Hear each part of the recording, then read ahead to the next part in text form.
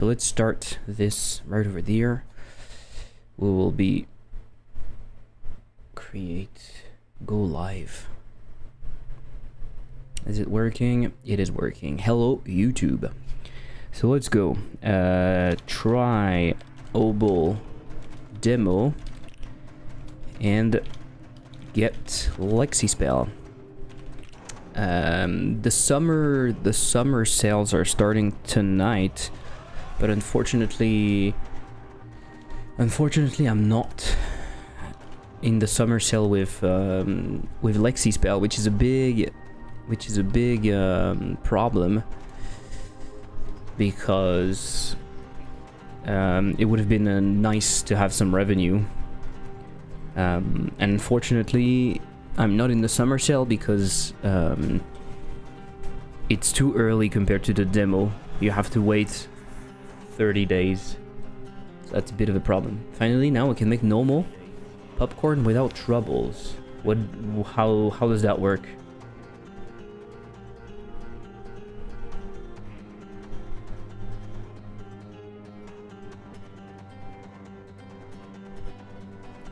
What do you mean you can make popcorn?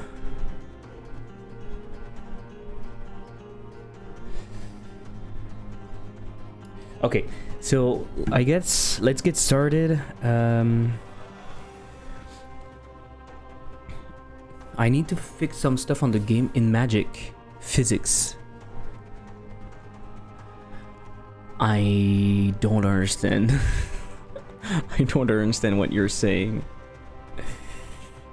But okay. Is there a way for me to have an HDR output in here? Is there a way for me to have an HDR output? What if my money text is set to linear? I'd get 1.3. And then I go into the sub viewport. Do I need to do something? Rendering. Use HDR 2D. Do you think it's gonna work? Disable input. SDF. Variable rate shading. Scaling 3D. Sorry, I'm not showing you. I'm not sure it's going to work. Let me try to see. We need to do that also. Yeah, you see, I would like the text in here. I would like the text in here to be pretty bright. And it is not bright. It is not bright at all. And I don't know how I can do that easily. Hello Ferda, hello Froke. My English very well. I up my skills in this language by your streams because I'm from Russia. Okay, nice. Well, that's a good thing. I don't know how I can make this Godot HDR glow output viewport control node. I hope you guys are doing good.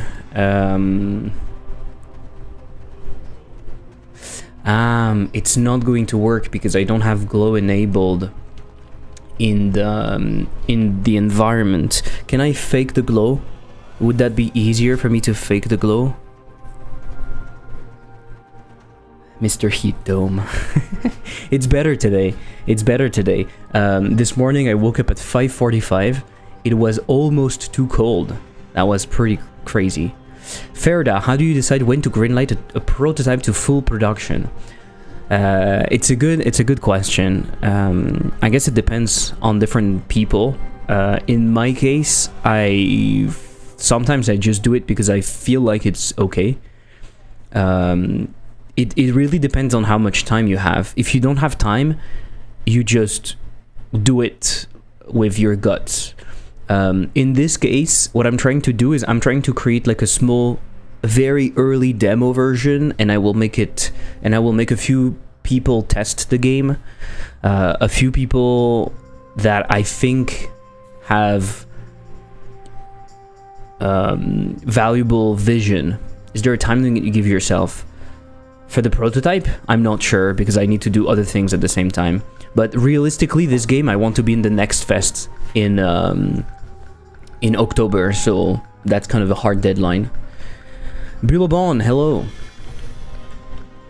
I don't know how I can do that. I see. Show fast fetch, please.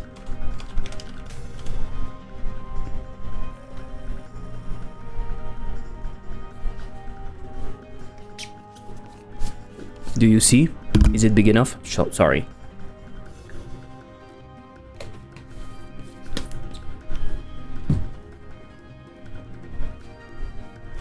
I don't know how I will do this thing. Isolated glow effect in the viewport. It's true, I can have my own custom thing. I didn't think about that. But it will not glow... It will not glow outside. How can I fake that? I don't think it's possible. My issue, honestly, it's not a big deal for now, but my issue is that I would like this viewport in here to kind of act as a light. Stop app image, what the fuck? What? What do you mean? You saw that in my console? What do you mean stop app image? Oh, that I have app images? I have 5 app images? I don't even know what they are. I don't even know what they are. Some software only comes as app images.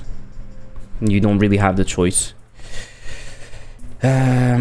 So if I look at the money display, I will not spend a lot of time on that. It's just I wanted that to work, but I will not spend a lot of time. It is unshaded, and because I'm using sampling, shadows, billboard, grow, because I'm using I added a spotlight in front of my display and it works. I think the new area light would work too.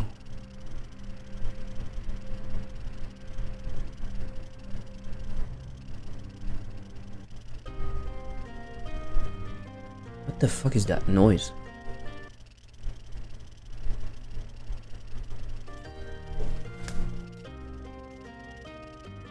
What the fuck is that noise? Do you hear the noise?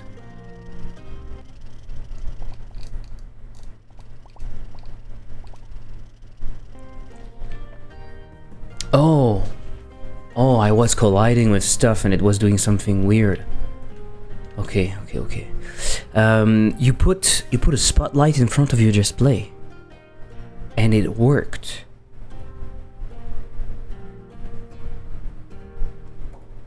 You mean the text itself is not... The text itself is not emitting. You're just making the text like reflect light or something? I'm not sure.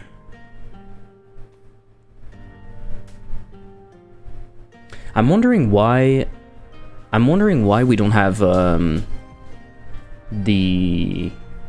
You know, if you create a material, you have emission. I'm wondering why we don't have emission on this material shader. Like, realistically, what's stopping us from emitting?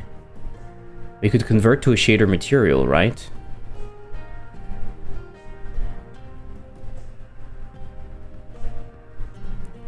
Unshaded can't emit. I don't know why. Ah, it's unshaded. That is the problem. It's because it's unshaded.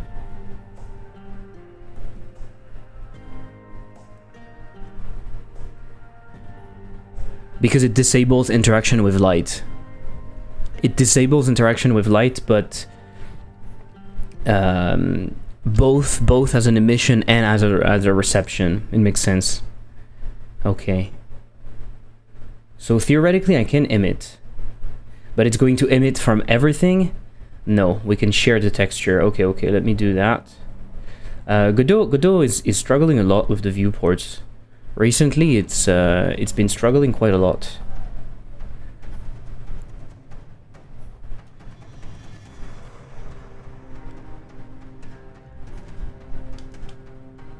You see how it's struggling? Even though my display is here. Okay, it's fine. And now it should work. The problem is that it's also going to try to make the background really has to be dark, like fully dark. Otherwise it's going to emit. And I could make it... Yeah, that should be nice.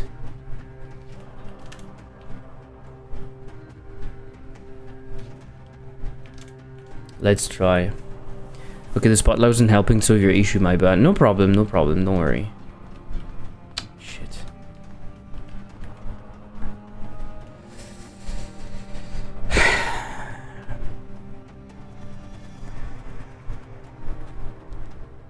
I mean, it is glowing, but it's not really glowing how I'm imagining. The problem is that there's nothing to reflect the glowiness, so it doesn't really do anything. You see what I mean? There's not really any glowiness. I mean, the light that is emitted doesn't really reflect on anything, so I don't think we'll see. I don't think we'll see anything. What does that change? Yeah, it tries to change the background. So yeah, that's just, it makes it white. It just makes it white. I'm stupid. I am stupid. I'm actually actively being stupid right now. My world environment has no glow, so things can't glow. Let's set the default one. I don't remember. In God of 4, the glow changed quite a lot. Let's see. We can see it glowing now. Okay, cool. Shit. We can see it glowing now. Why you want to avoid using the environment glow? I don't want to avoid using the environment glow, but for the environment to glow, you have to have your things to be emitting above a certain threshold. If you set your glow to glow at 1, then everything glows. So I wanted to make sure that the output was actually glowing. So the first thing that I need is for my material to output a color that is above 1. And you can see my HDR threshold is set at 1 in here. I will set it to be like at 1.2 or something. And we can bump up the intensity a little bit, see how it looks. Yeah, and now it glows. We can play with the values, with the levels, but now we have something that glows. It will look a little bit weird though, because I have and it's going to make everything also more clear. I think that's going to be a problem. But we can work on that. We can work on that. Hey Ginger, it's going great. It's going great. It's going great. Okay, I need to fix a bunch of stuff. I need to fix a bunch of stuff that are not related to that at all, so we can clear those things for now. The arrow on top of what I should do, I need to do that, so I just put a big arrow like that you see in those old games, you know. It's kind of fun. I could make it glow, by the way, that would be fun. And what I want is to show that on top of the things that you can, where you need to go, basically, kind of guiding the player a little bit. Because the game flow might not be super clear at the beginning. In the future, I'll have some sort of tutorial maybe, because I'm going to have like someone talking to you through a speaker or something.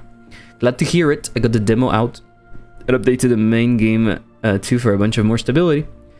Working on my desktop companion game for O.B.O.L the Orb. I didn't know you were doing that. Sorry. Pretty cool. Pretty cool. So it's like a separate app? It's like an actual product? Or you're making something for free? Making an actual product? or just a version of the game that turns into a desktop game? How do you see it? I have a small question, and maybe you have the answer. Since 4.7, I can make my pixelation just reducing the actual viewport's render scale, as they added nearest to scale filter. But now the glow is too strong when pixelating. Do you have any idea how to handle this, apart from reducing the glow value of the end when pixelating the game? I would argue, don't use the viewport to render scale. Maybe.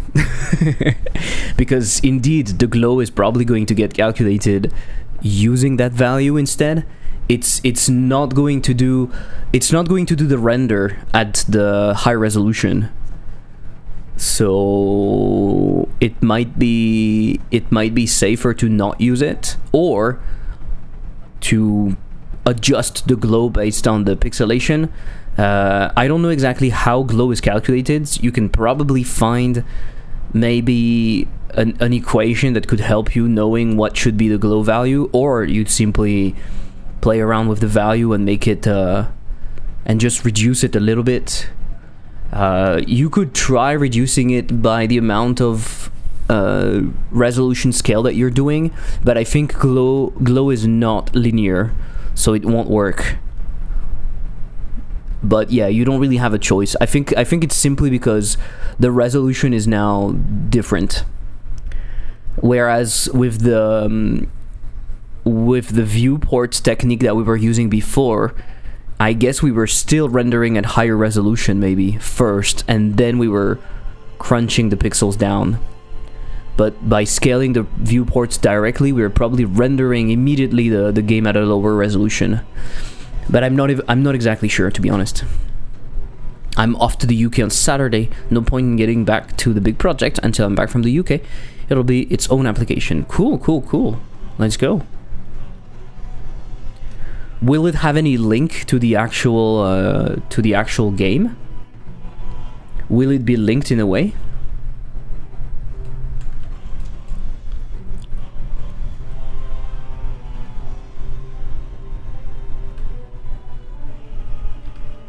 We can put that over here.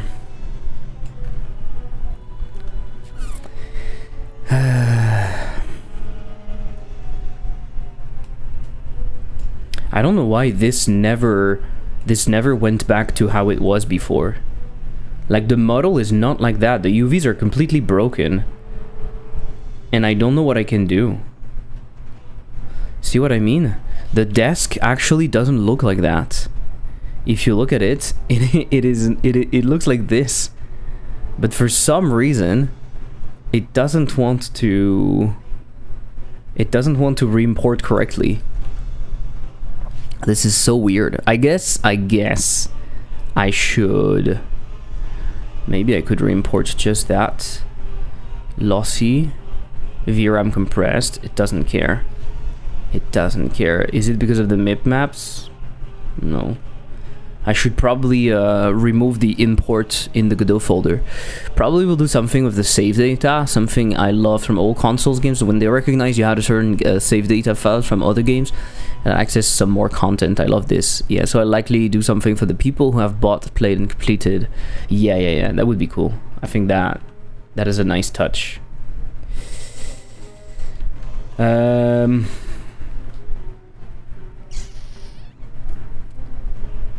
Okay, there are a bunch of simple things I can do, I guess.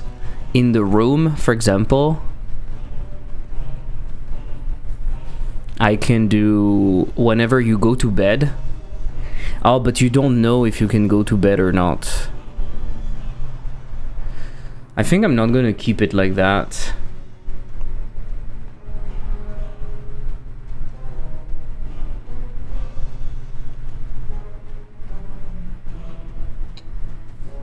The problem is that I have no idea if you can go to bed in here.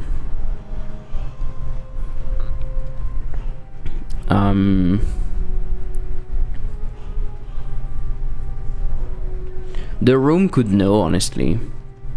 The room could check, I guess.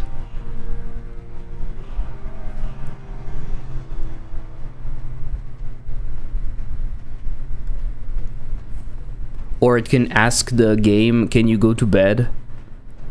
But then it makes a lot of complication for nothing. We can have the reference to the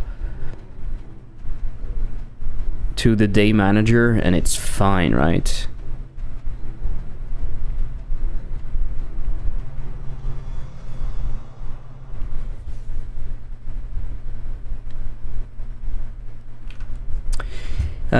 I use the scale, so when you're pixelating the game, it can run with much more perf. And I mean, it's non-negligible gain, like 60% when pixelating, and I'm using the scaling 3D scale.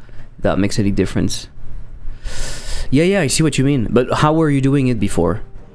You were not doing it that way, right? You were using the same technique that we are all using. You were using, how is it done? Low-res viewport. You were doing that, right? You were putting your sub viewport, and in here you were using the stretch shrink.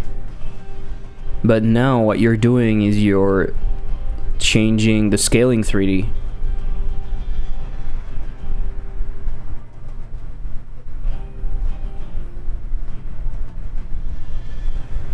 I don't know what is the difference realistically, because in here it's still rendering at 640 by 360, I feel like. It is the same, right? It is the same.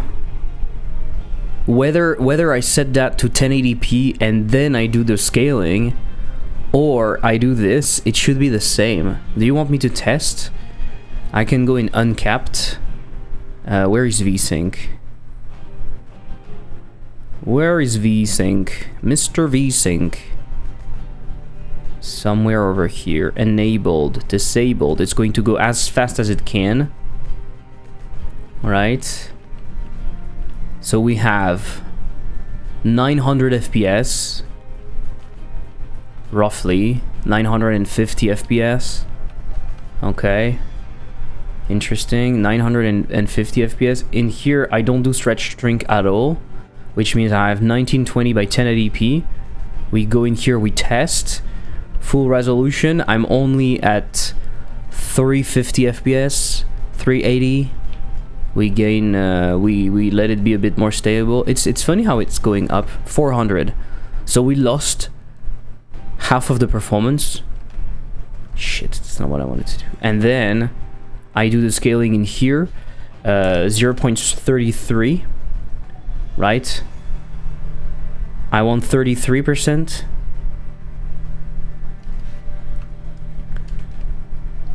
I want 33%. Yeah, roughly. And now I have 700 FPS. Was it the same as before? I don't remember. 800 FPS? I think we were around that. So it's practically doing the same thing. Right? It's basically doing the same thing. So I don't see any difference between using the scaling of the sub viewport or using the old technique of like using the stretch shrink. I don't know why you're using the pixelation. Oh, you were not using that technique maybe. How were you doing the pixelation, Froke? Were you using a shader?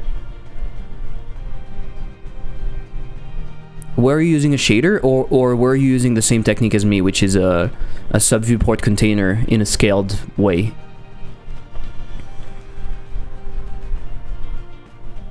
But maybe you have a difference. Maybe you have a difference because you have more post-processing applied inside of your sub viewport. It depends. I was using a combination of stretch shrink and shaders. Okay. I guess it depends how you're.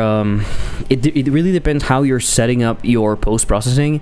If you have a bunch of post-processing that is happening inside of the sub viewport, no, it's still the same thing. It should render at a smaller resolution. So honestly, I'm not really sure. The shader was heavy. Now it's smaller to apply the post-process because you apply the post-process inside of the game.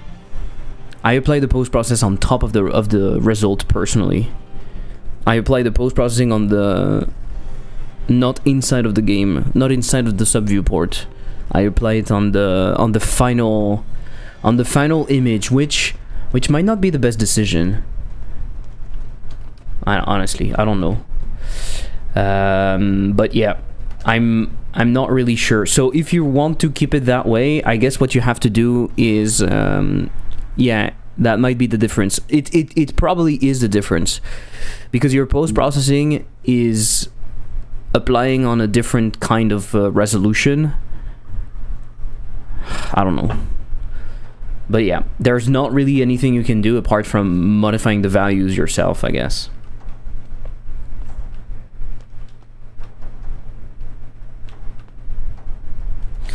Okay, let's do something simple.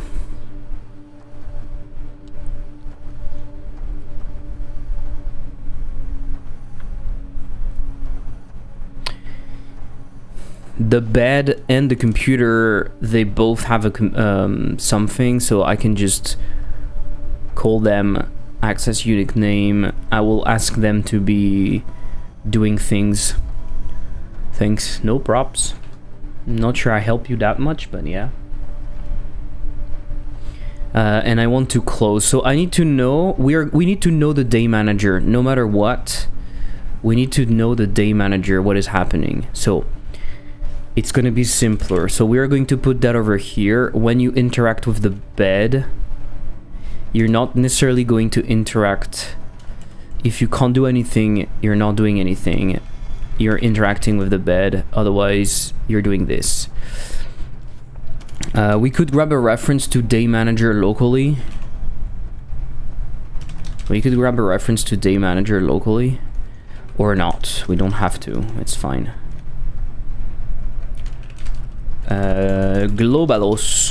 Global's day manager, and in here we want to do a few things. Global's day manager, day started, connect on day started and on day ended. I did a save system yesterday also. I know it's a prototype, it might seem early, but it's going to be useful for testing, because that way I can go back from a specific state. Let's say I'm testing the way things are unlocking. I can stop at a specific point, save the game, go back, test the new things, etc. It's a bit easier. And also, I prefer when I have the save manager early, because in my other projects I've done the save system way too late, and it was a pain. Especially when you build stuff without taking into account the fact that you have to save and load. It's a pain. I'm doing a config file. I went full circle with save systems. The first save system I did was a config file. Then I moved to JSON and parsing everything manually and doing a lot of serialization manually. And now I'm back to a config file. The advantage of config files is most of the things that you put in it are serialized automatically very easily. So all of your objects, the vector2s, etc., they are serialized very easily. And for the upgrades, I'm doing a manual serialization because it doesn't work. You can't drop the entire file, apparently. I was discussing that with Yuri yesterday.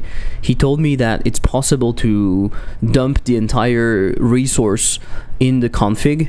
From what I've tested, it doesn't work. So what I'm doing is I'm simply saving. I can show you, actually. I can show you. It's relatively simple because I don't have that many things to serialize. Where is it? It is in data.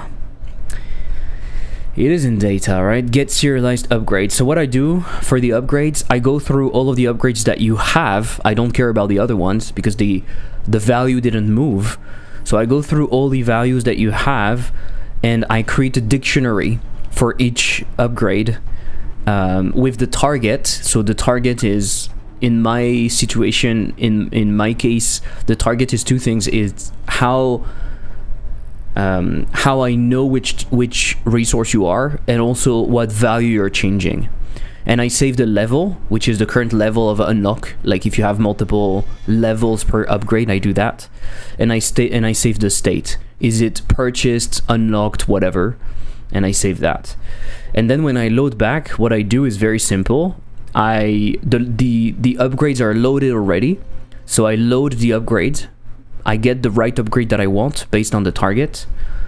I put back the state and I put back the level, and I initialize and I append, and that's it. I didn't know about the config file like that. I parsed all it in JSON manually. I did that. To be honest, the documentation in the Godot, in the Godot documentation, it is not incredibly clear. They have two documentation about that. They have one where they show you config files, and it's incredibly easy what they're showing you. But they also show you how to do it with JSON. And depending on where you start, depending on how you're doing your research, you might come across the JSON technique or the config file. Honestly, the config file seems to be the simplest. It seems to be the simplest. It is very... Also, what I like about the config file... Actually, I can show you what I'm doing. What I like about the config file... So in the config file, I'm saving manually, but you could save it automatically depending on the keys that you have in your dictionary, right? But what I do is I have a dictionary which is representing my save with the keys and the values. I decided to go with string keys. Usually I don't use string keys. But honestly, the only place where I'm calling those strings is here. So I don't care that much, right? If I had to call those strings from everywhere in the game, I would use enums, and I would do a translation layer between enums and strings. But in this case, I don't care. So I put that in a dictionary, and then the load save, as you can see, is very simple. It's going through the keys in my dictionary, in my default value in here, and it's asking the config file to get that value. So the key in here. This is the section. You can have multiple sections if you want. I don't have multiple sections. I have one section. And the cool thing about the config file is you can provide a default value. So if this key doesn't exist, let's say you're upgrading the save file with something new. You're adding something new to the save file, and people already have save files. Or if someone modified their save file and they removed something, it's not going to break, because you're simply going to put the default value back. That's a pretty cool feature.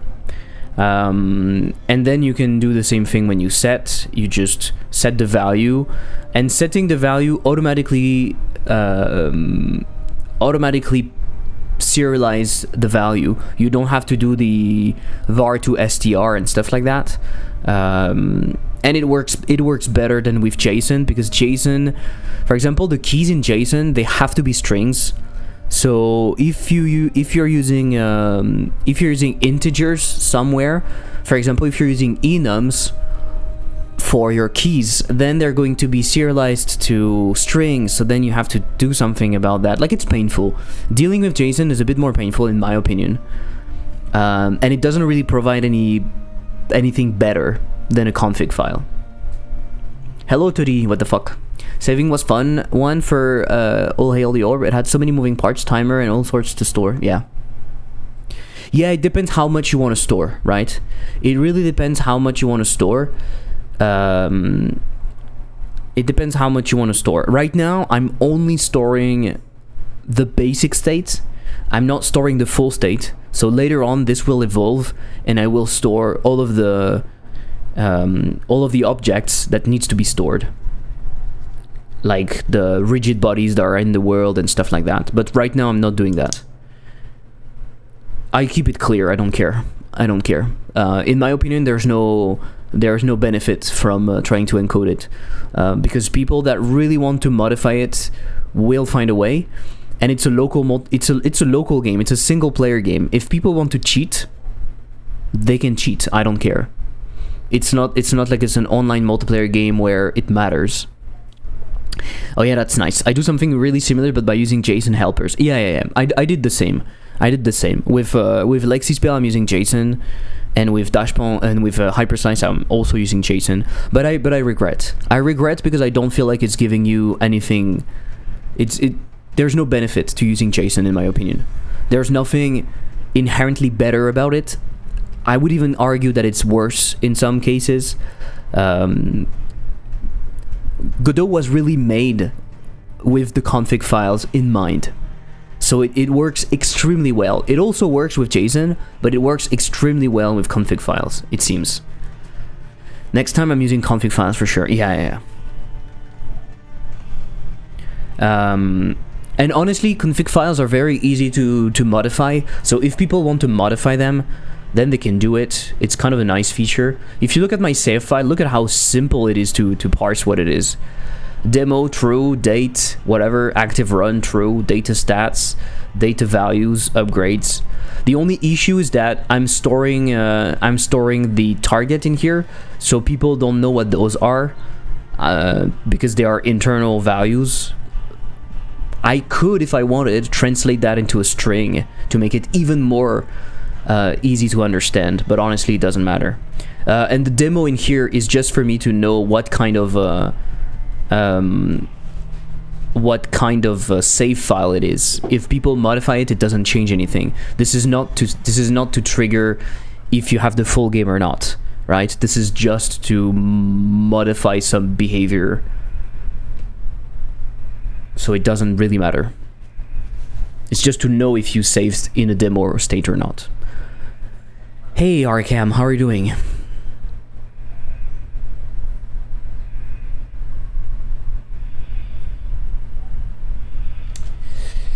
I'm still impressed, as even when I have 3 to 4K rigid bodies in the game, saving is still instant.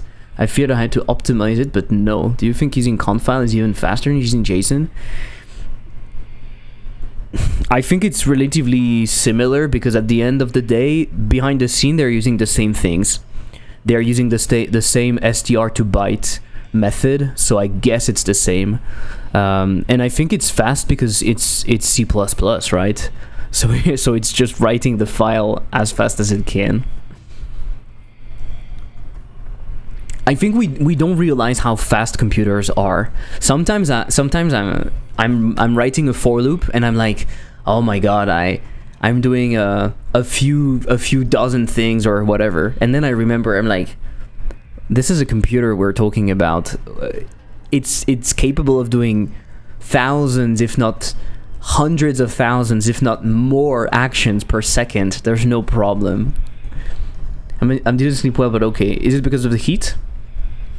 I'm doing good, Arkham. I'm doing good. I was just showing the save system. They started not declaring its current scope, but then didn't declare it, you motherfucker. They started, they index. Whoops. And we can do the same on they ended. Here, ear problem. Nothing better than antibiotics, a stomach ache. Fair enough. Fair enough. Good luck. In here we want to close the door. Do I have a way to do this? Interact stop. Toggle open. I could ask, the door could have a script and I could ask it to close. It's a little bit too much, honestly. It's a little bit too much, but we can do that.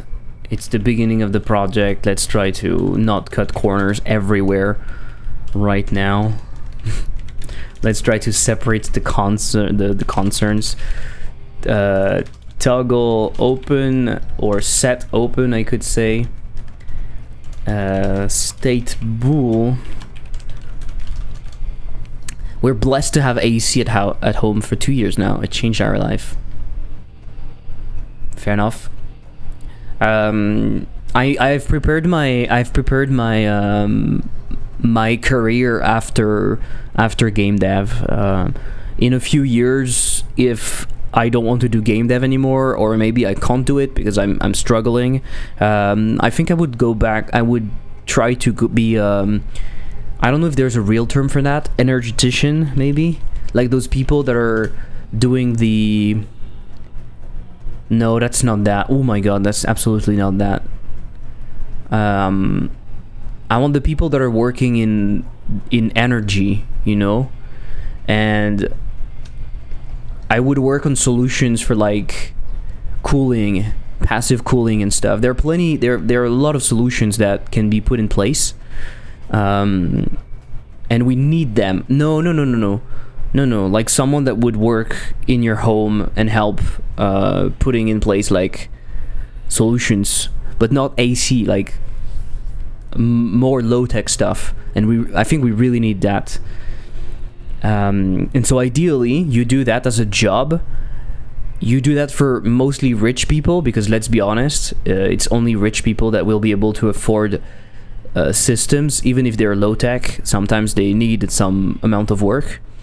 And then with that money, you try to have like an association to help the people that are struggling and to help them with their house, basically. Environment-friendly solutions. Yeah, exactly. Installing AC was kind of heartbreaking. Yeah, it's not ideal. It's not ideal, but in the grand scheme of things, the electricity consumption is not that bad. The biggest problem with AC, especially in cities, is going to be the output of heat. But realistically, the consumption of electricity is offsetted entirely by solar, even in France, because the moment you need AC, which is during the day, we have a solar peak, and we have actually excess electricity at that moment, and we don't really know what to do with it right now. So we kind of need to consume it, so it's fine. The problem is mostly the gas used in the AC. That's very true. Even though it should be contained, though. So unless there's a leak, and let's say it's not the biggest issue. But yeah, if everyone was to put AC, especially in cities, it would have an impact. But we do as we can. We doubled on the solar panels on the roof to at least offset the energy consumption, but still doesn't offset the increase of heat. Yeah, fair enough. We're rejecting warm air right into our neighbored open window. Exactly. That's the problem. Yeah. But it's not your fault. It's life. We do as we can. The fact that you are aware of those problems is already something. Like you would be surprised the amount of people that they just don't care. But AC is a big problem in the media for some reason, because I think it diverts from the actual real problem behind the scene. So it's an easy discussion to have, right? On all of those TV shows and whatever. It's like AC. It's not the main question. But they really want to talk about that because it's easy, and it allows us to not really talk about the problems. So yeah, makes me mad. Yeah, it's kind of crazy, right? It's kind of crazy. But anyway, I guess we'll die. I guess we'll burn. We'll just burn. The far right is pushing hard on the AC topic, so we don't talk about the real issue behind it. Pfft. Typical, right? Typical far right. You take a complex problem, you focus on one specific tiny thing that doesn't matter that much, and then you make a big deal of it. It makes it very easy to understand. It's like, oh, we are going to do a big plan for AC for everyone. Then you look at the plan, and there's nothing. That's the even worse part about it. It's like you just talk about stuff. You say, oh, we are going to do that. Yes. Where are you talking about it? Where did you plan that? This is very, very sad, because it's really the moment where we have to do the opposite of what the far right is giving. We have to actually not try to separate people. We have to work together, because we are facing a very big issue that is literally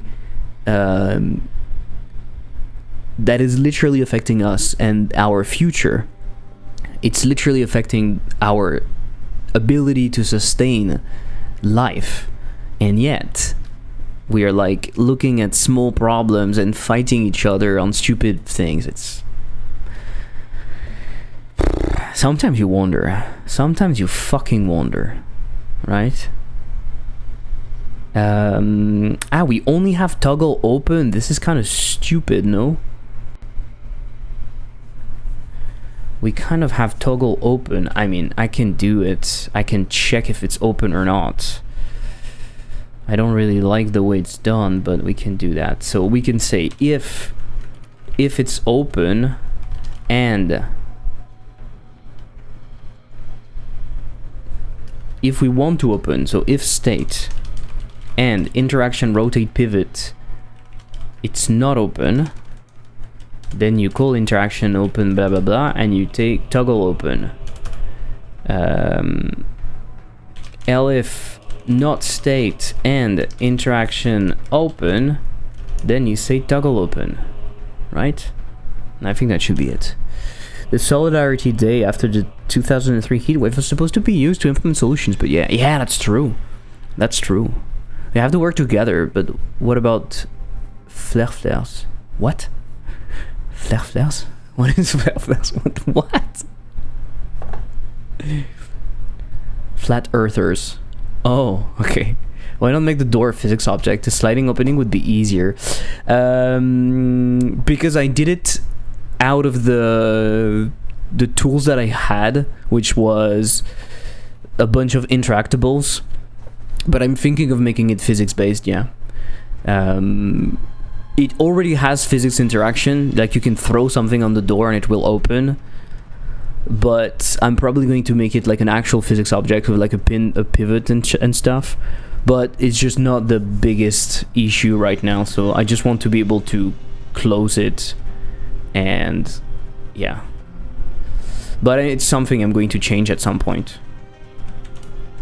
It's going to be more fun also. It's going to be more fun.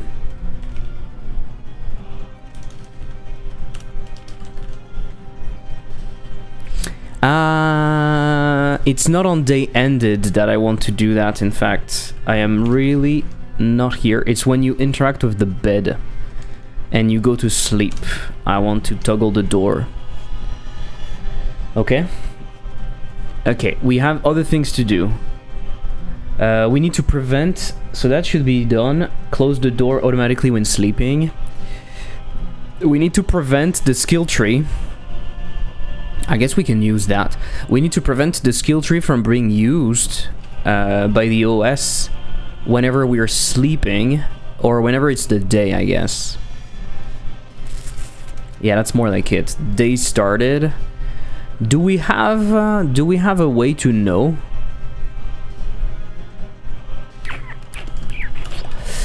I don't know if I have a way to know if the day's currently started or not. I guess I can. The day manager probably has it. If not, we need to implement it. Yes, we can do that. Okay, perfect. So in here, whenever you're clicking, oh my god, you're clicking on the tree, you're saying if globals shit day manager state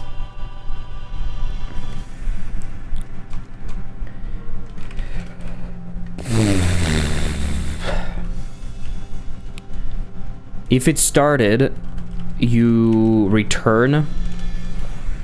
The OS system need to have to do push and notification on the OS itself. For now, we are simply going to push a message, and the message is going to be the following. The message is going to be this interact label, because it's easy to implement. And I'm going to do return after that. Skibidi bop. I need to work first. Can't access that during the day. It can show for 3 seconds. Interact label has a problem, and the problem is the following. The process mode should be always, because it's stopping otherwise, right? So let's take a look. Day started. Oh yeah, it sees it as null. So this is something that I don't understand.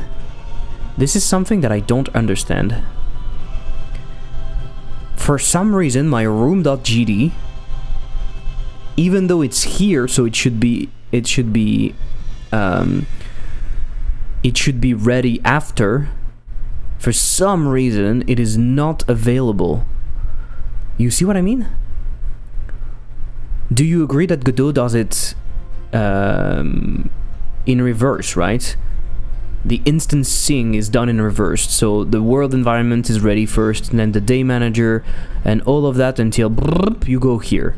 And for some fucking reason, if I try to get the reference in the room, if I try to get a reference to the day manager, it doesn't exist yet. Honestly, I don't know. I don't understand why. So for now, I'm just cheating a little bit. I'm waiting a frame or two maybe. No, a frame, it's fine. I have 1,000 FPS. Do you want more FPSs? Someone wants FPS. I need to change that. I don't want to be why did I put it on adaptive?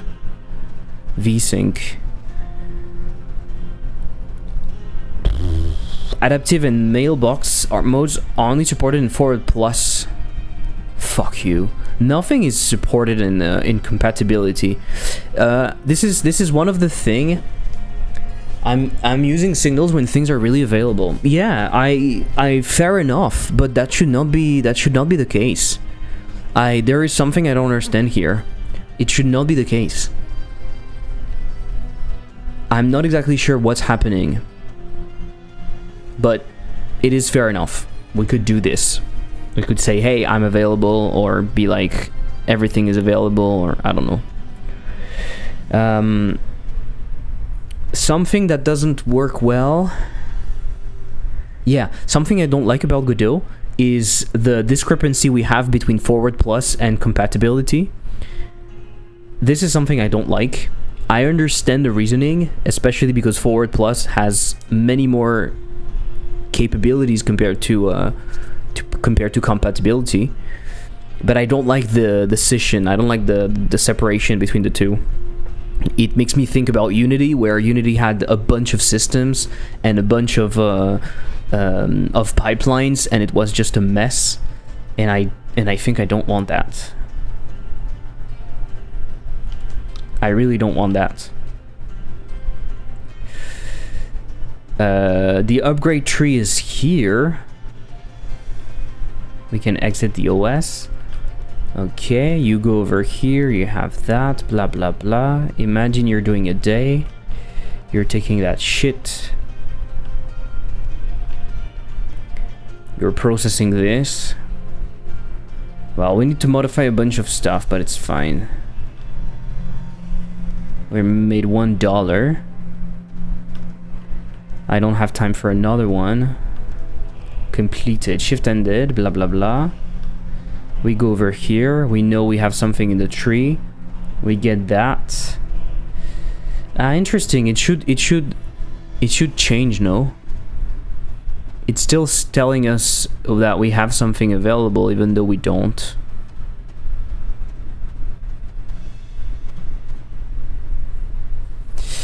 Okay. It's changing to the top. We need to hide that. A new day has begun. Go to work. This should also not be here, but this is here because we have that. Okay. Fair enough. And we can go back.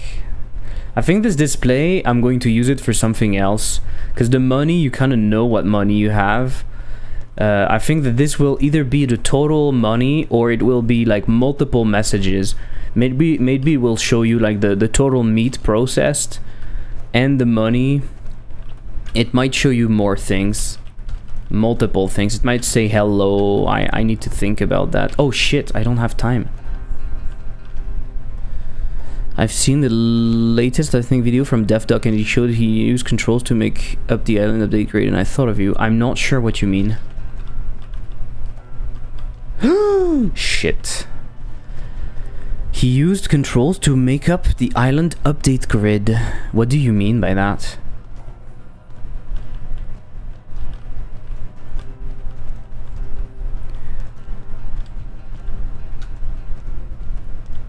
What do you mean?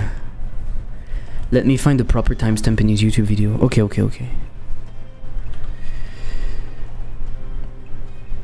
Did we try the skill tree during workday? I had one thing to test and I didn't. Okay, we are in here. Can't access that during the day. Okay, it should probably be red, but okay. Also, this door, I might do a door that is more that feels more scary. You know what I mean? Like this door, this was just a test, of course. This is a stupid door that with just a random texture that I had laying around. I think I'm gonna do a door that is like more like a door that goes up. You know, those doors that would like that way it's slow to open, and it opens automatically. Basically, you're not really in control of when it's open or not.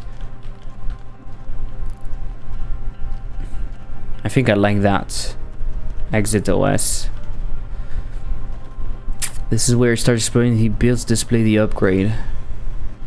I can't wait to see how DevDuck does it. DevDuck is always over engineering stuff. No, I'm joking. Shut up.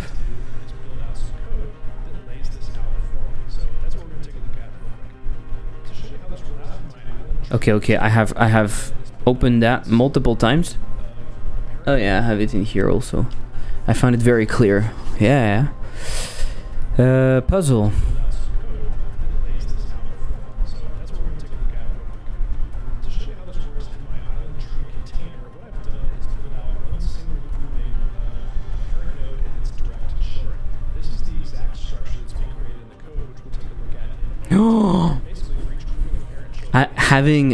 Having spaces between your names in computer, anything programming related should be banned.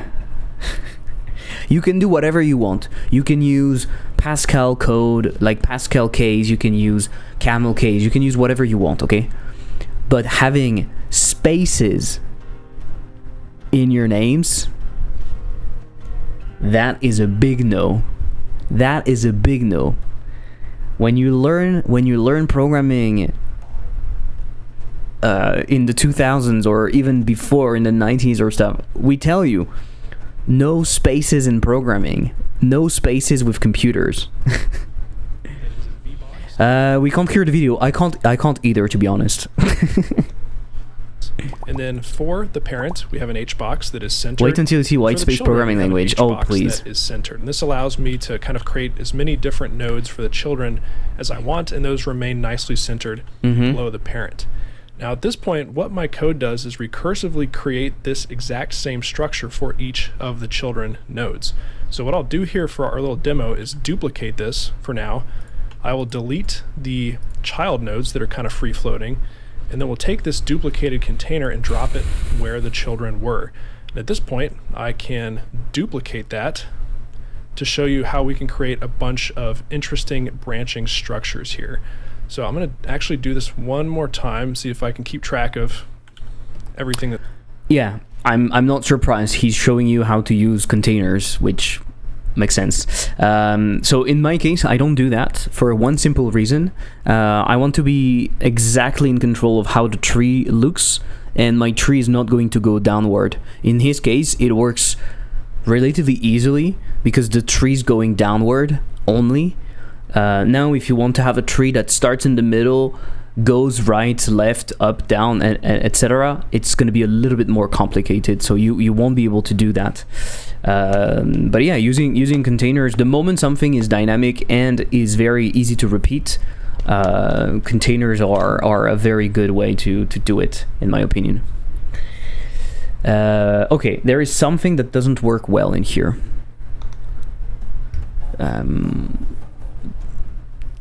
There is something...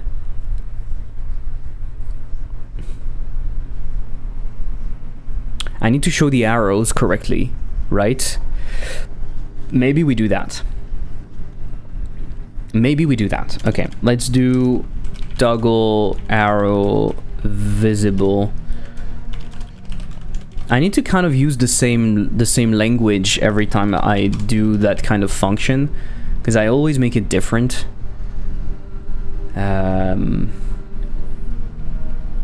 I always make it different. So today what I'm doing is I'm fixing a bunch of small things on the day and how it works, and then I need to actually work on the tree itself, like fill in some values, because I didn't do it at all. I didn't fill in the values at all, and possibly we add more stuff also. Try to get a feel for how it plays. Hello Sato.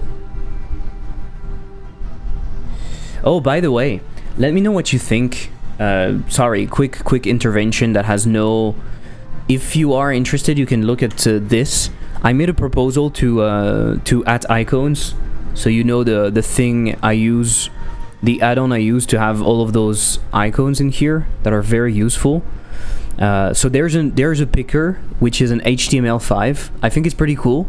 The problem is that having this HTML file open is kind of like, it's not amazing, and what I'm proposing in here is to have an in-editor picker. And the way I imagine it, imagine you're using Godot, and the same way you would do control open like that, you would have a shortcut or a button somewhere, I guess, maybe, and it would open up a window where basically you would have this basically you would have this, right? So you would have the icons displayed, you could change the color in here, and you could change the language with a search bar. It's relatively easy to put in place in Godot, but I feel like it makes so much more sense to have the picker directly in Godot. I don't know if you agree. So if it's something that you like, maybe go on the issue and say that you like it, or put a thumbs up. Even if they don't want that feature, I asked them if they wanted the feature. Even if they don't want it, I might do it. If they really don't want it, I might do a fork and do it myself, because it's really useful to not have to leave the editor. And I already have too many fucking tabs open all the time, so yeah, especially when I stream. Hey Mirage, I'm doing good, and you? Also today we might do some icons. I need to get more familiar with Figma, because ideally I don't touch Affinity Designer for this project. I don't touch it at all.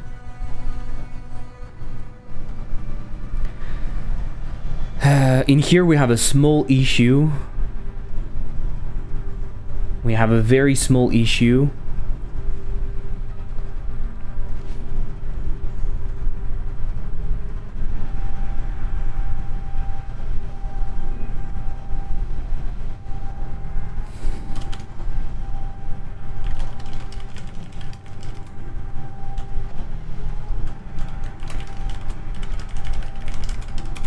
We need to update the notification on purchase. Why not touch Affinity? Because I'm using Linux, and Affinity doesn't work on Linux, so I want to move away from it if I can. I don't really like it that much, to be honest. Figma is much better. Figma has a bunch of better features. The biggest issue with Figma is it was not really meant for drawing, so some of the stuff is going to be more complex. And they're pushing their AI bullshit all the time, so that is not amazing. But I don't know, it's so powerful, and I like the way it does UI and everything. So yeah, today I'm making the UI, but I don't know how to use the panel render. Panel render doesn't mean anything. If you don't know UI at all, I recommend watching something, like read a tutorial about it, or maybe read the Godot documentation. Don't go entirely blind, because you will make a ton of mistakes. You have to understand how Godot works with anchors and containers. And I'm sorry, I don't know any specific tutorial, so you have to find it. If you have a GitHub account, you should be able to put thumbs up just below the issue. This could be great. I mean, Unity. I don't know, then I can't help you. sorry that you're using Unity. Linux and Affinity, yeah, exactly. And even if it was working with Linux, like the new Affinity version works with Linux, I want to move away from Affinity because they have been bought by Canva, and they are inevitably going to turn to shit. It's going to become not free at some point, or they're going to push more AI bullshit and whatnot. It is how it's going to be, and I don't want that. It's the new way to make UI in Unity. There is a new way to make UI in Unity. Unity can't stop making new things instead of fixing the old things they have. Bad guys, Unity. Bad Unity. Do you feel I don't like Unity? Do you get it?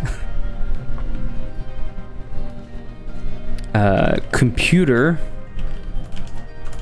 toggle arrow visible.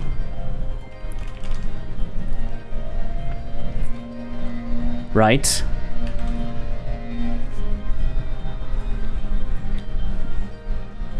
So when you have used the OS, I guess, when you have used the computer, and we need to define it. So arrow is going to be visible, it's going to be state. We need to do it over here. I don't know if I'm going to do that every time.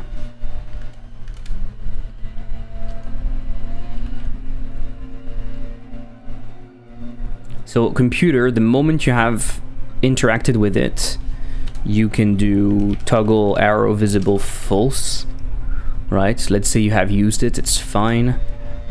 And the bed, we are making it visible on day ended, I guess. And on day started, is it going to start the day immediately? No. You're just going to wake up, right? How do we know? How do we know? On next day started? On next day started.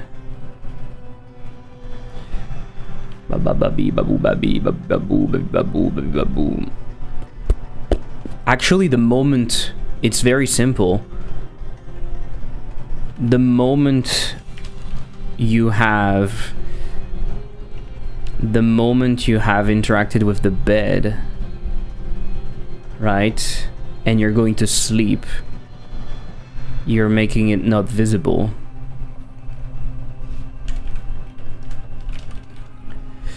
I don't know why I woke up thinking about your game juice tutorial, Mr. Iptic, and specifically Godot particles generator, and I thought the world needs a website that replicates Godot's config and visualization for particle generator and allows you to play around parameters and then save those and share them. Then you had some kind of catalog, like the ones where you can have for shaders and stuff. Want to make config? No need to go find a YouTube video. You can find the proper timestamp. Just go on the website and search for it.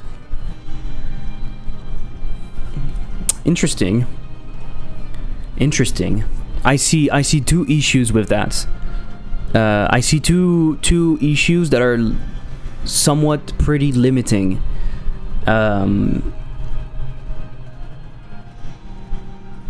Three issues.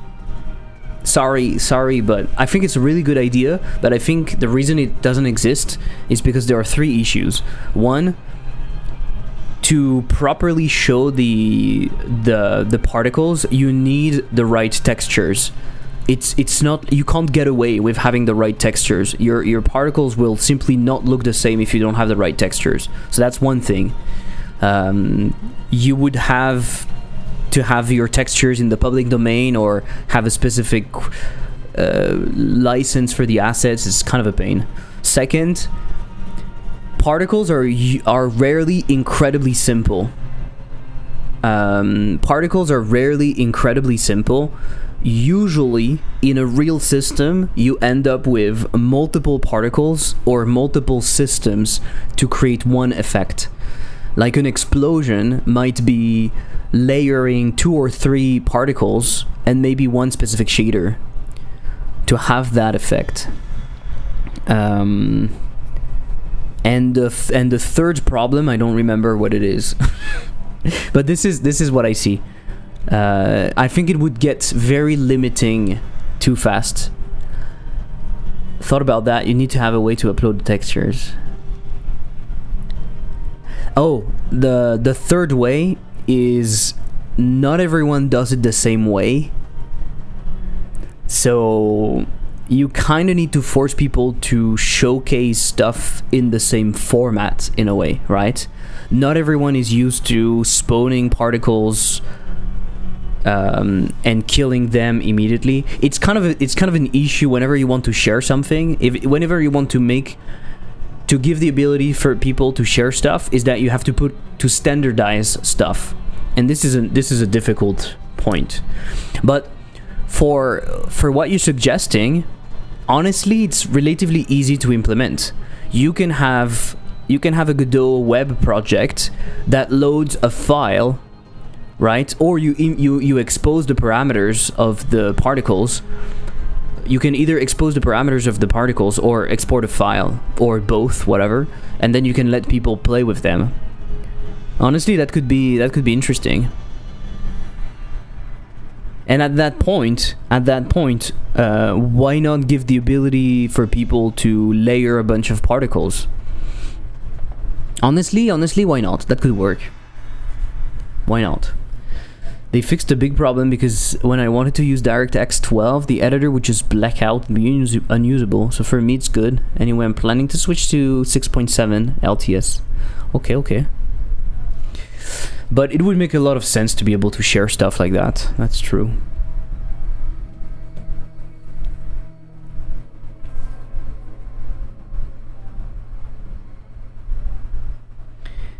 Prevent skill tree during upgrade. Arrow on top of where it should be. So when we start, they should not be there, right? The first time we arrive in here. Maybe on the computer. Maybe we want to tell people, hey, look at the computer before starting. Because I think in the game, or at least in the demo version that I will have at some point, you will have to boot up the computer, because the computer will give you a very quick training. At least you can look at it, and you're like, yeah, okay, there is stuff. You exit the OS, and then you go and you start. I need to have a big message that says day started.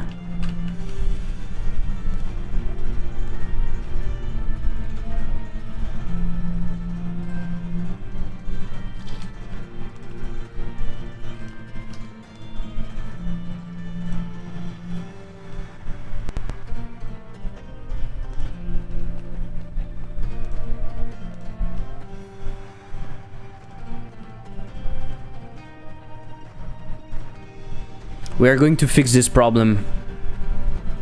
I think I want that to act as a toggle in a way, right? For some people it will make a lot of sense that you click on it and then it removes it. So we are going to fix that, and then we go to sleep.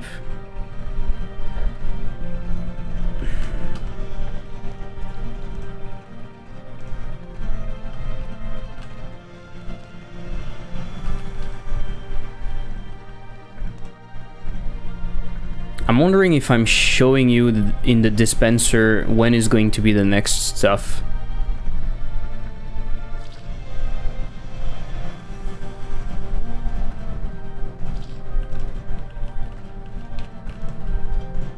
Maybe not. My bobbing is completely wrong. My bobbing left and right is completely wrong. I think my wife is concerned for my mental sanity, because when I came to bed and she asked what I worked on for my game, just say 34 fish. 34! Pretty cool. Day 2 I made $2. I'm such a bad thing. Okay, pretty cool. So the arrows are good. We need to hide the HUD. And we need to remove the meat. So let's go in here.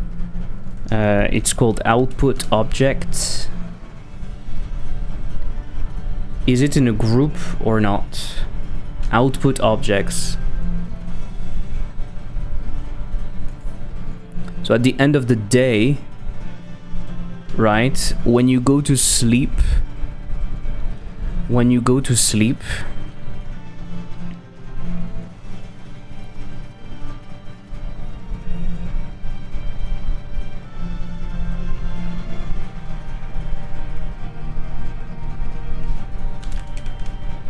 you can do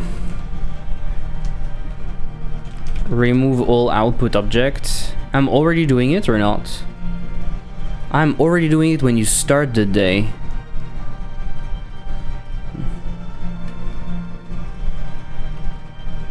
I also want to remove all meat.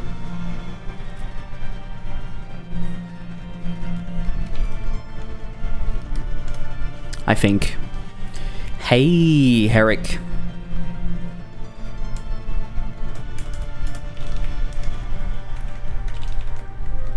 Do we have that on the meat?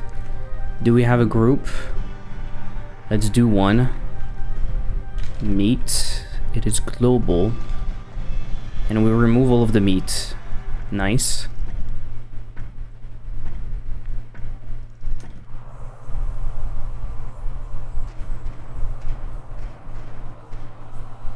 Is it really written output object on this?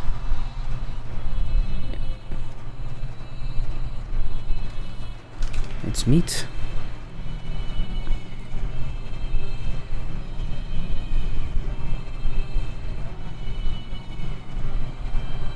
Oh, but the text is going to be changed in here. Stupid. Okay. Removing the meat is done.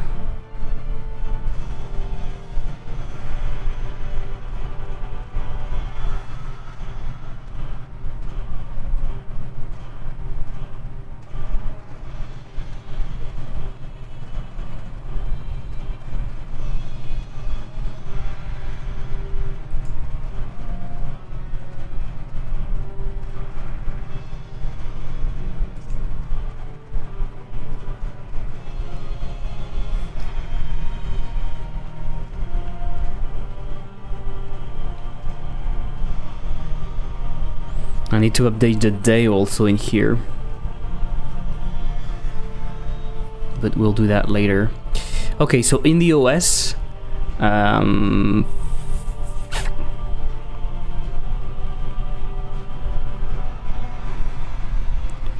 when we appear, we set the thing in here. Okay, we can do something else. We can connect the data, stat changed, connect on stat changed, and for that we'll look at money. We'll look at money on stat changed. We are not going to do this. We are going to do that.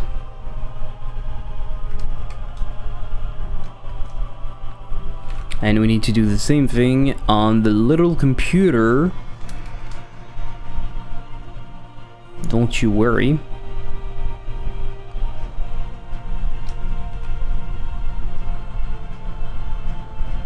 What does that mean,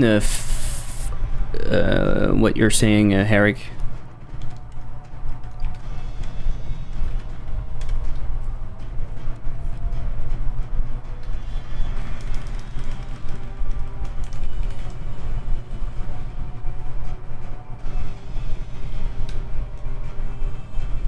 Okay, so we have nothing to... We have nothing, but if we do money in here, you can see it updates. That is pretty cool. And now if I use all of my money, is it possible for me to use all of my money? No, because those things don't cost anything. What if I do money minus 19? Now it removes it from here, but in here it doesn't remove it because this is still $0. But it works. It works.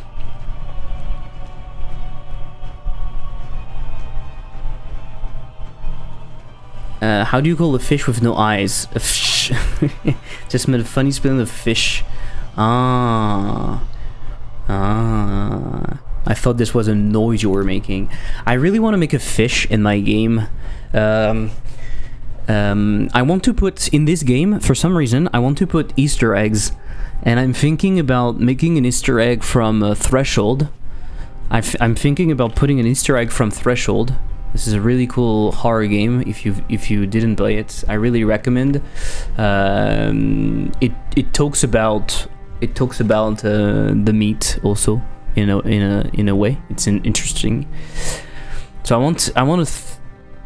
Oh my god, it takes so long. I want something from there. I don't know what it should be. I was thinking of putting Mo in it, but I need to reach out to Julien to see if he would be okay. Mo is this guy. Or we could just put those things in here, right? Those oxygens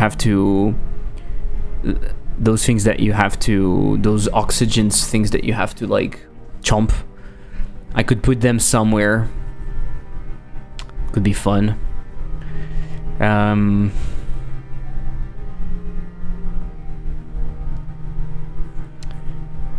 I want to put something from How Fish is Made.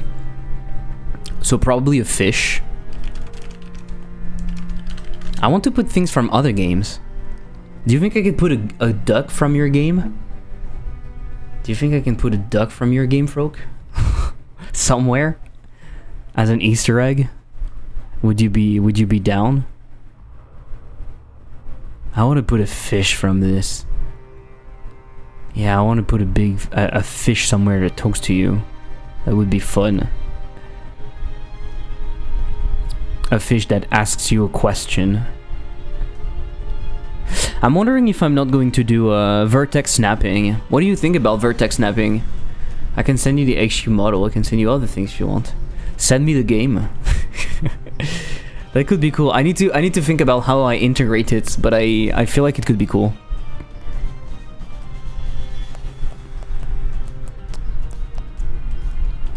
Like maybe it's something you get at some point. Like you get a little duck.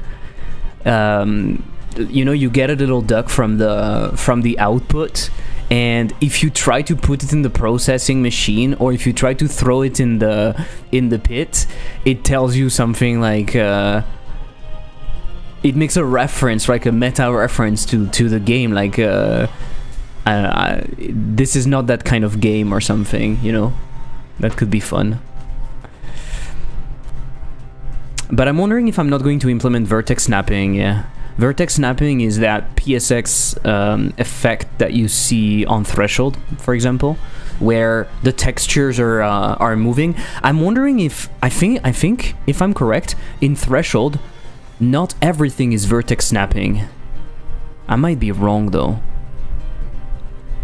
I have the impression that the world is static, and only certain elements are doing the vertex snapping. Maybe it's wrong. But vertex snapping, you know, is that very wobbly effect that you get. The PlayStation was not able to represent floats, and so whenever something was moving, the vertex was snapping from an integer to another integer. So it gives you that impression that everything is wobbly all the time. Thank you, Mirage. Goodbye. I didn't implement vertex snapping, but I might. It's very cool, but it's also a lot of work, because basically you have to fake it. You need to fake it, so you need to put that on all of your models, which is kind of a pain. Unless you can set up something automatic You can probably do an import plugin that automatically converts your models from Blender into something that into that shader, but otherwise you have to reapply the shader yourself with the right texture and stuff. It's not fun. And I can send you the full game project. No, don't send me your project. Don't send it. No. I don't want to be liable. But the duck, that could be fun. If you agree, it could be fun. You only need to fake it until you make it. Totally. It would be very cool for Godot to have a way to vertex snap.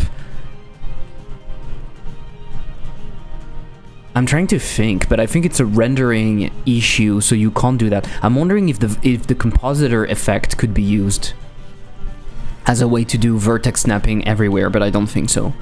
Godot compositor effect vertex snap. I don't think it's possible because it happens too late. No? Like the vertex, you would need to do on the vertex shader, but the vertex shader is on each object, and the compositor effect doesn't have access to that? I don't know. It seems such a basic utility feature, but I'm afraid we don't have vertex snap built in right now. Please consider opening a proposal, but I would like to give it a go. Meanwhile, you can try this plugin, which does allow you to do vertex snapping.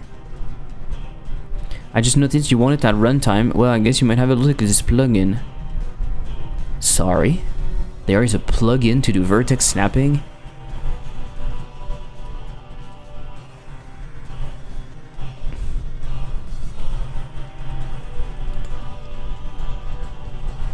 A Godot plugin to assist with snapping objects together based on their vertex. Oh, that's not what I want. That's not what I want. I think you can do a global thing to make it all wobble, but if you want a realistic one, snapping to the closest grid depending on camera movement, you have to put it in some work. Someone here made a global vertex snapping. How would that work? I mean, yeah, it makes sense, right? But it would be vertex snapping. I mean, it could be vertex snapping in the world as a spatial thing. This shader converts all the vertex coordinates to global space using the object's transform, then snaps every vertex to the nearest global position based on the res value, which is a 3D scale of the implied resolution in global space. Okay. So maybe it works. Right? Maybe it's actually possible. Why did I think I had to do it on each object? Because usually the shaders that you find are for each object.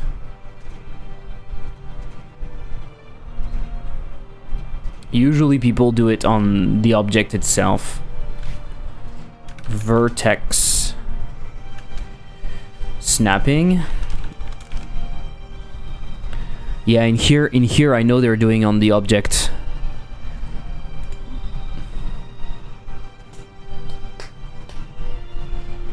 Maybe we should do a test. I need to reach out to Threshold.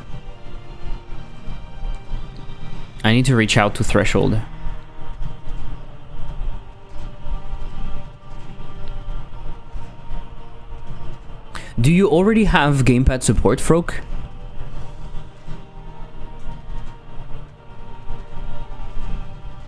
I'm wondering if I take the time to do it. At least not for the demo, I think. I have gamepad support. I'm wondering if I do it for the demo, but I feel like with the Steam Deck, I might get away with having movement with the joystick and then ask people to use the mouse. I mean, honestly, it's probably already working. If I have even with my tree, it's not that much work.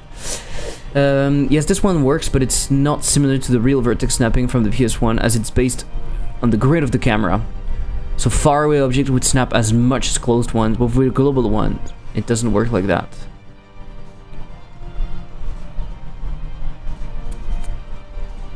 Okay. How hard is it to do gamepad support for a UI heavy game like a 2D incremental? It's not hard. It's not hard. I would argue it's easy. It's easier with UI actually. I have gamepad support with a bunch of games, and the more UI you have, the easier it is.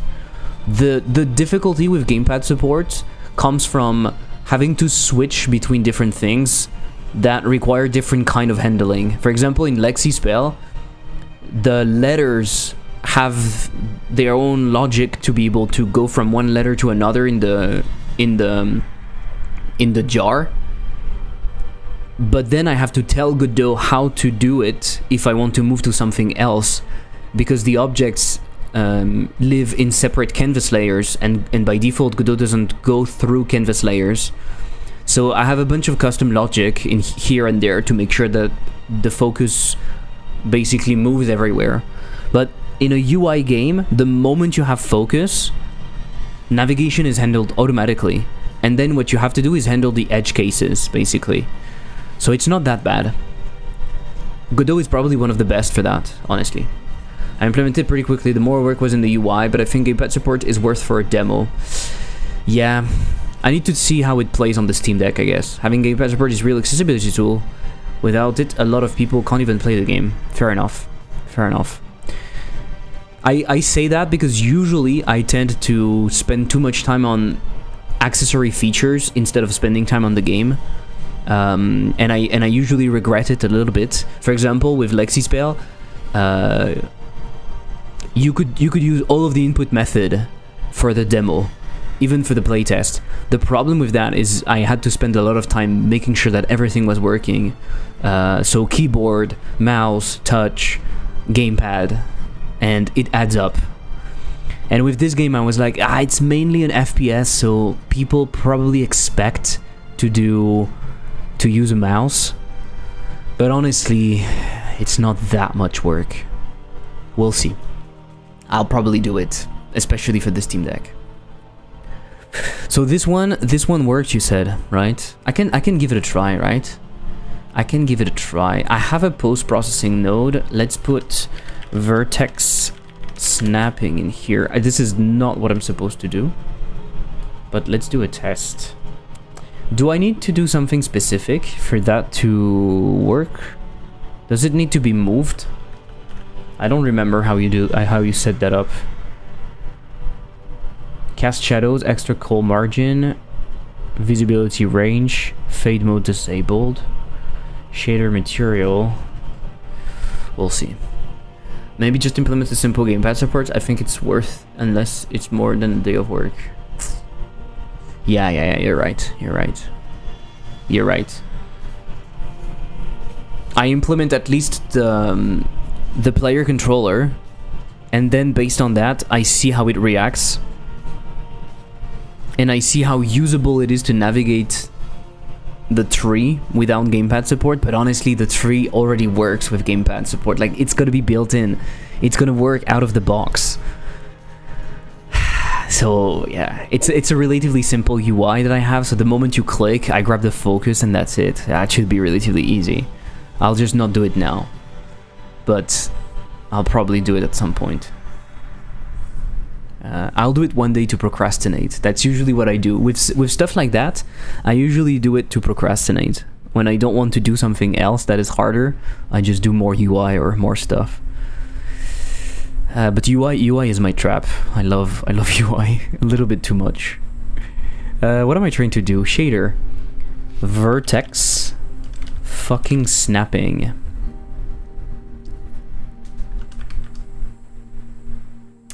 You know what I should do? Whoops. Created. Yeah. I should also put the link in my stuff in here. That would make my life a little bit easier.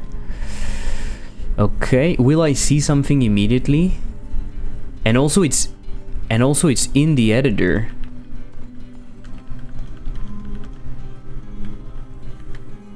Am I crazy? What did I do in here? Vertex snapping. I don't remember how to set it up. And also, I probably need to set up like the resolution and everything. Shader parameter, res. Why is it a float? Albedo, next. Why is it a float?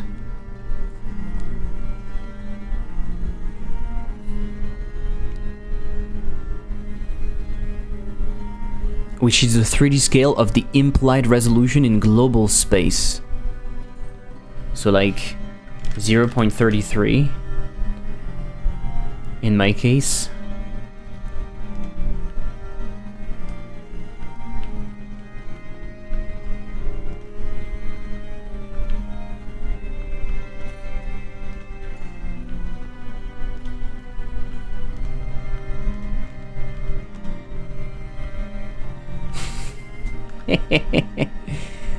What the fuck?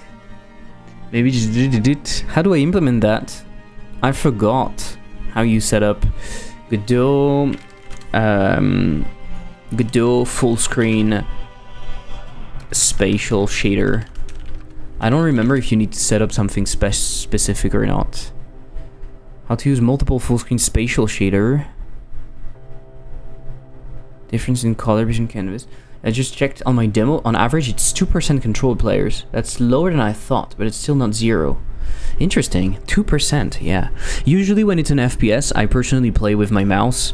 In a game like yours, you have a lot of interactions to do that are a bit painful with a gamepad, I guess, right? Compared to using a mouse, you're less precise and stuff. But you're right, it's not 0. It's not 0, and if you want to do console, if you want to do consoles, then you have to have that. So yeah, that makes sense. How do we do full screen shaders, guys? How do we do that? I got a new sale, Lexispell new sale. Let's go. Yeah, clearly, probably going console port. So yeah, that's pretty cool. Built-in, global built-ins, vertex built-ins, blah blah blah. Eye offset, amazing. Fragment built-ins, in-view matrix, model matrix, light built-ins. Okay. You'll need to cover the entire screen with something to do a full screen transition. But how do you do that in 3D? Do you have to do something specific? I guess not. It just has to cover the screen, right? Why do I have flip faces? Why do I have flip faces? In order of the vertex, triangle is reversed. What? Face Z. Quad mesh as a child of the camera? That's already what I have. Yeah, that's what I have. But I don't remember if you need something specific other than that. Because I don't see any difference with the vertex snapping. I don't see anything. I just see that weird quad, like the behavior is kind of weird. You see? It like doesn't really work. But I don't know if it's because it's not set up properly or something. You know what? We'll figure this out later. It doesn't matter. I should not get caught doing stuff like that right now. It doesn't matter. It literally doesn't matter. Probably billboard, but apart from that, I don't remember. I don't think you need billboard because the quad is moving with your camera. I remember in the past, there was a trick to basically make the plane infinite in a way to make sure that it was covering the entire camera. I remember watching a video a while ago where someone was doing that. I don't remember what they were doing, but they were doing something because in 2D you're placing something on your 2D screen, so it's fine. But in 3D, theoretically, depending on where it is, it could potentially not cover the entire screen. But at the same time, this was used in another project and it worked. I don't know.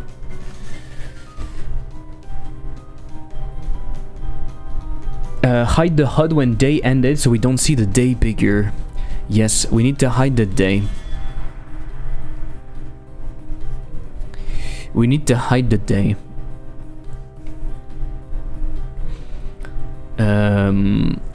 Global's HUD appear. When do we want to hide the day? When you enter Maybe when you enter the room. Maybe when you enter the room, we hide the HUD. You don't need to see the HUD.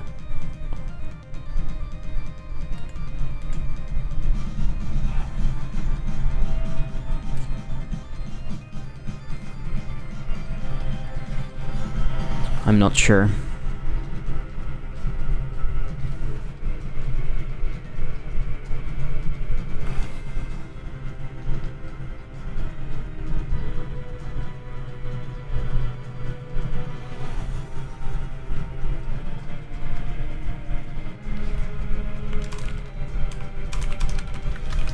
The new syntax that they introduced in Godot 4.5 or 6, I think, the fact that you can put the not after the is, I adopted that immediately. I don't know why, but it clicked with me. That you don't have to say not body is, but is not. It clicked immediately.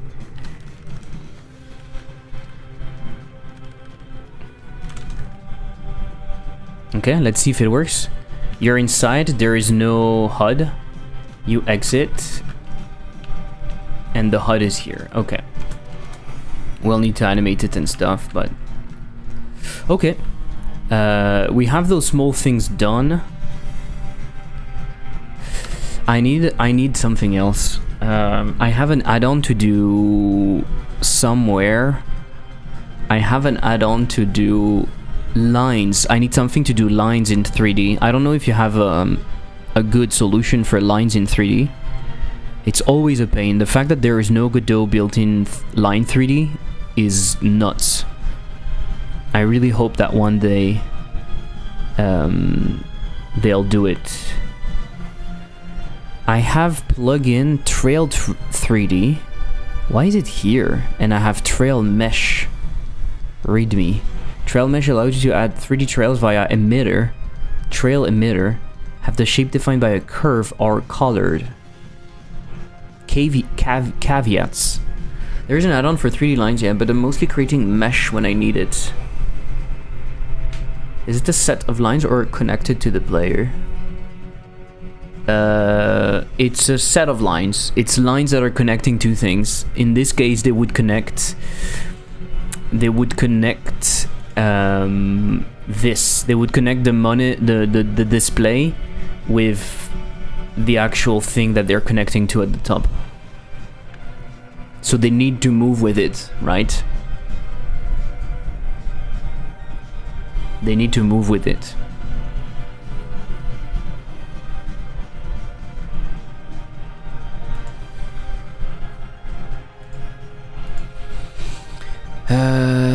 I don't know why those plugins are here. This is so weird. I usually don't do that. I think I'll remove them entirely. I don't think I need them. I hope that in my player I was not using them.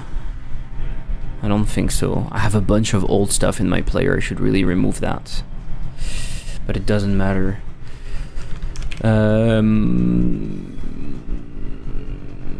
Trail mesh. The fact that they moved to the new add-on stuff. There are so many add-ons that are missing. So many add-ons are missing. Okay. Godot Trail 3D.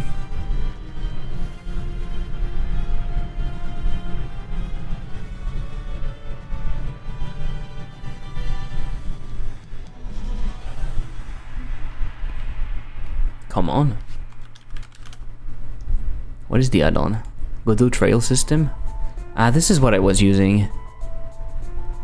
But this was made for Godot 3. I probably updated it, that's why... Oh shit. Oh shit. Oh shit. Asset library. Line 3D? No. Trail. Ghost Trail. Godot Trail System for Godot 3.2. Trail Mesh. Superseded by Vapor Trail. Originally Trail Mesh. I guess this is what I want. Okay. Is it just particle based?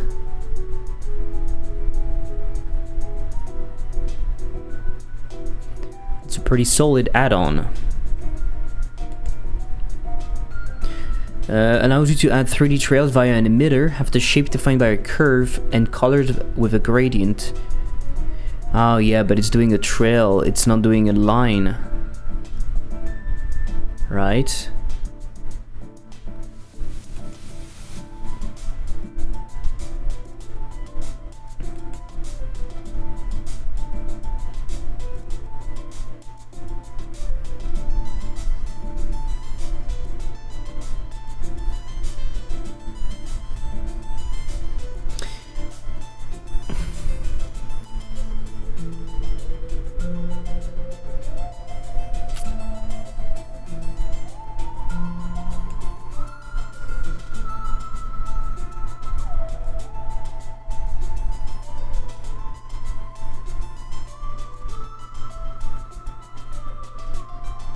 There's also trail renderer.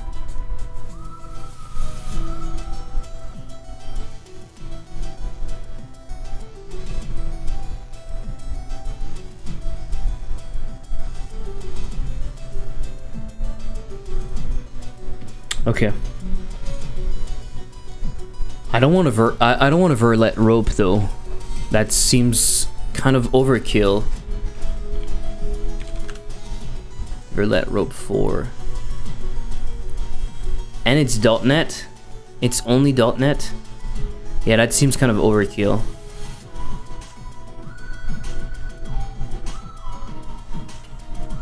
This is cool though. I have done a verlet integration in 2D. I could have something like that in 3D. That's kind of cool. It downloaded the GIF instead of showing it to me. That's kind of cool. But I found one. I found that trail renderer, and it comes with a line renderer. So I think I'm going to use that. That seems good. That seems good. 1.1.0. Is it the latest release? There's no release in here.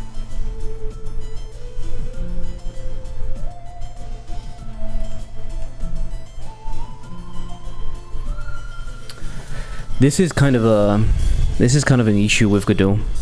There are very small things. Home video. Ah, yeah, those are fonts. Oh, I was worried for a second. I was like, what the fuck are those things? But those are fonts. Those things are fonts. And I was like, what the fuck is this?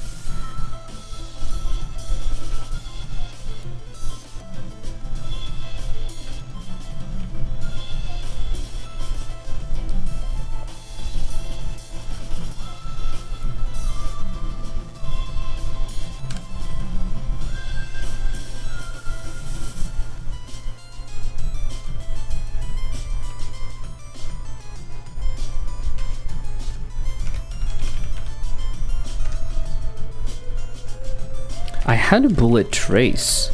How was it made?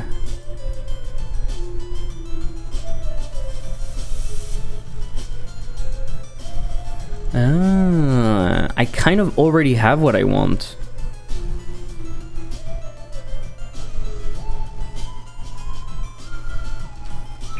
I have a super simple system that I made a while ago to draw a bullet trace. Okay, but I have this system now, so I'm gonna use the plugin. It's not seeing it as a plugin.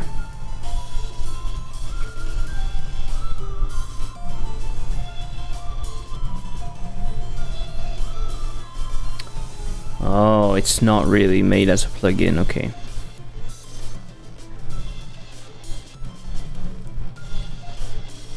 So I do what? Line renderer.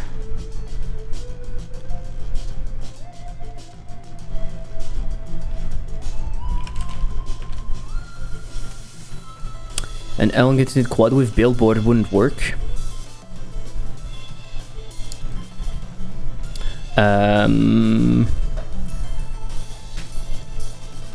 It works if it stays if it has like you put the pivot and then you match the angle.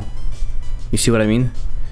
But it's something so generic. Having lines is something so generic. I kind of like the idea of having it. To me, it makes a lot of sense, right?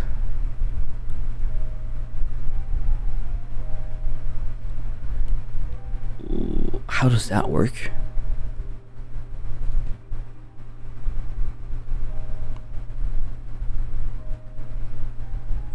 It's clearly something missing. There's a line 2D in Godot. Why not line 3D? It makes no sense.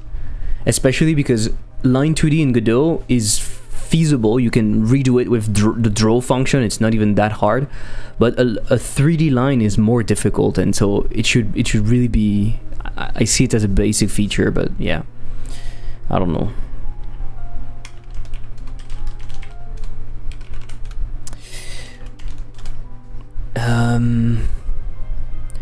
I'm not sure how we use the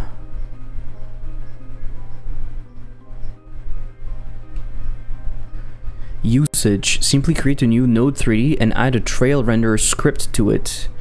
Use a trail renderer. All scripts are located, blah, blah, blah. Trail setting. But this is for the trail. I want a line. How does that work?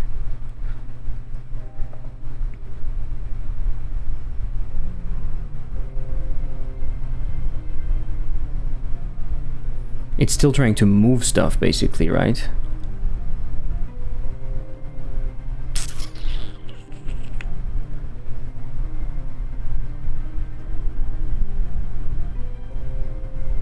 I thought I wanted... For cables, I use Path 3D with a mesh, but it's mostly static. Fair enough, I could do that. Fair enough. I really thought this would come with something better, but it's not what I think it is. It's not what I think it is. Yeah. I think this is not... Unless I'm missing something, but... What are the functions? Copy value, get point, enter tree, and then in the process it's going to add points, basically.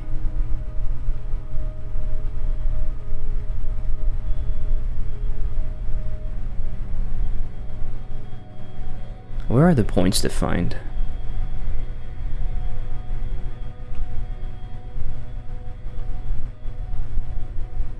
You need to define them like that. Okay. The fact that there's no helper function is kind of stupid. It makes no sense. But you're right. I could do a curve 3D whatever. A path 3D. We can do a path 3D.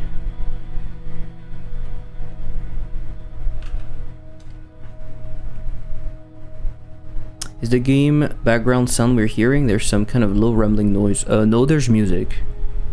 It's like a bit dark. But it's just music. I'm putting something else. What time is it? It's 4 p.m.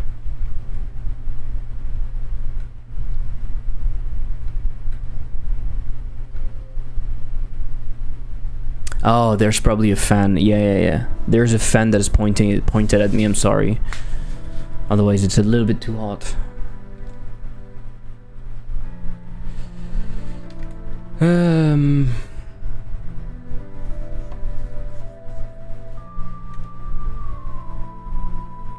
Makes sense. Yeah.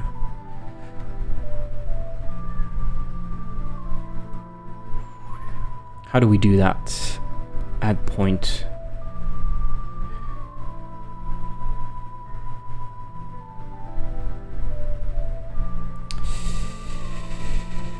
I could put it like that, and then I would have a second one roughly here, but I want the other point. Oh my god, how do I select you, little point? I will struggle to select you, little point. No, I won't.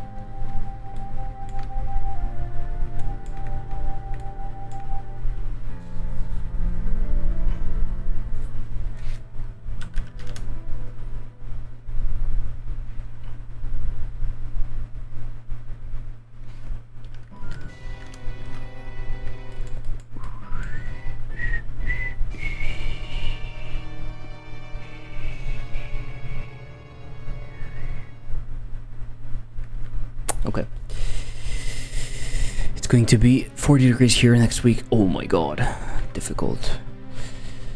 How do we do it? I know we can extrude. You said you were using Path 3D with a mesh. The mesh can't do that, right? You have to use a CSG mesh, and the CSG mesh can be extruded along the line, no? Or with an immediate mesh, point mesh. Yeah, CSG. CSG you can extrude along.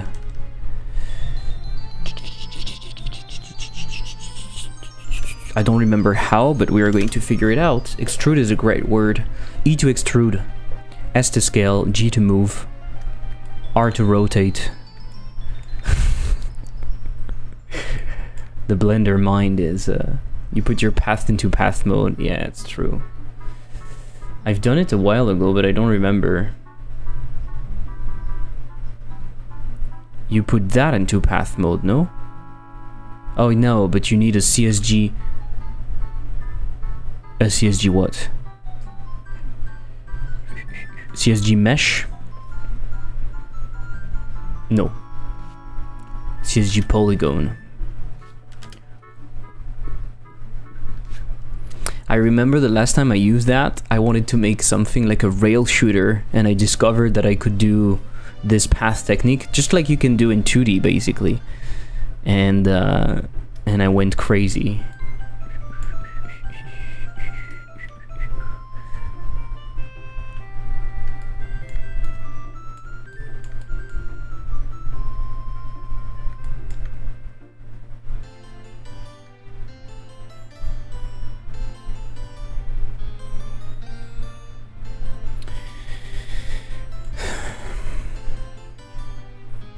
Okay, why do you have a fucking offset like that?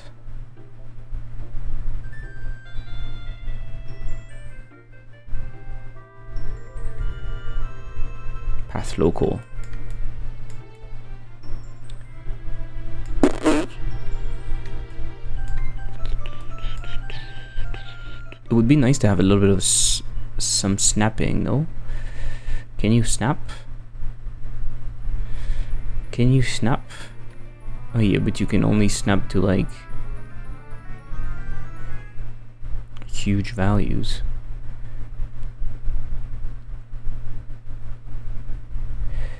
Boom, boom, boom, boom, boom, boom.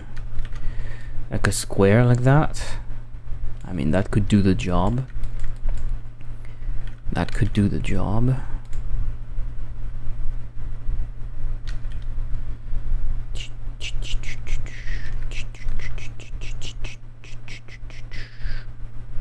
For now, we're going to shade it like this.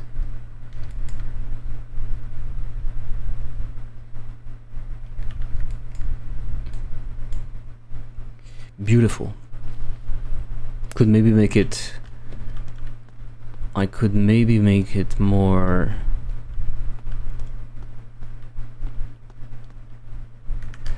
I'm stupid. I am stupid. But it's not going to work. Right? It's not going to do what I want. Yes, that is my problem. I need to move constantly. I need to move constantly the path. I mean, I can do it, right? But on the curve, I need to move the second position, basically. Which needs to be local. Yeah, okay, I can do it, but it's not ideal. That's what I want. That's why I want something that does it automatically.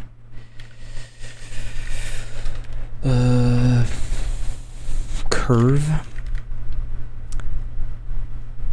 Set point position. I want the point 1, and the position should be Path 3D to local. And I want the cone twist. They should not have the same curve then. Or This is the opposite, by the way. I have 0 music. This is L, and this is R.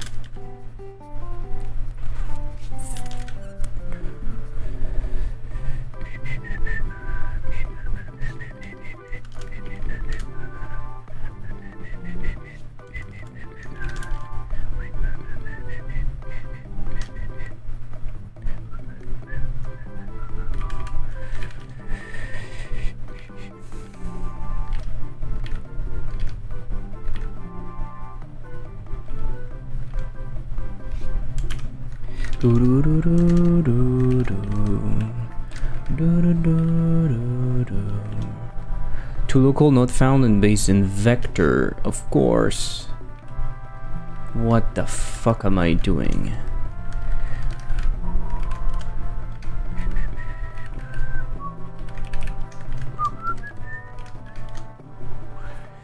You know, no, no, no, no, no, no, no. Na na na na na na na na na na na na na na. Now it's working. It's a little bit too thick.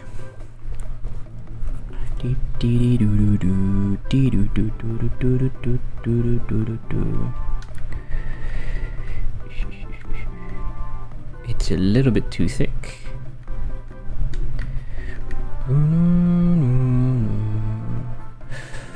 How do I change the snapping? Oh, you know what? Maybe I don't change the snapping. I don't fucking care.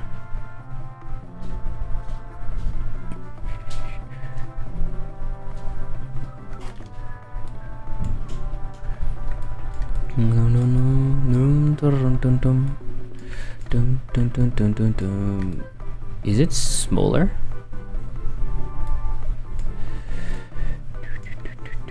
I can probably grab the polygon and paste it in here, and now we have that. Yes. You know what? I'm thinking maybe this needs to be grayish instead. Yeah. Later on it will need to have like a texture. I mean, we could cheat. I have one shitty metal plate texture. We could have that. Yeah, we could do this for now. Even my like my CSG in here.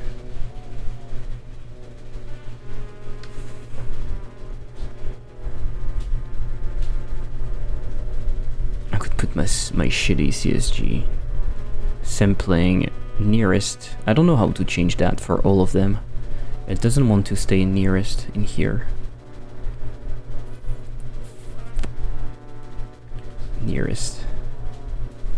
It has a style.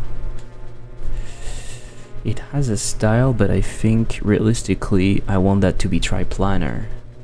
And let's bump up the size 0.25. I also want that to be triplanar. Realistically, it is the same material. It is the same material. Paste. Yeah, let's go. That's fine. Okay, cool. We see nothing. It is so dark. It is so fucking dark.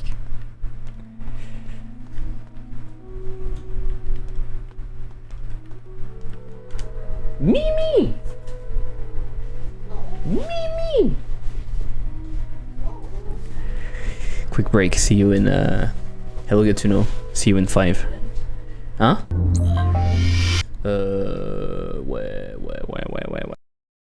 It's made with a polygon because I don't have anything rounded right now. I could be not a fucker and create a sprite and then go in here and then create a gradient texture 2D and then use fill radial and then put that in here in the middle and then go in here, put it to white, and then go in here and put it to alpha, and then go in here and put it to full white, and then put it to here, and this would be my anti-aliasing, and now I have created a bowl. I could do that, but do I want to?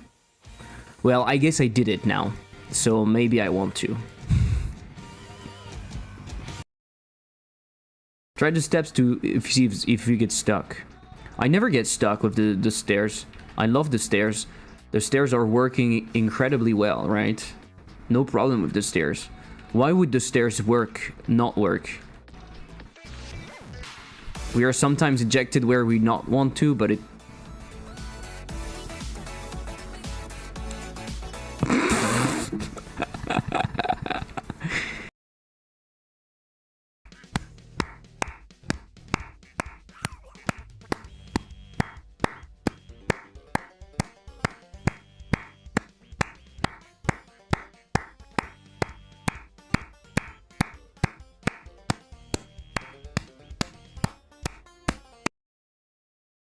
Okay. This one I feel great.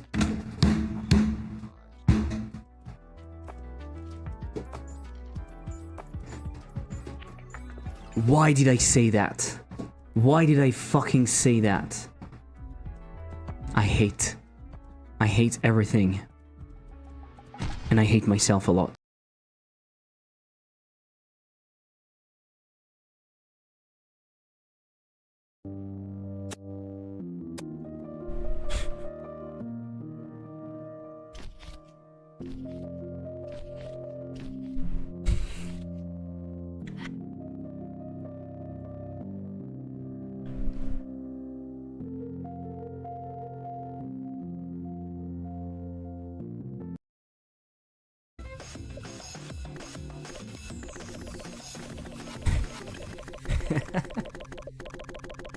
If I do it fast enough, I can just make it rotate.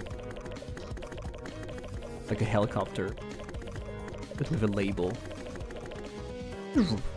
Back. Mais maman, j'en ai marre d'être surveillé par tout le monde. C'est quoi ces histoires de data? J'ai 4 ans, je ne comprends pas.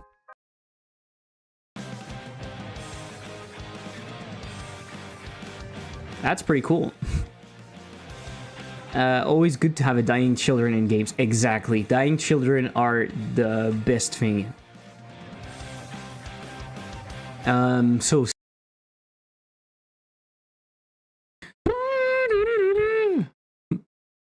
I need to stop doing that. Sorry. Sorry, but at the same time, I'm not really sorry, I think, you know?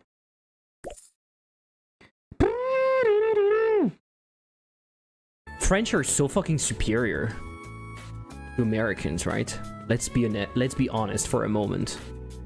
We have such a high standard of living. We know how to be human, you know? We know how to live life. We know how to enjoy and not get shot. We can do the bullety bullet. Bullet. We want a polygon to have a look, and we want a label to have what? The letter, exactly. Congrats. Kong the fucking rats.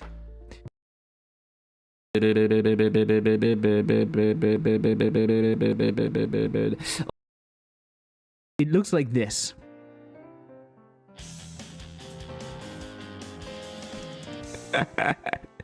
So the bill book, I actually didn't make the bill book. I got it, the kendama. I got it on Sketchfab. I animated it, and I fucking created rope physics for that. I mean, I created it's in Blender, of course, but I actually used rope physics.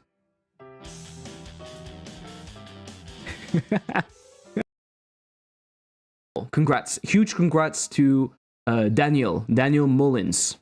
Huge congrats. I'm going to follow you, of course, because I want to see what you're doing. What are you usually doing? Bloop, keep it alive. Sacrifices must be made. It looks like... Okay, what? Okay, what? What?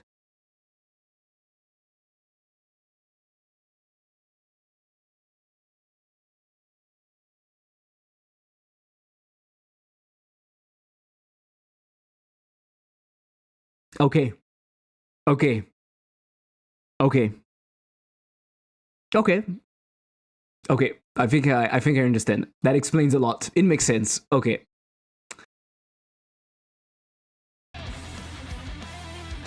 Oh, I'm stupid. I'm fucking stupid. I forgot. I forgot to add the dash bounce.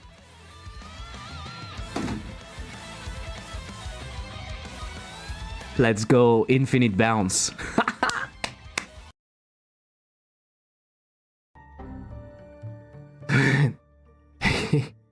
Oh non! Oh non, je suis du pain! I am in pain! Oh non! Oh non! Vous pouvez pas me faire ça! Oh non! Oh non! Regardez la taille de cette boulangerie! Oh non! Je suis du pain! Ah! Ah! Les têtes à claque. C'est vrai. C'est véridique. C'est complètement véridique. Véridique Moby Dick.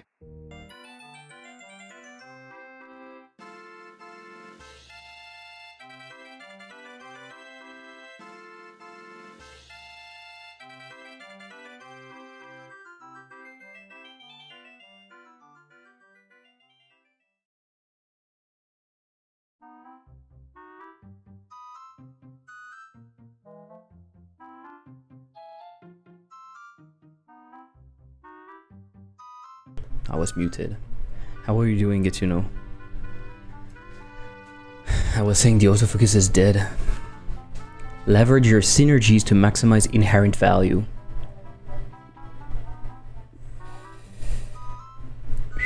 Okay, so this is pretty cool. We'll make that better at some point.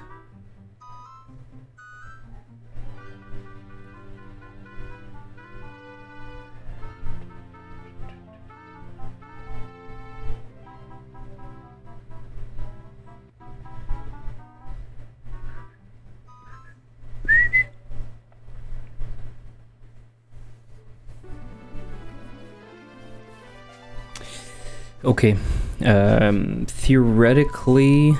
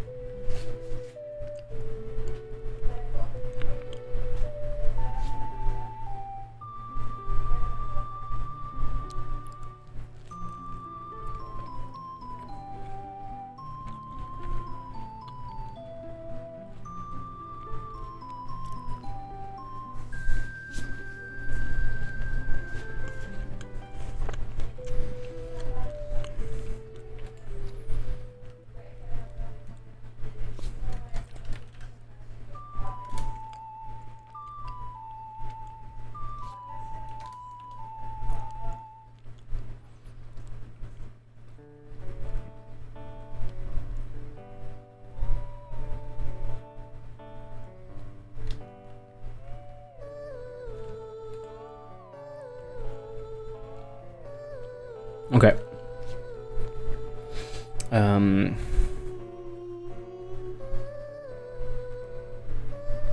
I need to see if the notification is updated on purchase, but I think I've just done it, right? So I'm adding money. We can see it's here. Yeah, but those things have no value.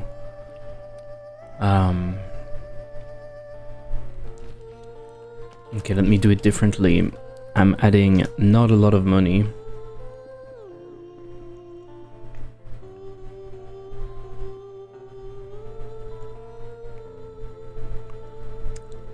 And it updates in here.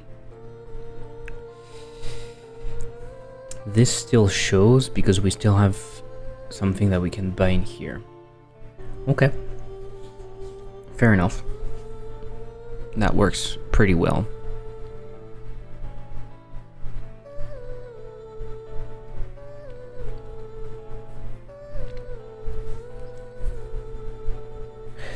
On the buttons themselves, we have a bunch of stuff to do. On the buttons themselves, we have a bunch of stuff to do. But do I want to spend time now? Player, it's okay.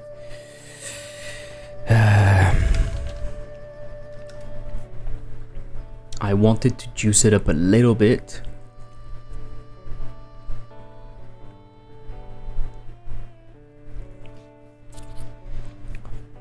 Maybe I can do just a little bit, just for the pleasure, okay? A color rect that is taking the entire thing. This will be the flash. What is notification? Oh yeah, notification is that, okay. So this is the flash. Mouse, nothing, ignore. Input. And by default, it's invisible.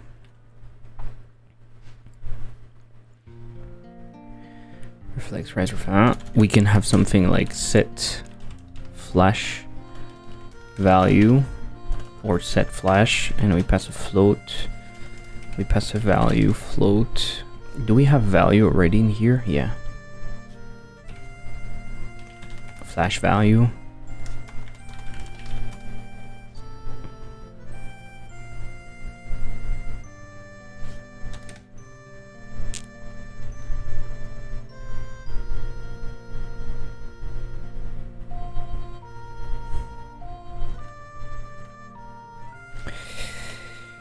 Self-modulate 8 flash value. Okay. So now when we are in the tree and we appear all of them. No, not back up the tree. Appear. As we are appearing them, we can tween appear tween method on the button.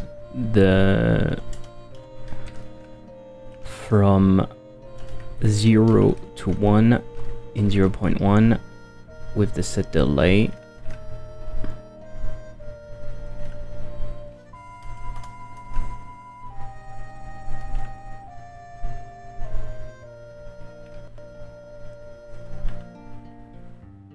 Tween method button set flash. Set ease as out, trans elastic. Trans elastic? No. Trans cubic is out. Okay. Let's see.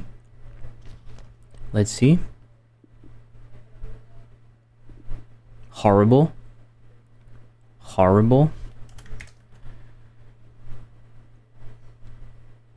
Let's see.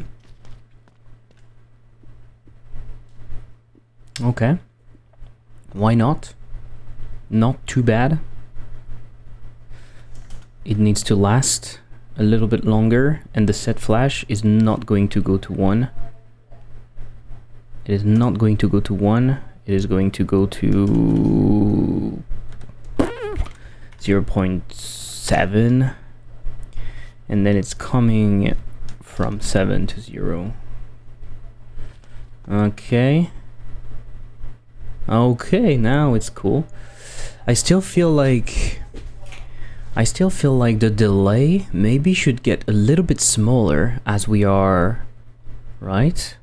What do you think? Maybe the delay starts a little bit higher, and then we have like a min or a delay min, and it's like 0.075, and delay reduce, sorry, it's 0.05. I don't have music anymore. What the fuck? Is that what I want? Uh-huh.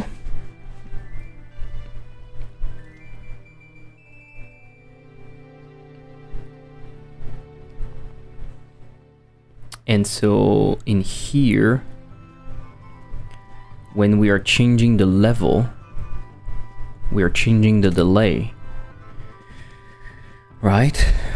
With every level, we are reducing the delay, so we could say delay is equal to clamp f. The new value is delay minus delay reduce. The minimum is delay minimum, and the maximum is just something big, we don't care. Will we see the impact? The tree is not big enough so that we will see the impact, I think. With a big tree, you will see like a shock wave, basically. It will do like, it will like reveal slower initially, and then it will do a so that will be nice. Right now, I think we don't see the effect. If I were to increase that a little bit, maybe we would see a bigger effect. But I think my tree is just not big enough. Yeah. I feel like the delay is too big right now. Yeah, the delay is too big, but anyway, it doesn't matter. By the way, I did the animation initially to do that animation easily. I modified the resources because right now the resources are only storing the connection from the parent. So this in here is only storing this value, right? Because this one doesn't need to know about this one. This one only needs to know if this one is being unlocked or not. The problem is that to traverse the tree from the center, it's easier to know the next one.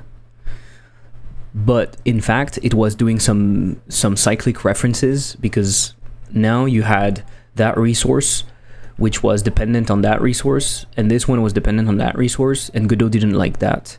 So I just made a function to grab the next one, and it doesn't, like, it's not that bad. And now it works. So you go here and brrrp. Okay, that's not too bad. Yeah, that's not too bad. I like it so far. It could be better probably, but it's not too bad. Dotted grid, I want to change that. I've managed to treat I managed it in the links on my side. I've managed that in the links on my side to parse the tree.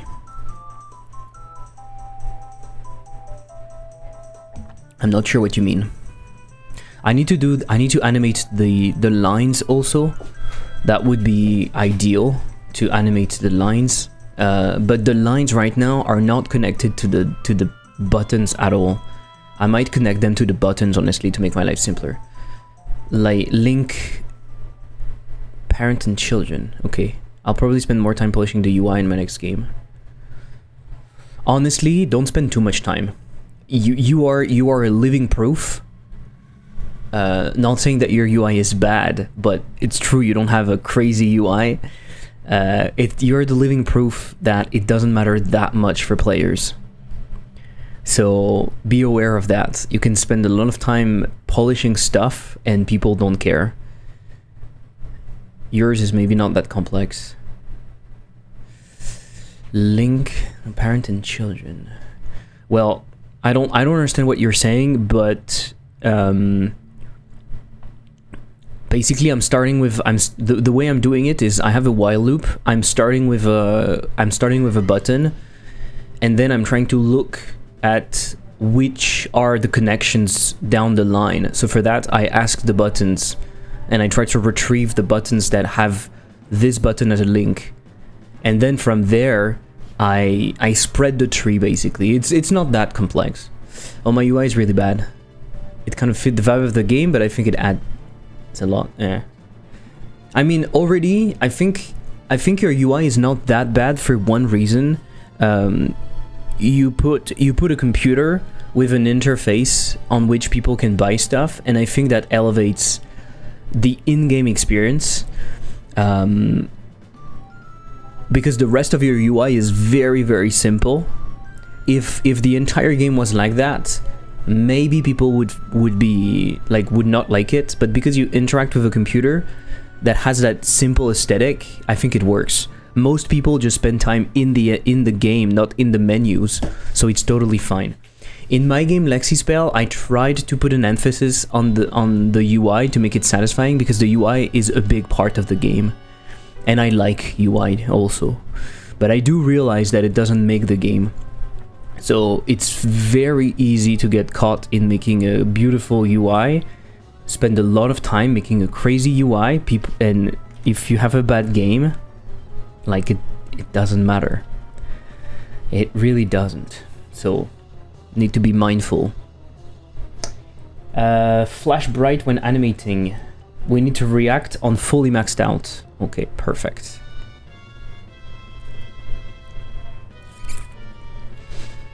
So let's do something. Let's have a bump function. In the future, I'll reuse. You're right, but I'd like to have better menus in my next game. I mean, you can still do it, right? You can still do it. I guess you feel like maybe it's not worth it, but you can still like take half a day and make an okay menu.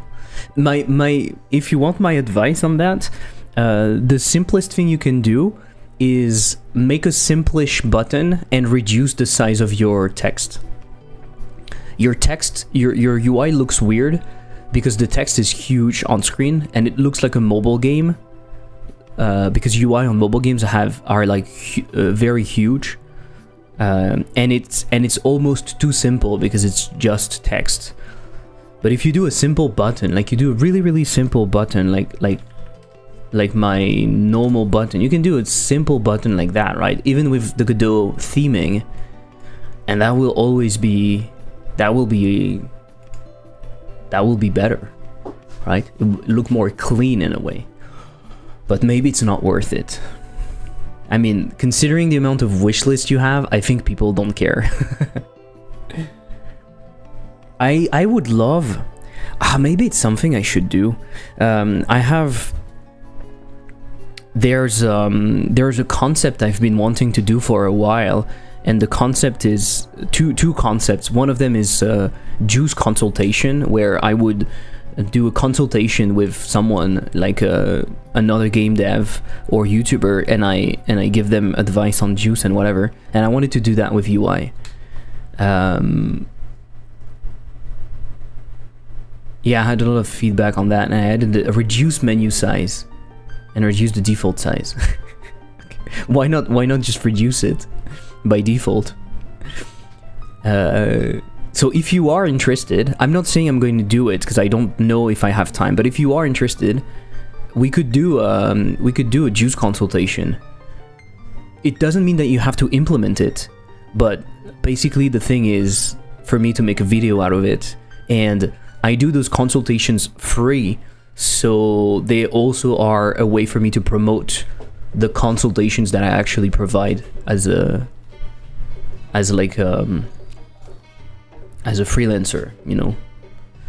If you are interested, let me know. Could be something. So react on buy, it's going to do a bump, okay? React on buy, it's going to do a bump. We have a tween preset in here. Interesting. Tween it does what? And tween reset. I had no idea it worked that way. How does it work? We do tween it. Okay. Why do I have those tween presets? I don't remember doing that. That was a long time ago. I'd be down to learn from my mistakes, and such seems good. Okay, cool. That would be cool. I have no idea when to do that. There's another game I would like to do it. It's Surf's Up. It's Surf's Up? No, maybe. It's a game. Surf's Up. This one I wanted to do a UI review with them. I have so many things to say. Especially because I would argue that with some games, the UI is actually very easy because you are already in a genre that has like that is very codified. They are in this simple UI, for example. it might not look that bad because you have like a nice little button with like an image and stuff, but there are a bunch of small things here and there that are actually that are making the UI look very unprofessional. And those things are very, very simple to fix.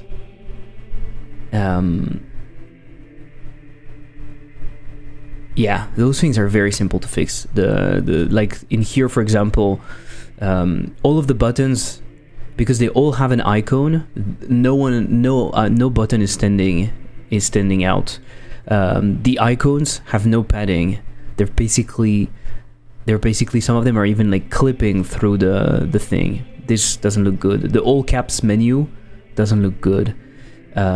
Why join game and host game and customize and leaderboard and settings? Why are they all at the same hierarchy? And join the Discord is also at the same hierarchy, and exit the game is also at the same hierarchy, but with the same color and everything. It makes no sense.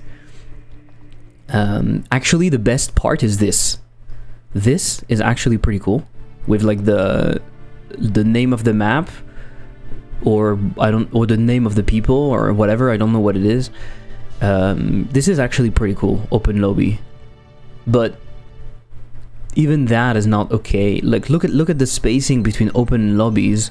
It's all caps. In here it's not all caps. In here it's some of the things is caps. This has like full caps.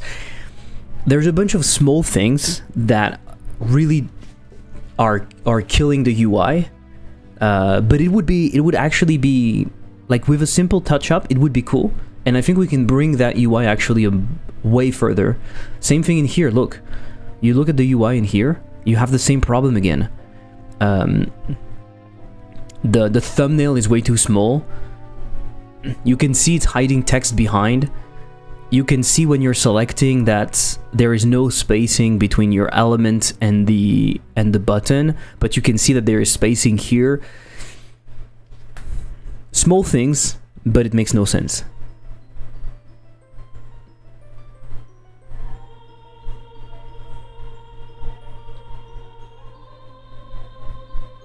That makes no sense. That would be so interesting to watch, to see how we improve the UI like that. Okay. I think people could learn a lot by watching that instead of necessarily going through a course. You know, I can't think of someone what we call UI guy of indie games. Sounds like an unserved niche, like the Derek Liu of game trailers. No scroll bar for people without a proper scroll wheel. Yeah. Totally. You can assume that maybe if there's no scroll bar, you can actually move it up and down, like you can drag, but I'm not sure. Hope you're doing well in this heat wave. Yeah, today it's better, because last night there was a big storm, so it was a bit fresh. This morning I woke up at like 5:45. It was super fresh. Right now it's 35 outside, but in my room it's probably not that high. It's probably like 28 or something, so I don't feel that bad. But yeah, I managed to kind of make a name for myself in terms of juice. I think a lot of people recognize that I can do juice pretty well, and I'm trying to push that with UI also, and honestly it's going great, I think. Yeah, I would love to do one on a game about feeding a black hole, the juice. I know Thornity was interested in knowing what I would do to juice it up, because a game about feeding a black hole could be juiced up quite a lot. No AC, no. Mr. Juicy UI, exactly. Exactly. So Tweenit does what? Tween property target scale. The scale doesn't go back, right? So we could call like a bump function. I like the idea of having like a bump function. Oh my fucking god. Like a bump. Godot Juice King. Hello Tomero, how are you doing?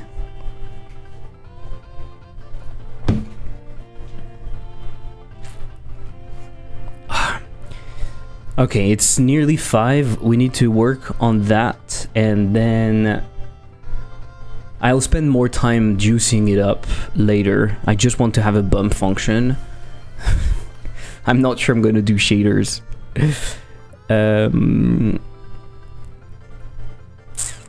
We are going to do that. Everything is in parallel, right? Everything is in parallel. So we are going to do that. And as we are going back to a rotation, I'm gonna call it actually in here. I'm gonna call reset. The bump might be simpler. Finished emit, I don't think we care about that. And I'm going to simplify. I'm going to do both of the scale. And I'm going to go back to vector 2.1 in 0.1. No, we can probably go pretty high. We can probably go pretty high. We could ease out. We could ease out. The set delay needs to be bigger than that. I don't care about the rotation degrees. I'm already doing it. The reset is here, in fact. Right? The reset is here. We reset. Oh no, -3. I'm stupid. I didn't see it. So we are doing that. 0.15. Set delay 0.15. The maximum is 0.12, so we can do that. 0.5. 0.5. And we are going to set trans elastic just to have something, right? And we'll make it better. We'll make it better later. What we want to do in here, we want to, when we press, it's for the tree line. You owe me. What do you mean for the tree line? You want me to animate it? I don't want to animate it right now. Shader time. Stop with the shader time. I don't want to do shaders. I don't fucking want to do shaders. Hello, Infcat. How are you doing? They said shader time. It's shader time. Will you stop? You want me to fail, right? Is that so? You want me to fail?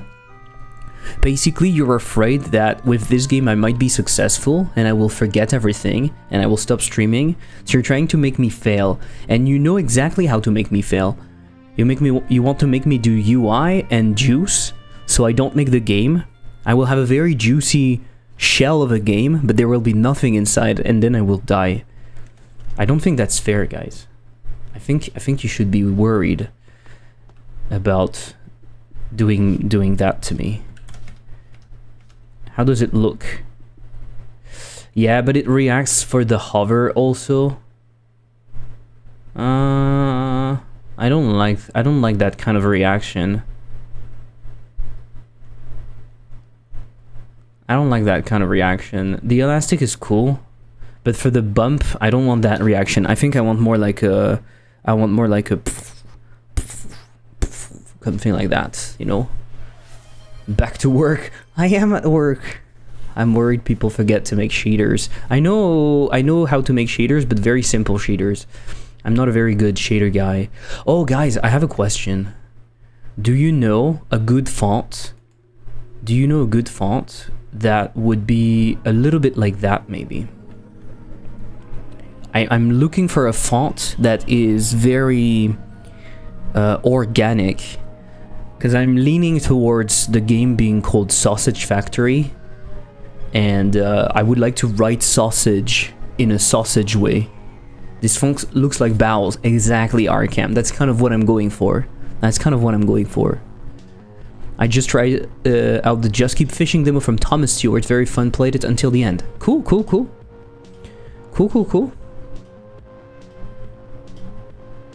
I hope you will like mine. Look at my UI, look at my tree. Imagine my tree.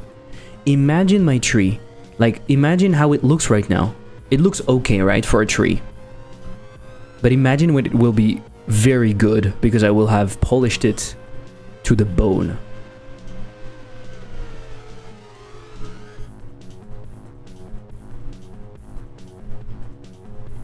It moved.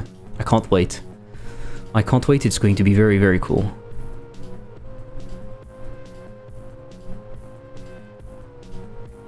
Such an incredible... The best tree. Smallish incremental feels great. Amazing tree. Thank you, thank you, thank you, thank you. Are you leverages your synergies to maximize the inherent value? That's it. It's the best tree. It is the best tree. I'm gonna build a tree. It's going to be the best tree.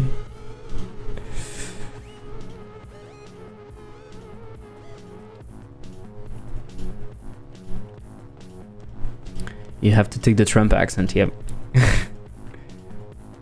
Look at my new technique. To be efficient. The hole is right there. The hole is watching. And we are doing sausages now. Oh, fuck.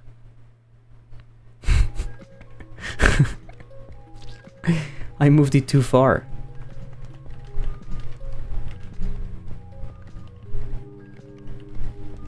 Ah, I guess we could go there. If I had the jump, I think I could go there. But I can't go in here, right? Yeah. Can I end the day early? Am I allowed to do that? I need to work first. That's a shame. Why is the day so long? On day one, why is the day so long? Because I bought stuff?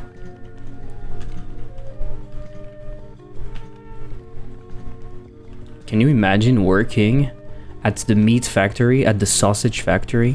What do you think of the title? What do you think of Sausage Factory? That's kind of a cool title, no? You're building the game, don't ask me. Okay, okay. I'm asking you nothing.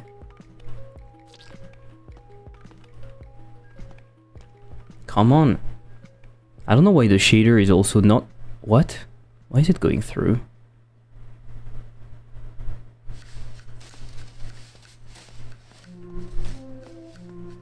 I'm wondering why the shader is not showing that I'm currently going over that.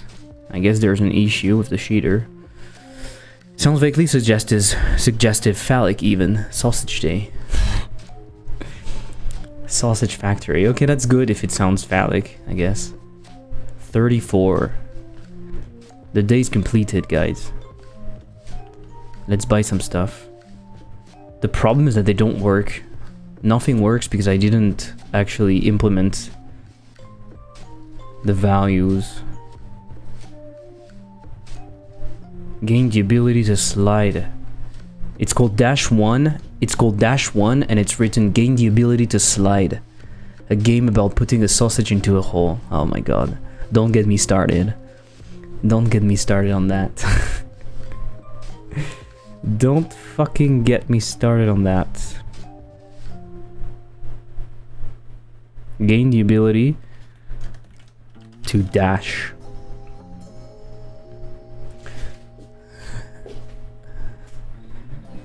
Dash speed, slide, gain the ability to slide, but I already have that, right? Where's the jump? Gain the ability to jump is below the jump force. Because I thought that it was not going to be like that. Is it working? It is not. Interesting. Make the hole make a sound like Zelda fairies every time you put a sausage in. It will make a sound, but maybe not like that. It will make a weird sound. I think ideally I want that hole to become like a mouth or something, like maybe not at the beginning, but after some time it will become a thing. Okay, let's modify the bump. I don't like the bump. Tween preset. Tween preset. Let's call that... What is the opposite of a bump? Like Klecta? Elevator ceiling. Oh, maybe. Maybe. Kletka. Elevator ceiling. Show me. Oh yes. Oh yes. Oh yes. Oh yes. Oh yes. I like that. I very much like that.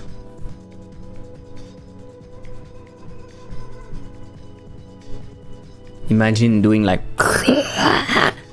and then and then when you get something, it makes a noise like I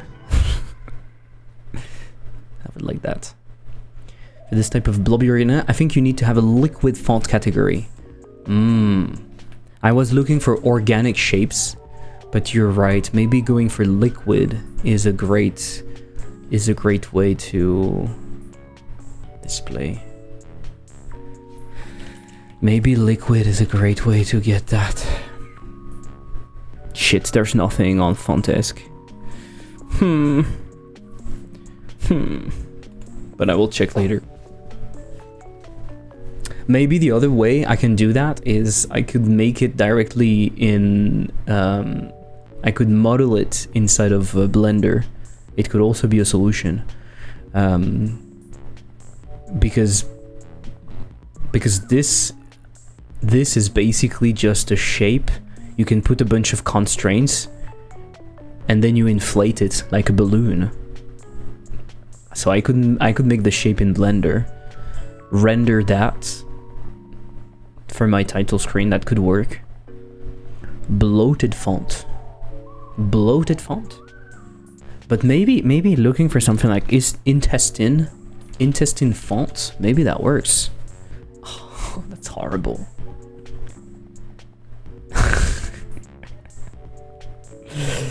It is not what I wanted.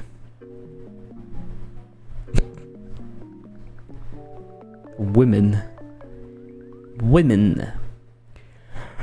Well, I will do some more research. Okay, let's do the bump. Let's do the bump, but let's also do another one. So we want the bump and we want the squish. So this is called the squish, and we want the bump. So the bump, I think we are scaling both.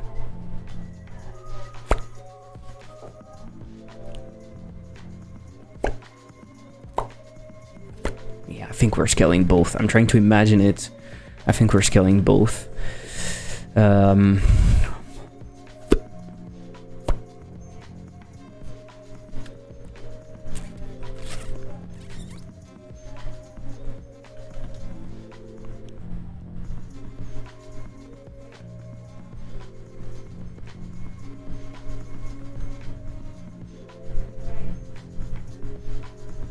Maybe that's it. I just do that for the bump. I don't feel great. Twin property target scale. Vector 2.1 multiplied by 1.5, my guys. My dudes. My dudettes. Dudettes? Shit. The shop really looks bad.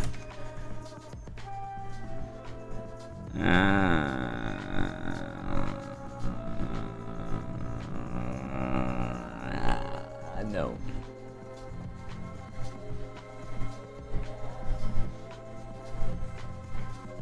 No. No.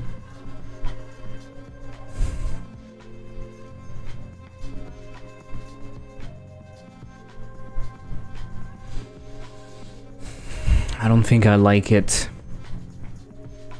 I don't think I like it. Them did it. Yeah, why not? I don't think I liked it, but let's put it away for now. Let's put it away for now, and let's work on the tree. So this needs to go over there. I don't have an easy way to remove a link though. I don't have an easy way to remove a link, but I can do it that way. At least I can do that. I can remove the link on this one. We can do the opposite, right? We can put it over there, put this one over there. I can ask the tree to update the visuals, and I can rebuild my links from here and from here. Fair enough. How about Mazut? Mazut! Should tree looks like the intestine network. So when you unlock, you pop something along the way. I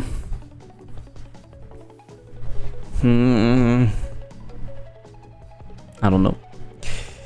Fontesk. Have you checked free for commercial use? Have you checked that? Grinder. Okay, we have Grinder. Okay, cool. And Mazut SP.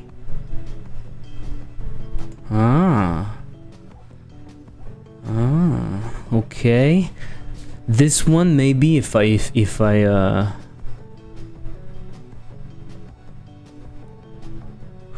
feel like what it needs to do, maybe it needs to be bubbly on its own. You know what I mean? Like morsels, it looks really cool because it really looks like it's inflated and it's like it's being squished, right? So this one is cool, but the problem is that it's very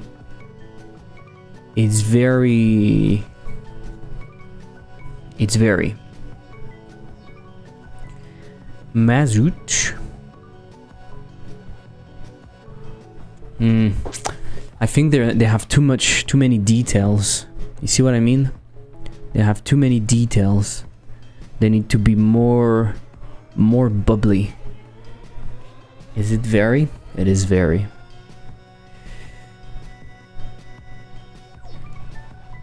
Yeah. We need some work because they're very flat and stuff. But yeah.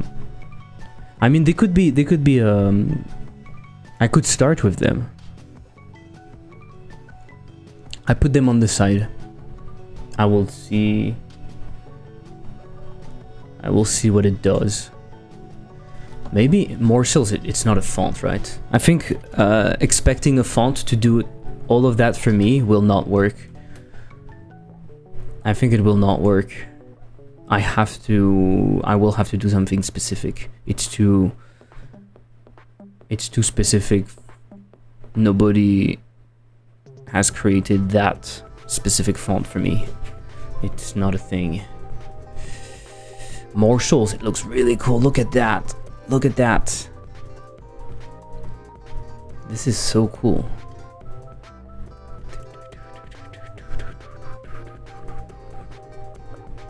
Look at that. It's grimy, it's textury. I love it. I love it. It's like boom. Oh yeah. It goes very well with the style that they have.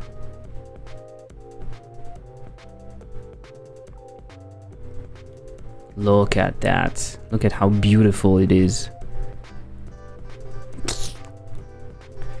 It is hand-drawn. I bet it's just hand-drawn. The assets are completely different, for example. Yeah. It is very much hand-drawn. It is very much hand-drawn. I'm wondering if I can achieve an interesting style with Blender. I'll give it a try at some point. I'll give it a try.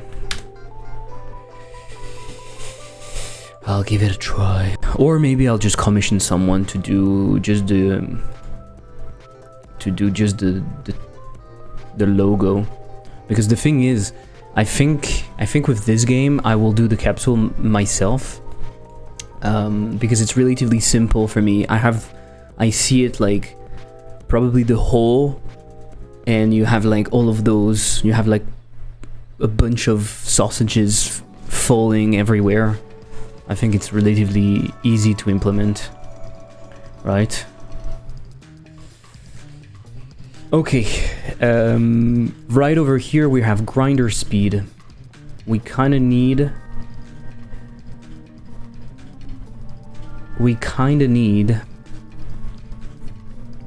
to define those levels, okay? So for that, I need to look at the data, and then we'll do We'll do a little bit of that, try to see how it plays, and then we'll do a little bit of... let me save that so I can actually see it. Yeah. Maybe I'll put it in here. Perfect.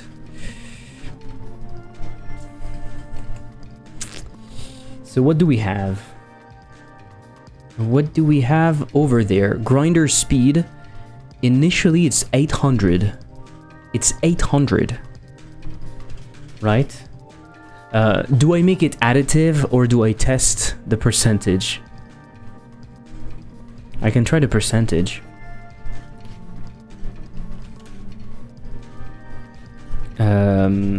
So if I want like 10%,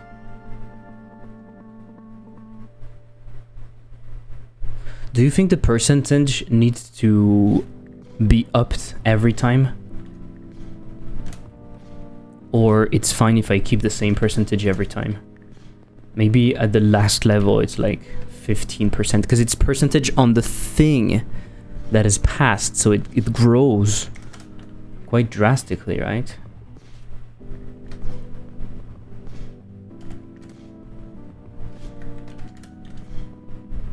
I will struggle so much with the values.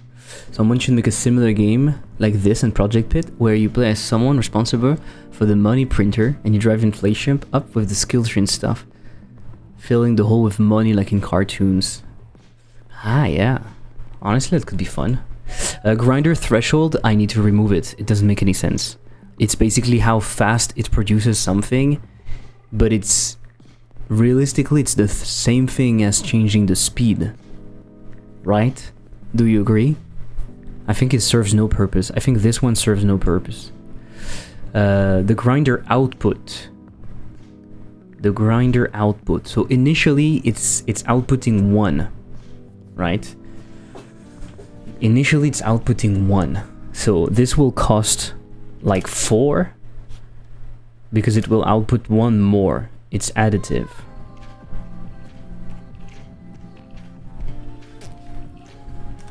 And maybe I will double the price.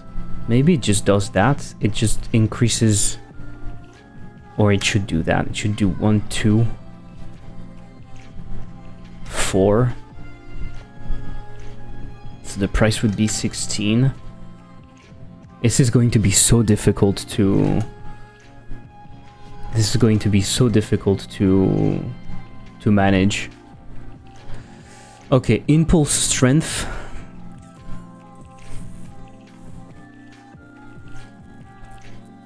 Impulse strength.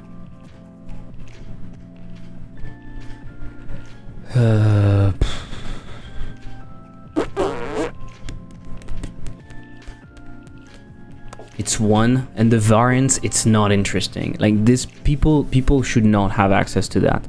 Variance makes no sense. Why would you increase the variance, right? Why would you increase the variance? Makes no sense. It makes no sense. So you want to increase the strength in here. The impulse strength initially is 1. I think we're going to go with percentages. And so for 5 or for 4, I think I need to see how the other trees are doing it.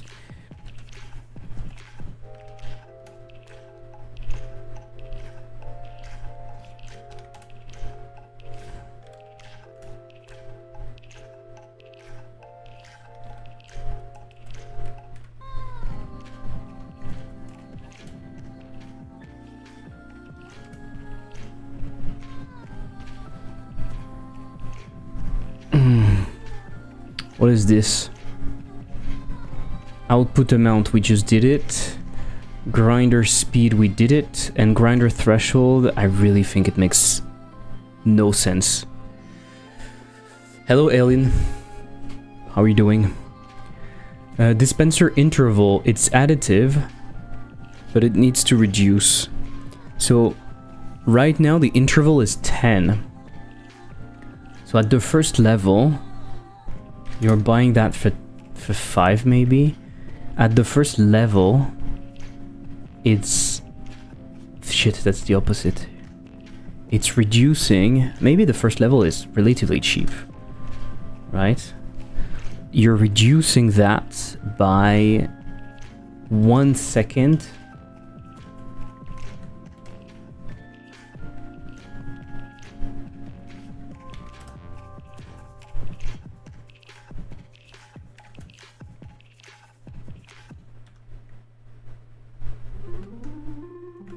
I can't reduce it that much. Price is equals to base times power of multiplier level. Okay. To know the price.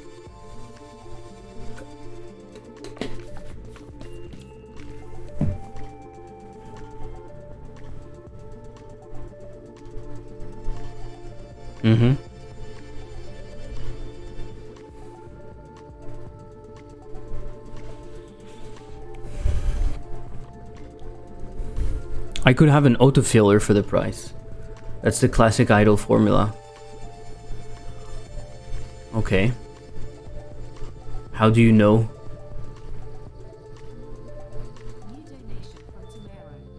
Tomorrow, thank you so much. Appreciate it all. 10 sausages, please. I will give you some sausages. Don't worry. I'm giving you some sausages.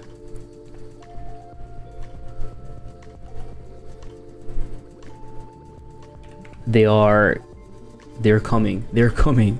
It's been researched heavily. Okay. Interesting.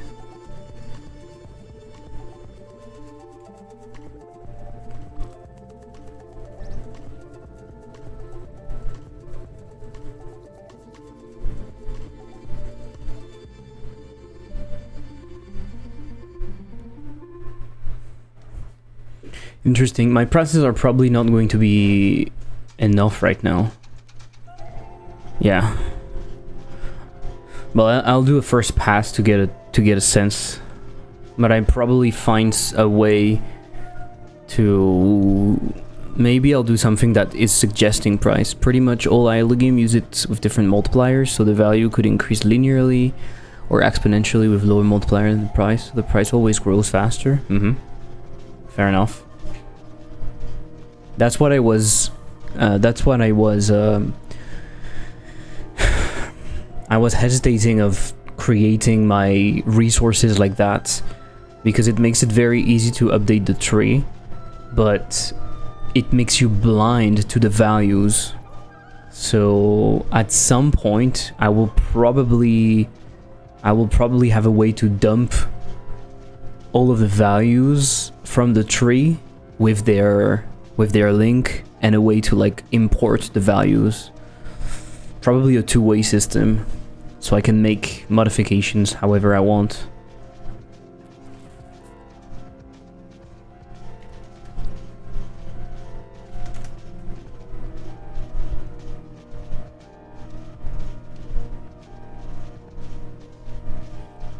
You can still have a script puts the value in your resource, right? Yeah, totally. Totally. That's already what I'm doing in a way. It's too expensive. I think that this one is really expensive for no fucking reason. I've made the skill tree editor that imports JSON, but it has bad UX. Yeah, but it's fine. I will do my own stuff because it's usually I need a. Usually we need something very specific.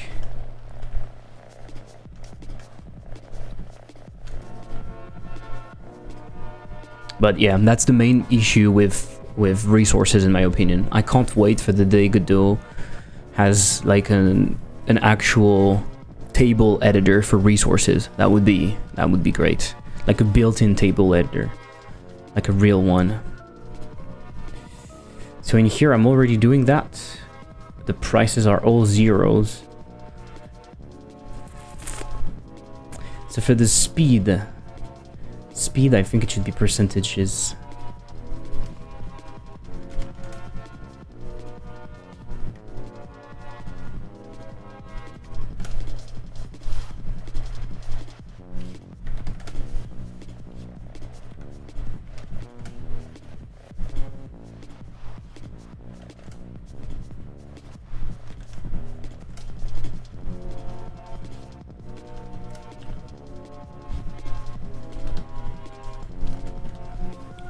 I was gonna say surely having it in JSON file or something would do wonders here. Yeah, I have thought about it at the beginning. The main problem is that handling everything in JSON is kind of a pain. Handling everything in the tree is kind of a pain. I think you need both. Because editing the logic of the tree, like in which direction you go, what is linked to what, is much better done visually like that. But moving the values is horrible using the resource editing. And I made it so that the editor stores any data, just a dictionary, so I could reuse it in any game. JSON is just for transfer storage. No way you should edit the file. Yeah. Some people do it. Fragment did it with his game. If you don't want to go through the hassle of making an editor or something, it's one way of doing it. You just edit the files and it's... yeah.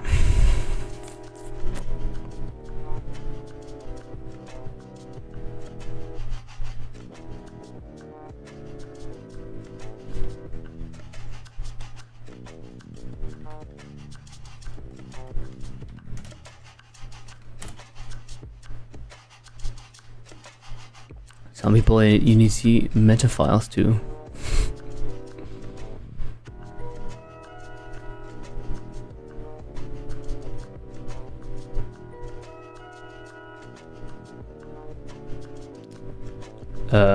Sorry. Why do you have two player speed, player jump count? There is no jump count, you motherfucker. Oh no, there is. Oh, I've made a mistake. I'm doing it manually. There was an issue with the way I've done it. In this one. Yeah, okay, that would not work.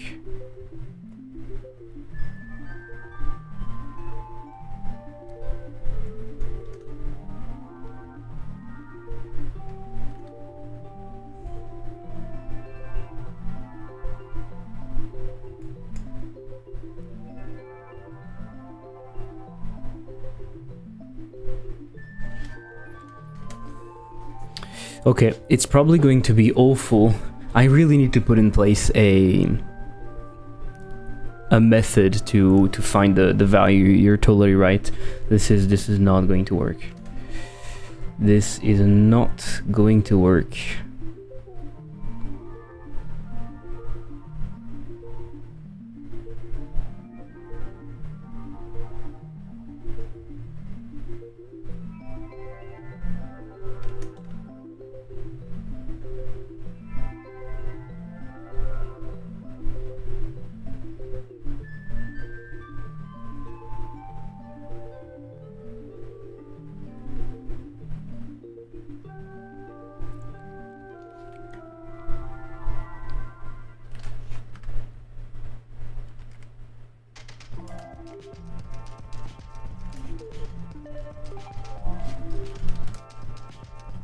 You can try my skill tree editor if you want.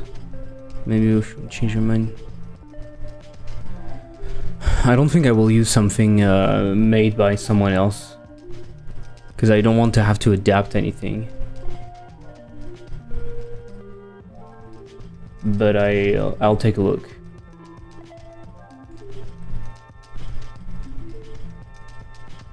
I'll take a look. Thank you.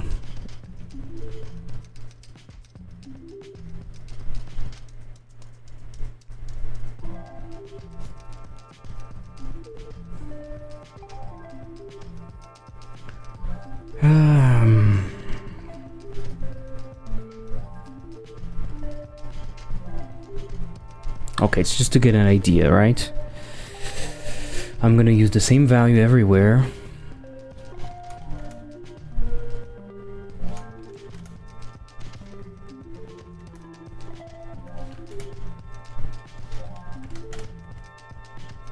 Those should be super expensive, but I guess the idea is also you need to put the value you with with your equation, you're doing the base power, the multiplier, the level.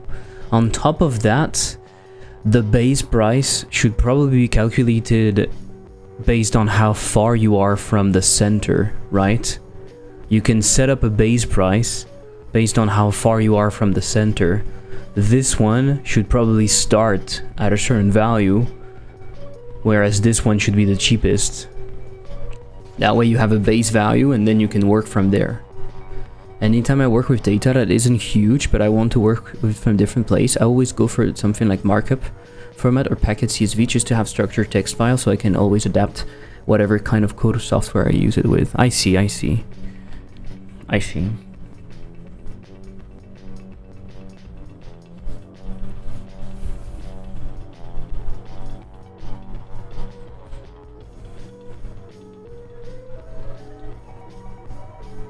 Not necessarily, maybe. You might want to change the base. Yeah, but you can start with a base value. That's what I mean. You can start with a base value to have an idea of... because you can... It's very easy to forget when your tree is very big where you're starting from. But yeah, you can lower it from that base value, or... But it gives you something to start.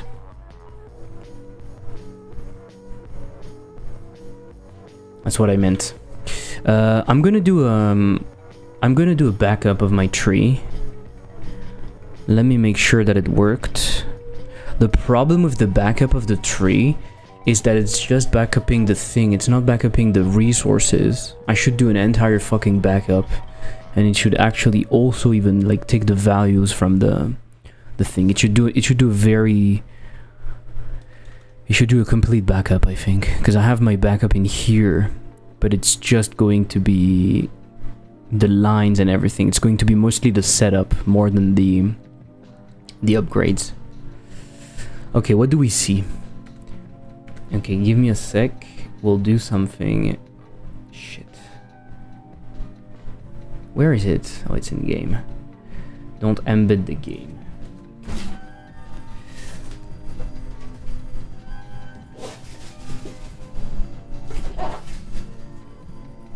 The problem with the data approach, I have seen some people do that, and I've seen some people.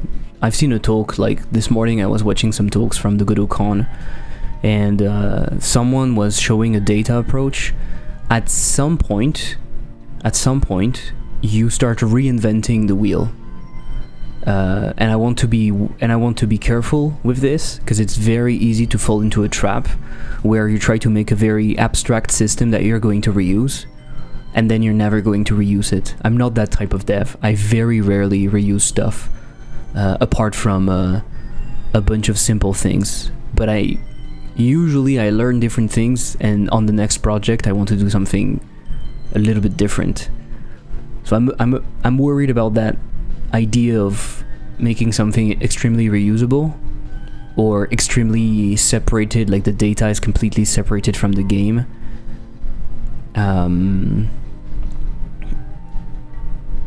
But it to a certain extent it might be good. For some games it might be good.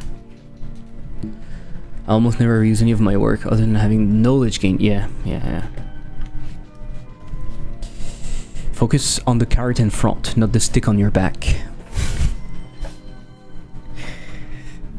Okay, let's see.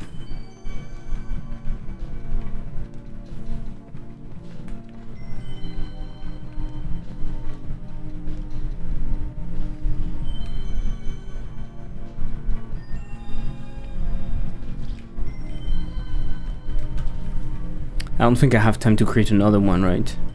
Yeah, the first day is really, really short. It would have been much better to not finish it. Shop, I don't care, I think.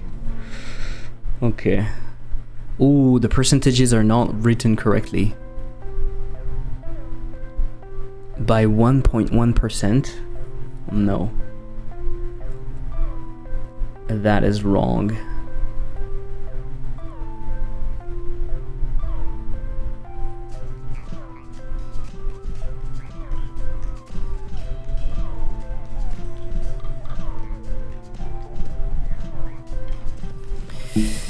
That is wrong.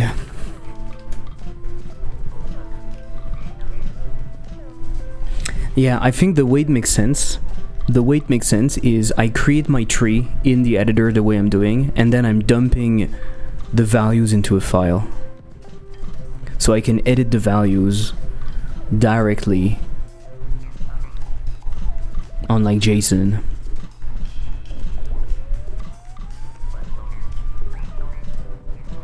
And then I can load from that, and it updates the resources.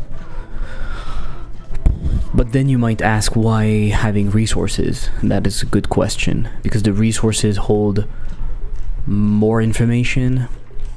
It's kind of a proper way, but yeah, I don't know. We'll see. Okay, let's up the resource. So format description.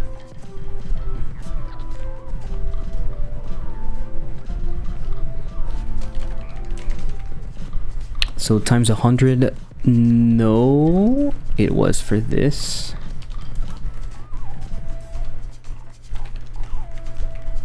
Times 100, and when we are applying it, where are we applying it?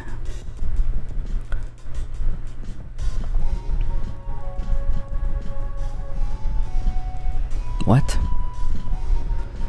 I did that yesterday, and I already don't remember.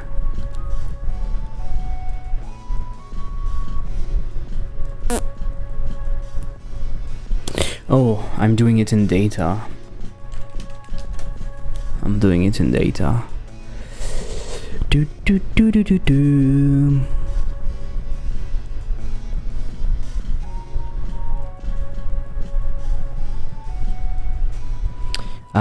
I know why.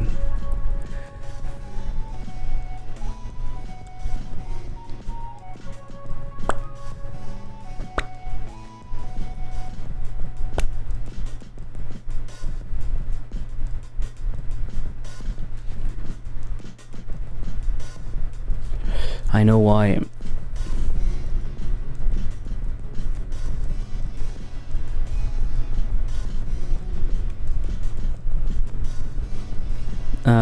This needs to be done differently. This needs to be done differently. Instead of giving you the value and everything, it should do it differently in here. To do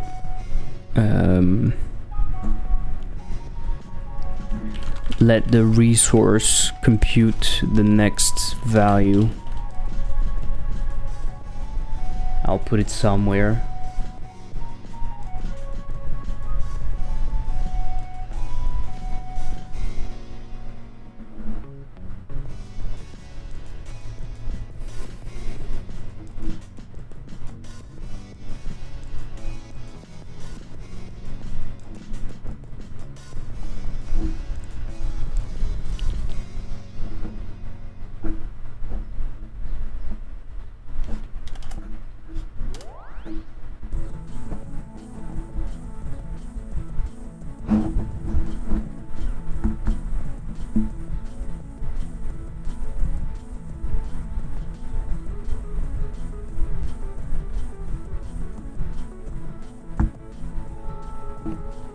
Okay, let me write that.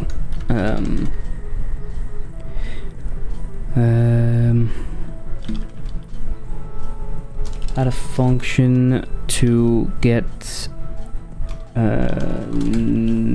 next value in resource to display in tooltip, because the value is wrong in here. It's just the value is showing as if it was just the plus.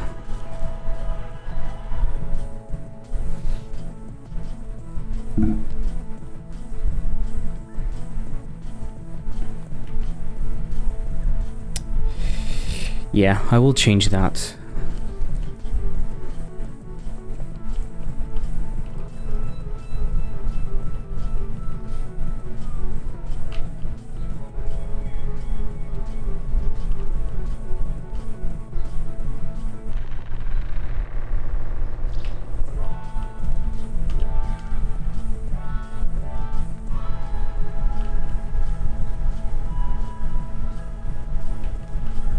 Honestly, I should probably...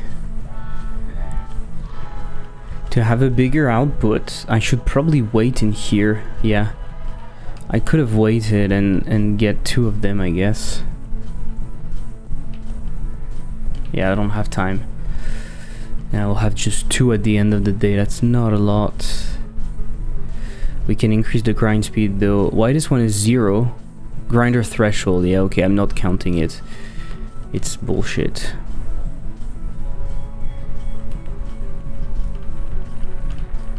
I'm closing the door. I'm not a madman. Is it more efficient to do that? I'm not sure.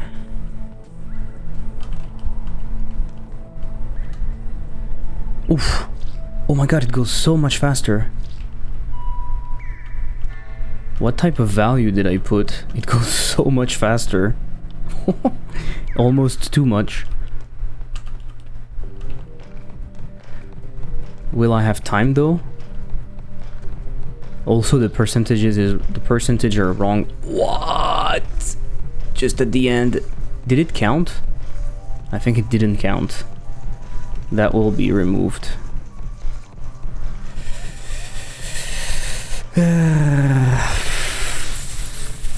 Dispenser interval. Okay.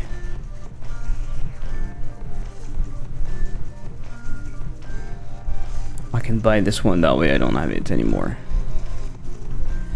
Nice camera bobbing, thank you. It's actually I need to change it because it's actually not bobbing correctly. Left and right.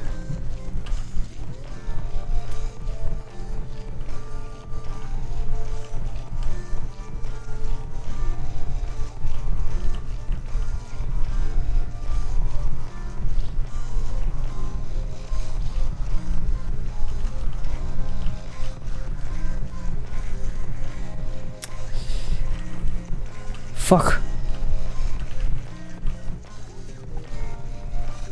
Okay, I still don't have time. I didn't update the...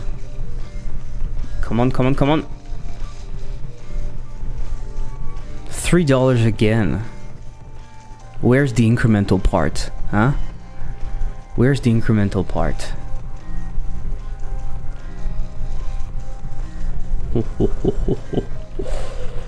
Did you see what I need to work first? What? Oh shit, yes, I can do that. I forgot, this is a bug. Okay, I will not do it because it will count as something that should not happen, okay? The day has been increased because you're buying the day, but the day is ended, so anyway. This is a little problem. Okay, now that the day's ended, I can go and finish my day.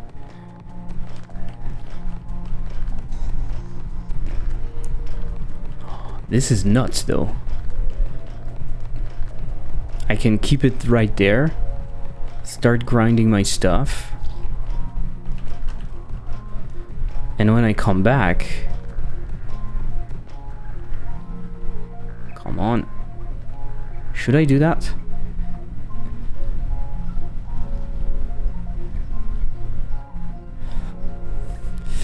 It's not super helpful, to be honest. It's not super helpful.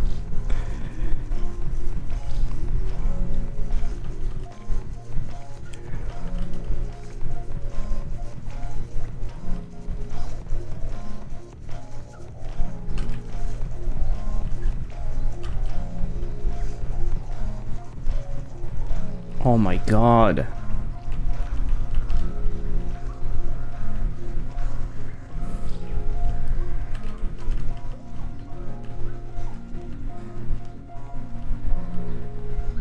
I like the non-chilliness of the beginning, I guess. I have $6. Oof. Oof. The grinder output from 1 to 3? What the fuck? There's a little issue. Do you do some kind of quality time for interacting? I have a big box for interaction, so theoretically it's fine. I think I can do that. Mainly the problem right now for some interactions to be missing is that there's no clear way that you are, there's no clear indication that you are oh my god, there's no clear indication that you have grabbed something. I'll do that with the cursor.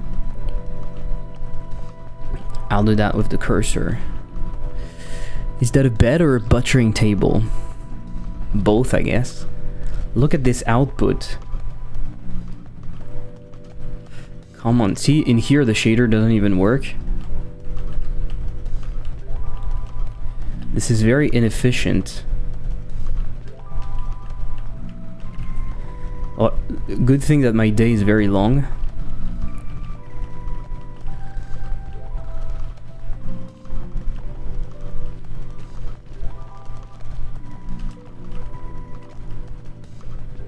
But not long enough for me to actually do stuff. Shit. I heard shader. No. Did I say shader? $8. I'm rich. Should I put that back?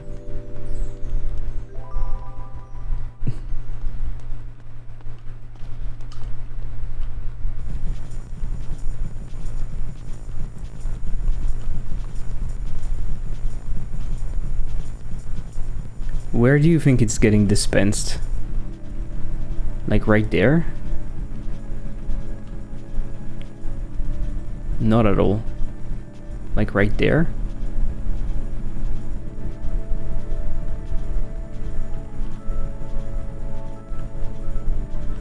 Okay. Yes, you absolutely did. No. What happens if you throw an unprocessed sausage in? Oh shit, I can't show you, it's closed. I'll show you tomorrow. Oh my god, why am I so zoomed in? Okay, what can I buy? Grinder impulse. For 4. It's not the most optimal, I should not do that. $4. Leah, thank you so much. I will increase the day, I think. And the grinder speed. Or the impulse so it stays in here. How are you doing, Leah? Thank you so much for the raid. Give me a sec. Hello, everyone. I hope you're doing good. I'm working on a prototype new game. If you are interested, you will see at the top of the chat the demo for O.B.O.L, the horror game I'm making with Roland, and my game that I released at the end of May, Lexispell, if you are into word games. If you want to buy Lexispell, buy it on itch, because it's on promotion, it's on sale at the moment, but it won't be on Steam. I can't, unfortunately, I can't participate in the summer sales. It's too close to my release. It's so hot in France right now. Oh, yes, it is. I hope you're doing okay. I hope it's not too hot where you are. Oh my god, look, it falls directly into the thing. I have an issue, and the issue is that it doesn't want to grab the right thing. That's fine. How was next fast? It was fine. Oh my god, it goes so fast now. It was fine. And it doesn't fall into the thing. Oh my god. Fucking shit. That's such a shit. That is such a shit game.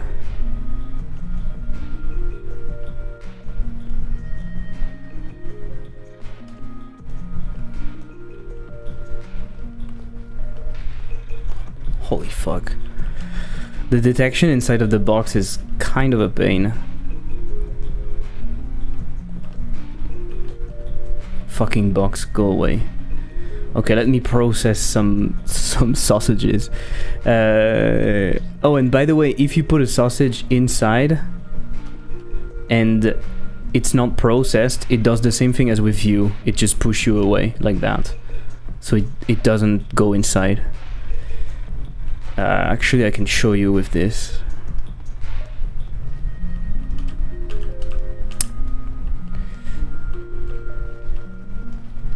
it will just push it away. And theoretically, after some amount of time, it will just go on the side.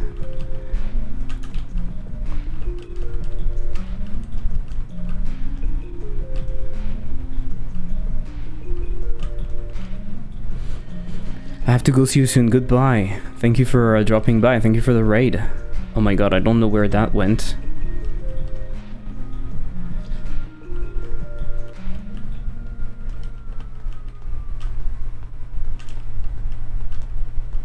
Shit, it's the end of the day. Goodbye.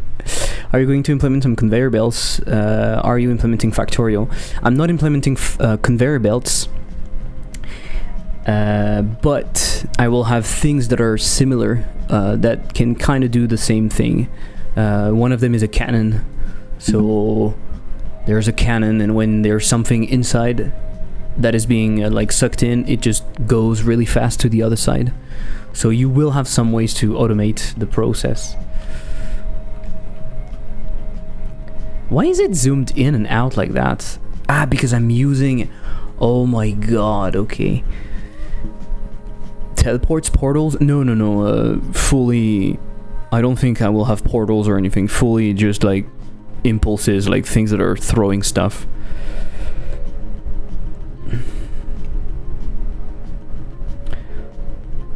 Grinder speed.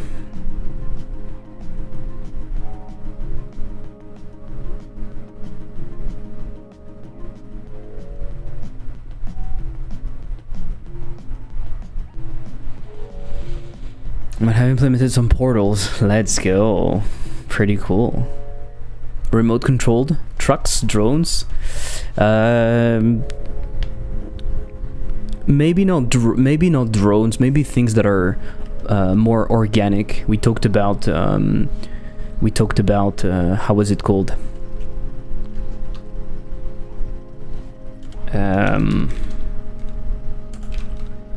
Like the frogs and everything. Big ass fans just to blow everything forward. Frog has fans in his game. I'm not sure I wanted to have that. So if you're not visible in tree, I don't want you to process that. That's kind of an issue right now. Okay, let's continue. Day 8. So far, the way I feel is that I don't have a lot of money.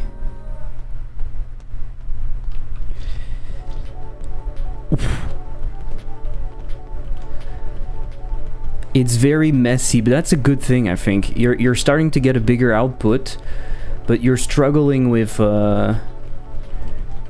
using the output.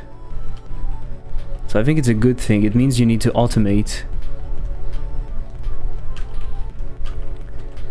I think it works.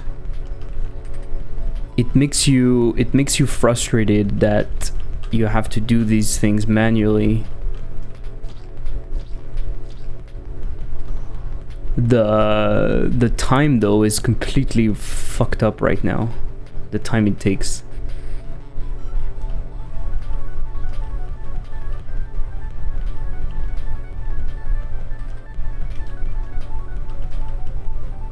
Hey, where are you going?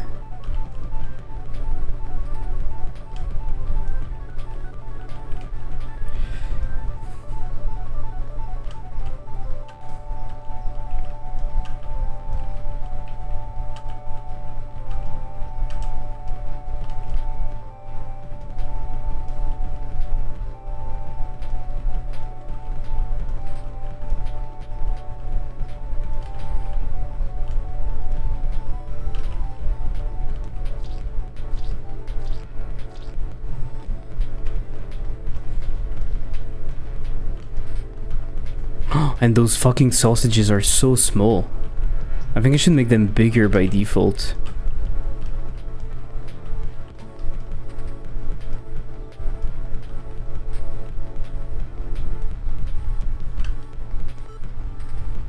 Trampolines you can order in a line so the stuff bounces all the way from the dispenser to the grinder. Yeah, why not? Is that interacting with this? It is, right?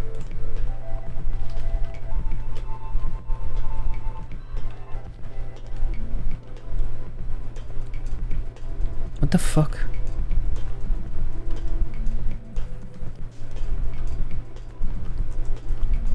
I'm not sure it sees it correctly.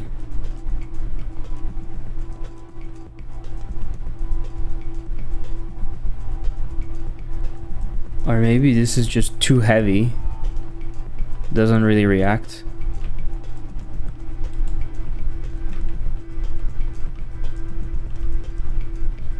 Oh.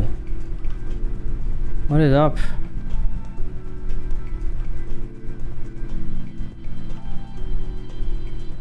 Fuck. Can you put some sausages on top of the closed hole so the next day when it opens up all the sausages fall in automatically? No. The sausages are removed. The unprocessed sausages are removed. Okay, I have $38. Let's see what I can do with this. I still don't have access to the player abilities, so that's interesting. The grinder speed is already so fast. This was a huge issue in here. The way it's calculated, I don't know what happened. Grinder impulse. Grinder output. Dispenser interval. Have you implemented an object pool for all the physics objects? No, not yet. Not yet. I was hoping, honestly, I was kind of hoping I would not necessarily have a lot of physics objects because I would just change what kind of output you get. And so the moment you start to have too many things, I just use another kind of oh shit. Why is the day completed? I didn't go to sleep. This is not good. It needs to be more clear. It needs to be more clear. But I will probably have to. I don't know. Honestly, spawning the objects should not be a huge problem, I think. Spawning the objects, because I will spawn them in multiple frames, unless I want to spawn them a lot of... Okay, I'm spawning a lot of them. I didn't realize I was spawning that many. So it's starting to slow down a little bit. Maybe the meat decay when the day is finished. Yeah. I have some ideas for what it should do exactly. Right now it just disappears to make it simple, but probably you will be able to buy something, and the upgrade would be like, instead of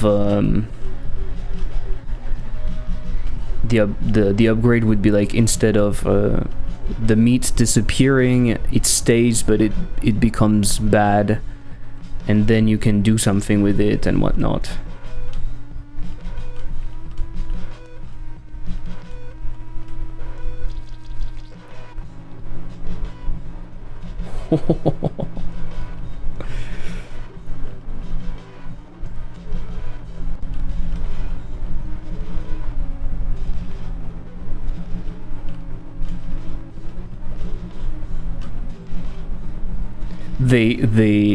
They should have like a little bit of physics. They should have some amount of physics of friction.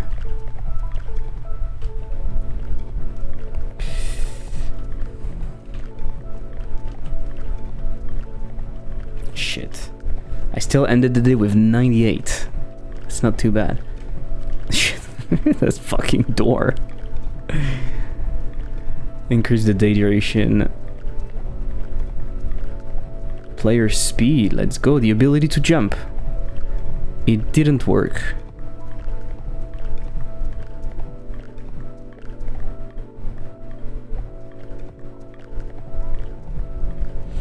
Also, I can buy a cannon. I don't know if it's... What?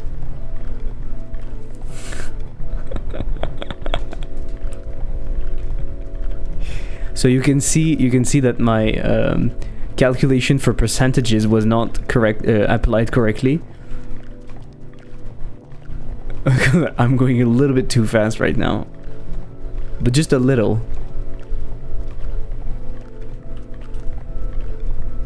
Just a little. I need to work first. Okay, everything is broken now. Ah, the day is actually continuing. Is that a real day?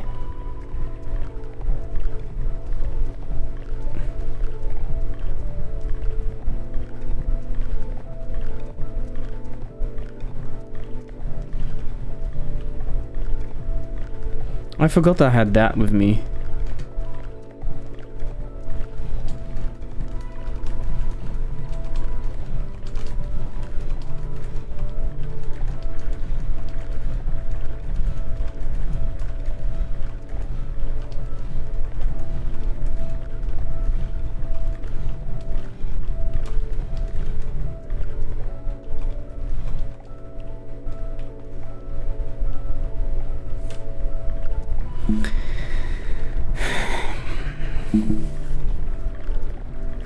Okay.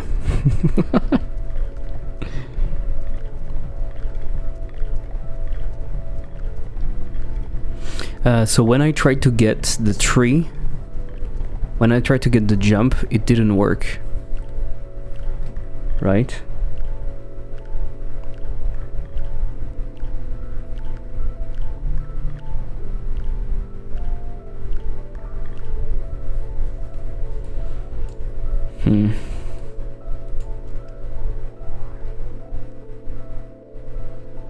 Okay, so how is the thing calculated?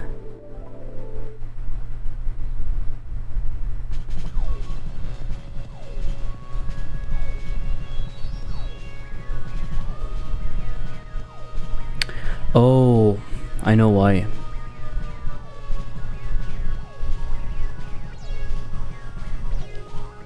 I know why. It's because it's doing the... I understand why. It's going to feel very different if I actually get the value correctly. In here you need to have a type.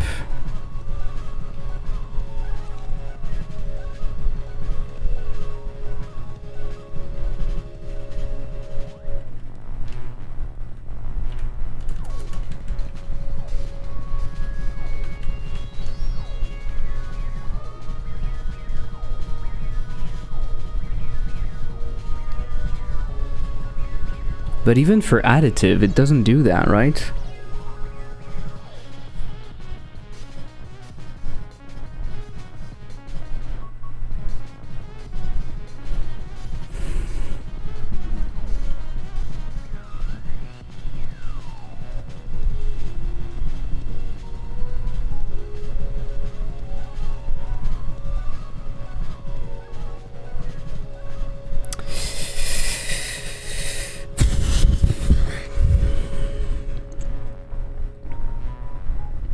I'm not sure how I approach that.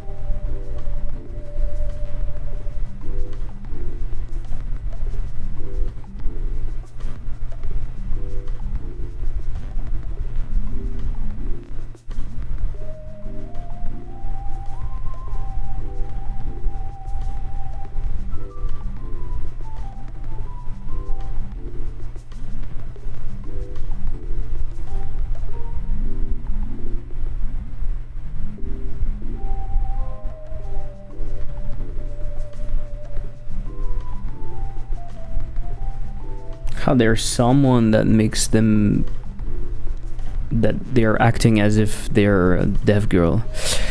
I think I need two things. I need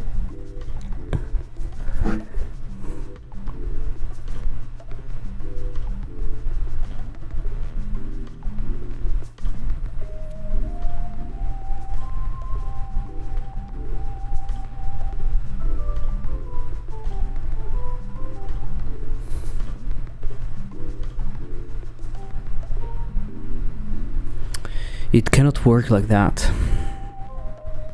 Alright? It cannot work like that. I need a way to compute the value. Just getting the value doesn't work. Just getting the value doesn't work. But we don't have the base value.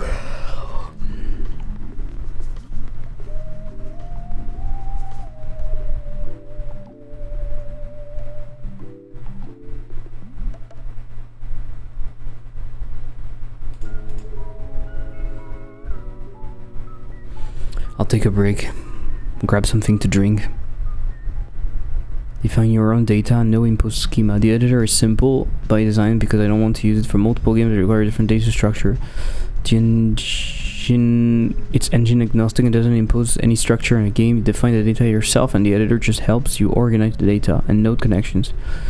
It can export data into JSON that you can import into your game.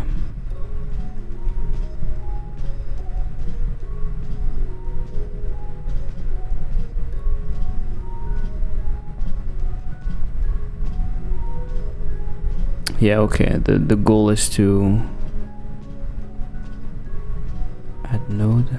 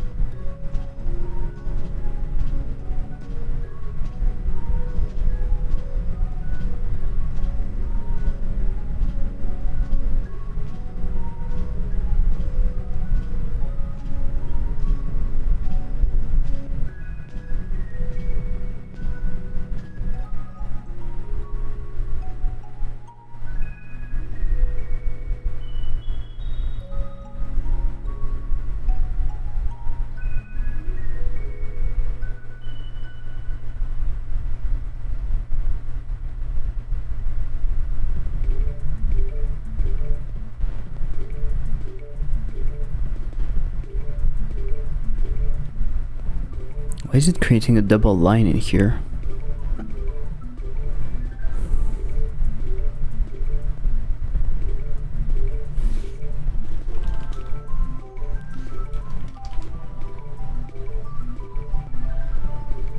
I can edit the default data.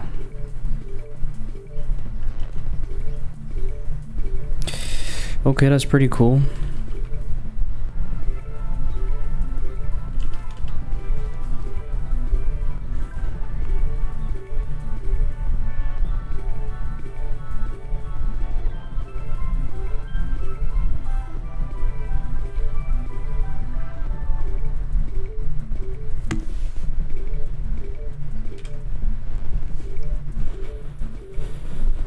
Grid size 32 nodes.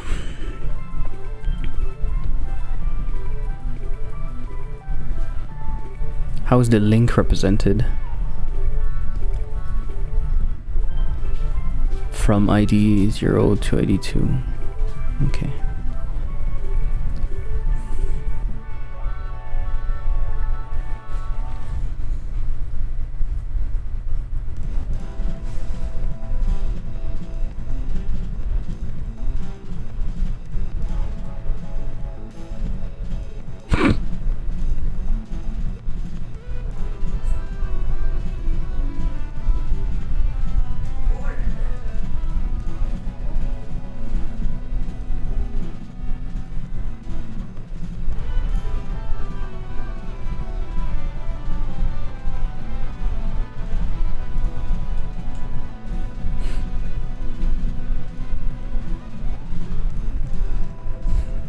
Hello.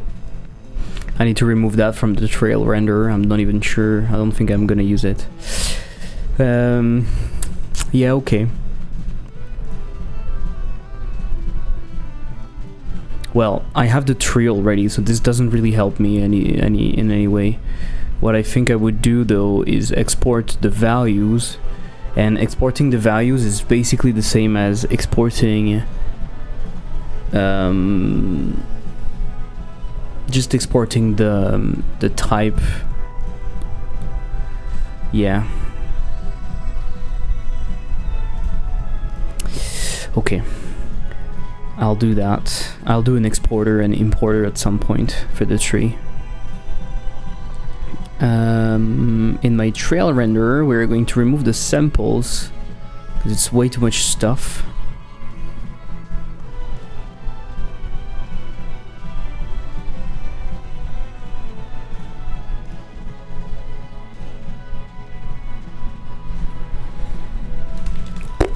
Commit everything, I don't care. Okay, quick break.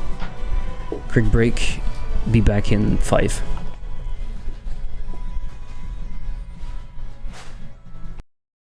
If you like what you're seeing, it's one way of supporting, because I would love my games to support myself, but apparently I'm not capable of doing that, so I kind of need your help.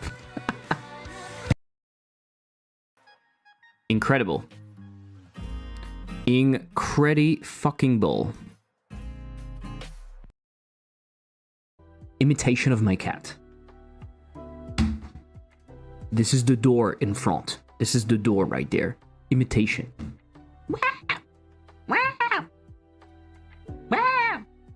That's it.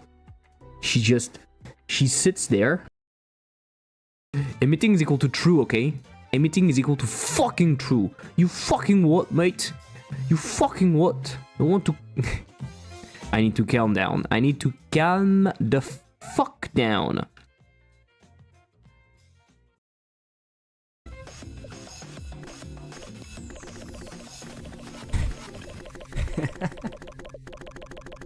If I do it fast enough, I can just make it rotate. Like a helicopter. But with a label. Back.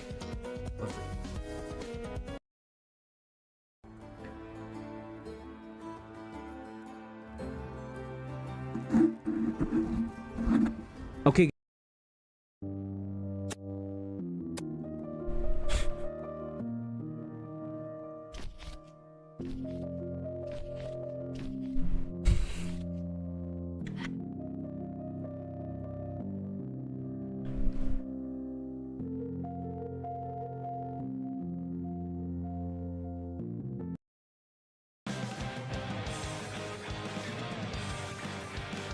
That's pretty cool. Always good to have a dying children in games. Exactly. Dying children are the best thing. So okay. This one I feel great.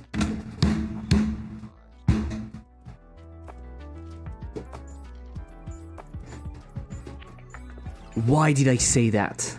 Why did I fucking say that? I hate everything. And I hate myself a lot. Like, hey, I'm just looking. Okay? Do you have any colors? I'm looking at that. Do you have any colors? Do you?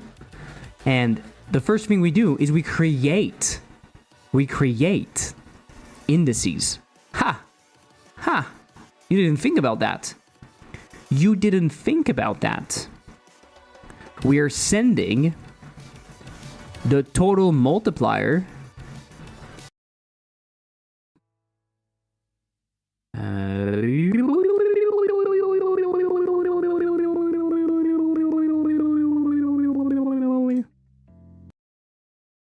maybe the ray should be way bigger. Should be 10,000 that way. Oh, it's not enabled.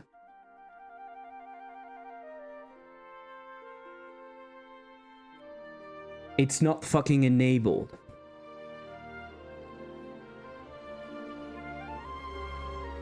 Can you do focus on my face camera, please?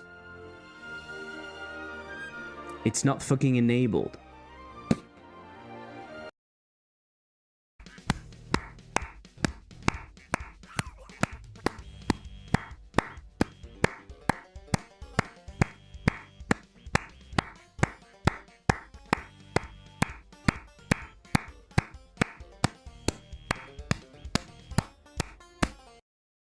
it looks like this.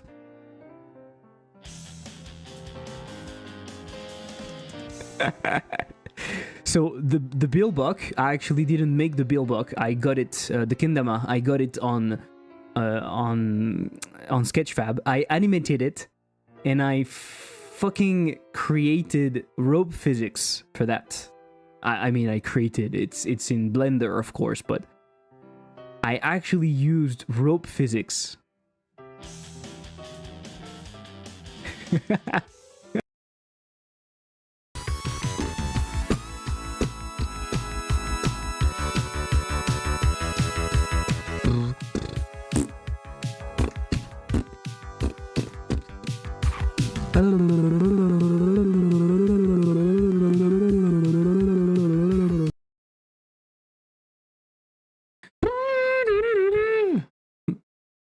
I need to stop doing that. Sorry, but at the same time, I'm not really sorry, I think, you know.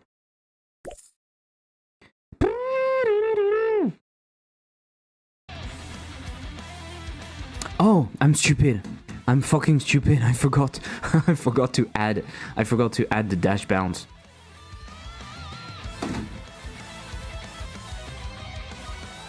Let's go, infinite bounce.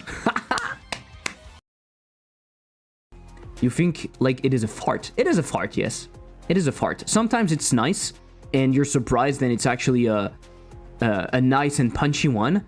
And sometimes it's actually a shart, and it's not pleasing at all. This is AI. You're right. AI is a fart.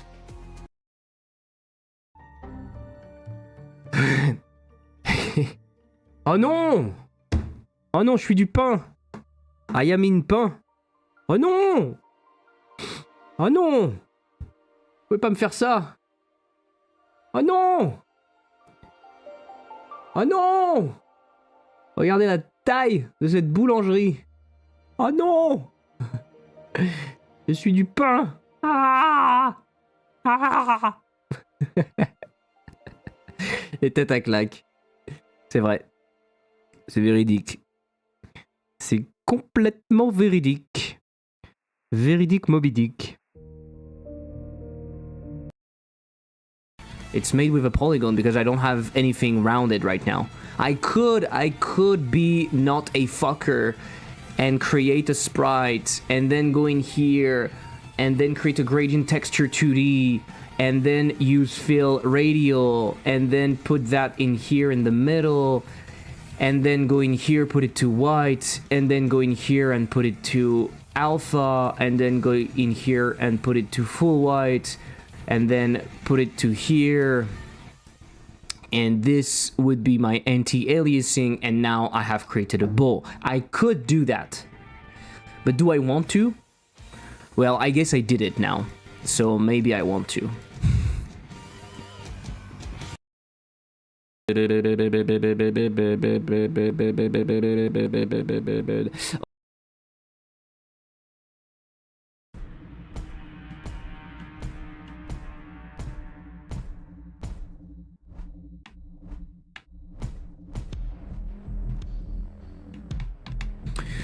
Okay. Let's see how many points we do every time we kill a... Oh, the points. Oh no!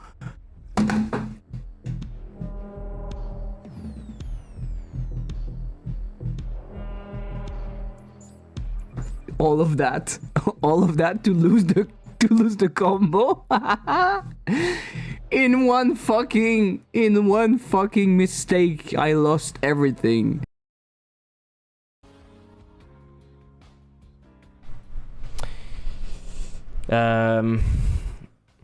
I am 30, by the way, in case you're wondering. Actually, we're not circumcised over here, so let's do that. And then we have a little vein over there, and maybe a vein in here. Yeah.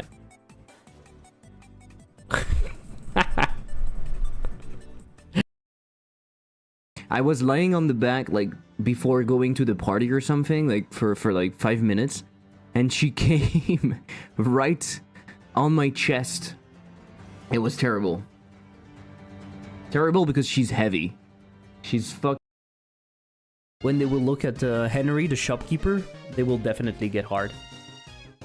I think that's how it works. Henry, the shopkeeper, boom, instant hardness. Instant hardness. The pee-pee is fully hard. Weak! Again. Ooh.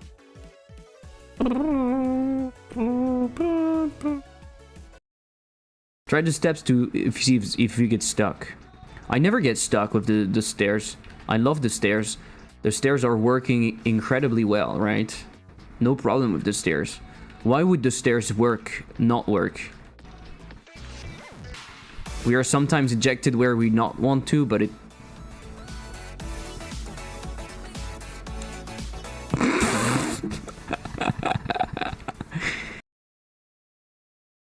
also do it. Right?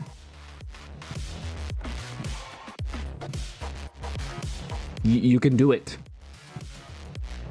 But no pressure.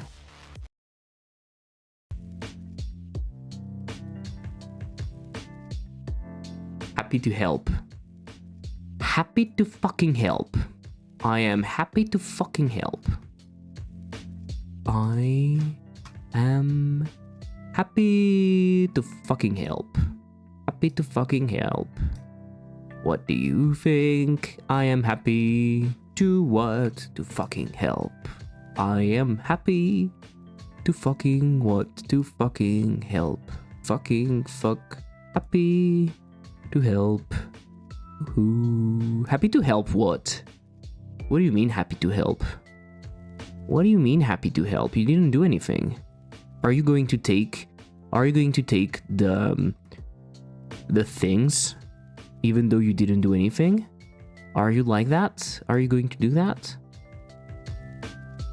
You can't.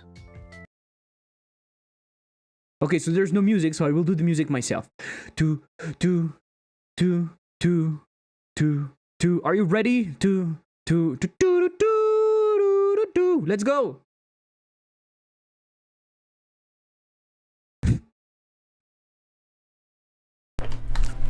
Welcome, B. Leave you there. I think played well with my gem tonight. Put some visuals tomorrow morning. Send a link in Discord. Okay, amazing.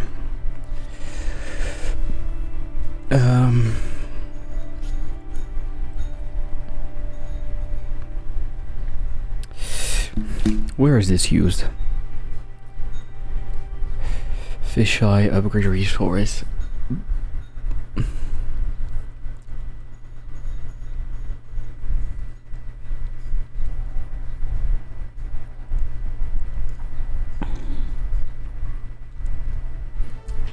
Let the resource compute the next value.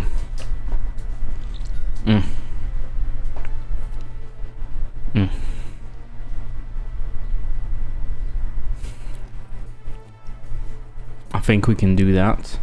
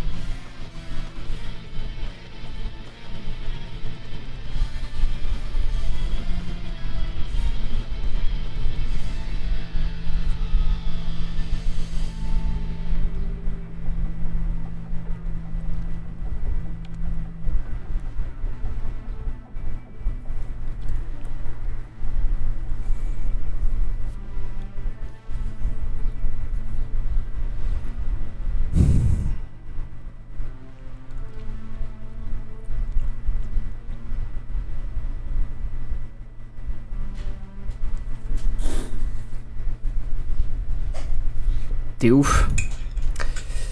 I'm very unsure.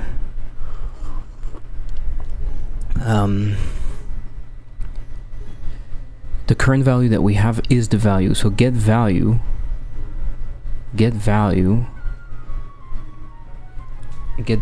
should return the actual value, right? But if it's additive, so that was a mistake that I was making. It was adding too much.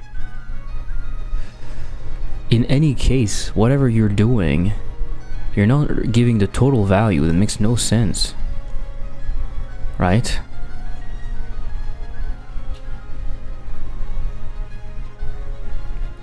Or that would be another question.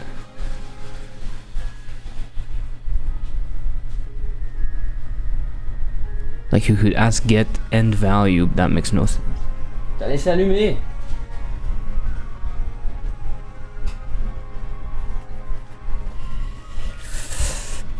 So that should be...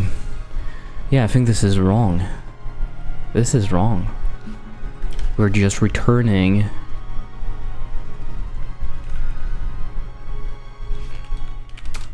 We're just returning... the levels dot value for any of them, right? We're just returning the value at that level.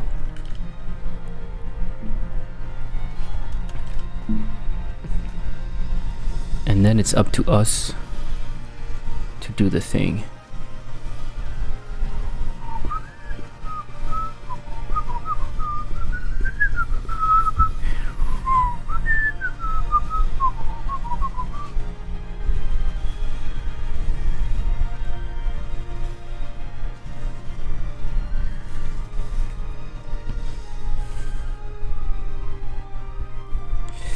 Maybe in here, when I'm in the display,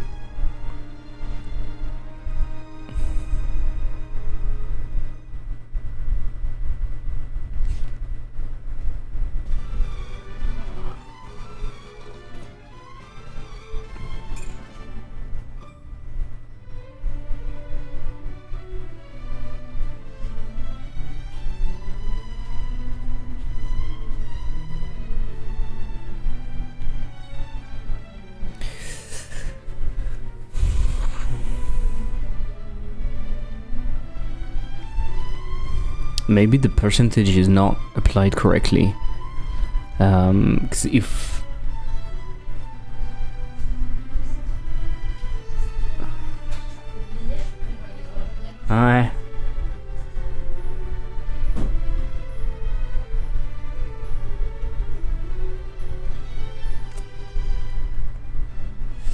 you see how it's written in Shell Divers.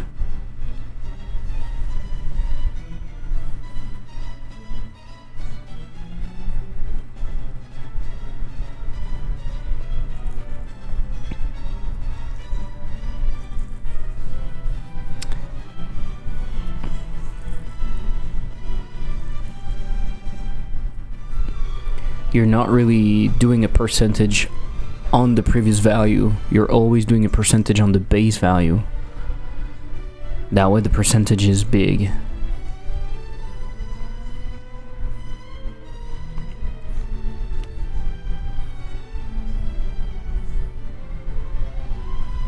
Is that right? But even that, I'm not sure. It doesn't make sense to me. Alchemy. Increase the speed of your alchemy station by 200%.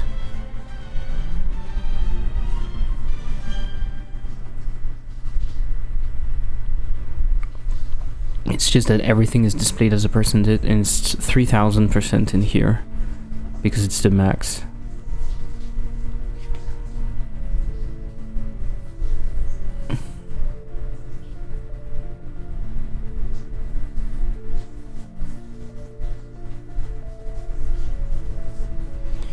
I'm not sure. Maybe that's the mistake I'm making. I'm doing something that is like the value is on the previous value, so it sounds bad.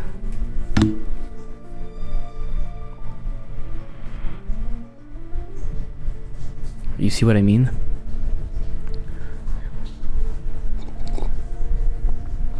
It should be, the percentage should be, you increase the percentage. You don't apply the percentage on the previous thing. You just say, this is going to be the percentage of increase that you have. And then the next step is this new percentage of increase, but it's always on the base value. That would make more sense, right? It's easier to understand as a user because you see the percentage increase. And you don't have to know where you are at the moment, you just know that you have a bigger percentage. Whereas right now what I'm doing is I'm saying I'm upping 10% of what you currently have. But then it's harder to parse because the next time, imagine I don't want to explode.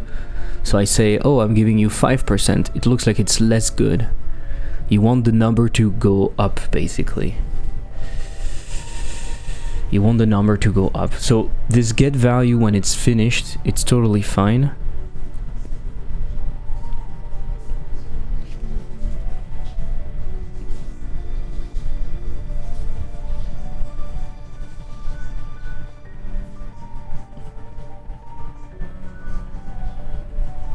And so in here, because you're showing the thing that is upping, no? If it's a percentage, you're not showing the value. Maybe. I'm so unsure. I'm so unsure.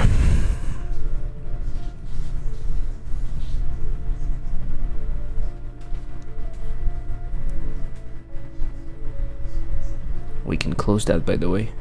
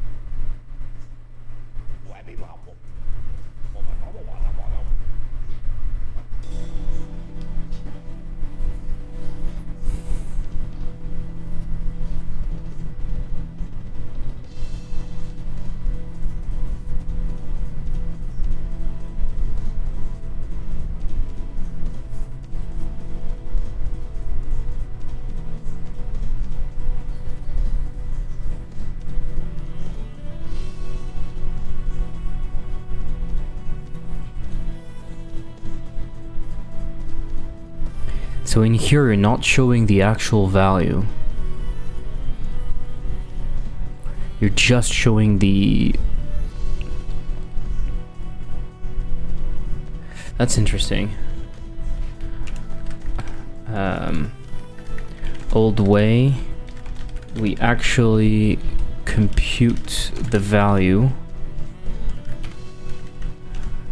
New test, like shell divers, we're only showing the change in value. That might make more sense, to be honest.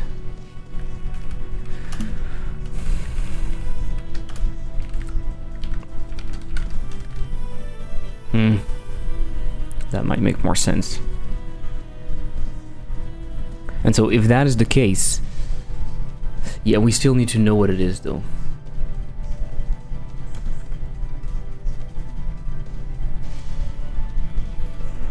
But we could get that.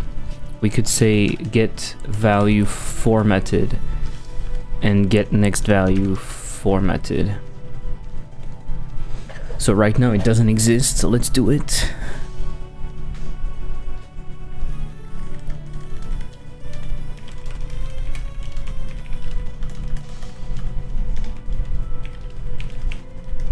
So formatted would be what? It returns a string, right?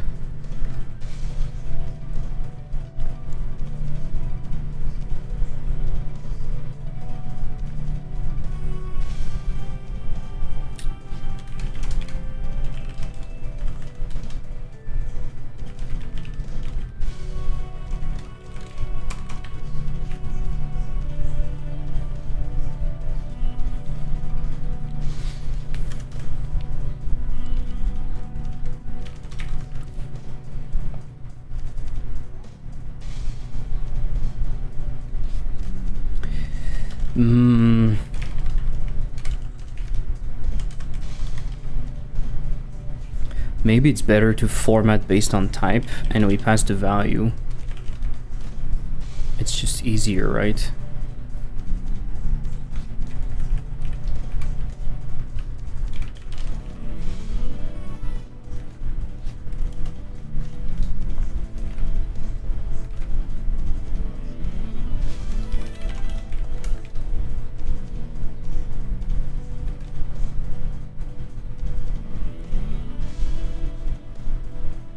So in here,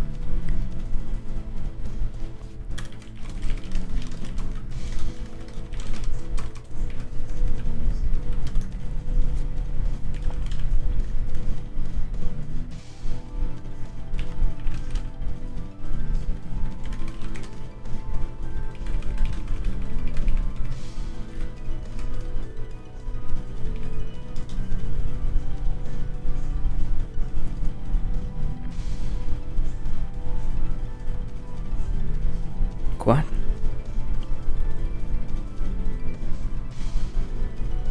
Levels. Format based on type. Yeah. And so in here we do get value.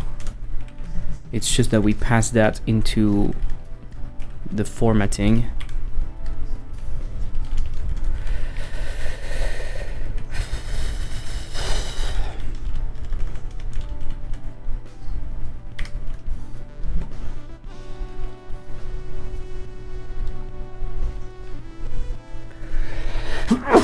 Sorry.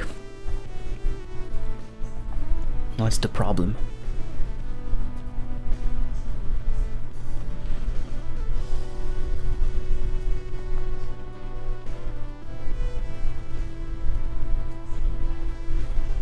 I have some upgrades that are empty.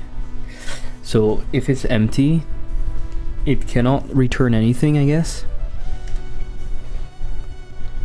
So if levels is empty, it return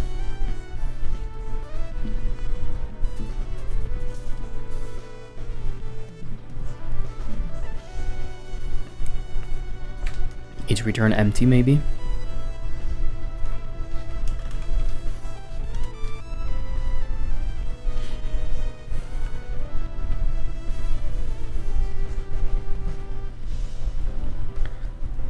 It works beautifully.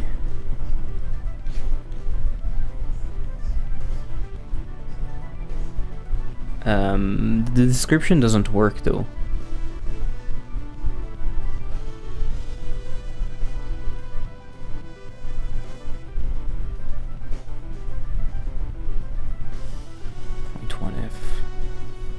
Oh yeah.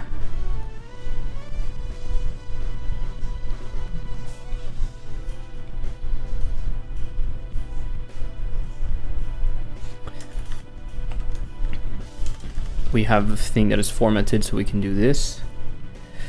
How is it formatting the description also?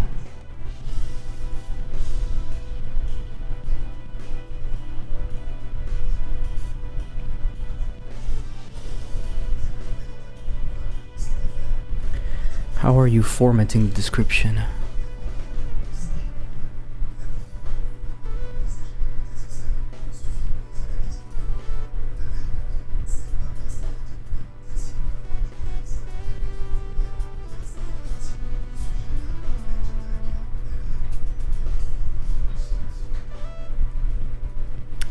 Doesn't work.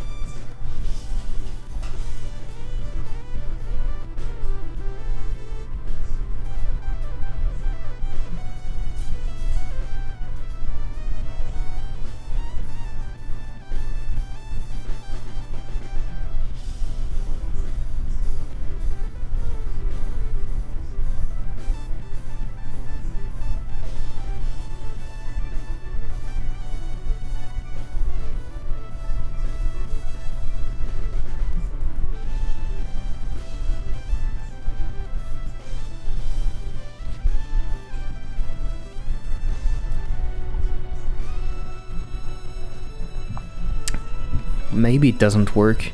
Maybe it needs to give you the absolute value when it's not percentage. Right?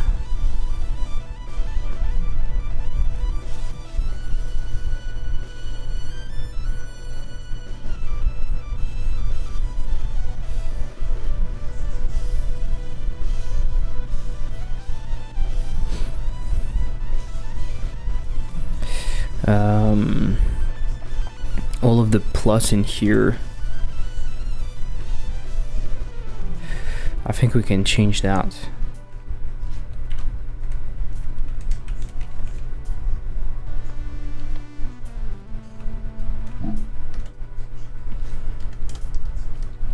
And I can absolute the value.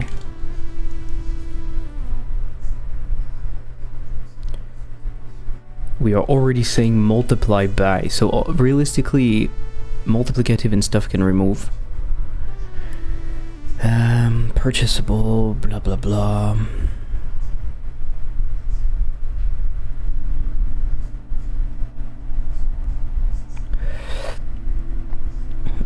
Why get value gives us this? Because we are at level 0. We should be at levels.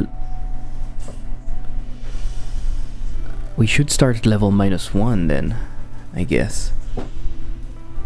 Right? We should be at -1.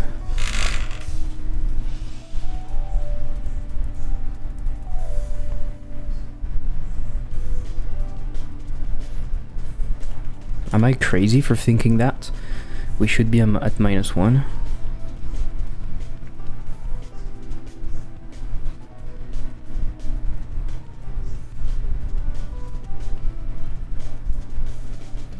Otherwise we're skipping the first thing.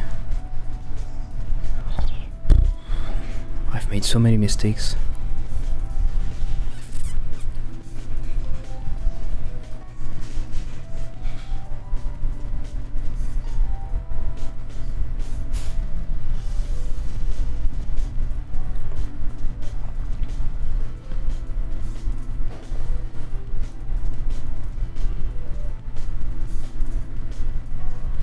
But in here we still want to see +1, right?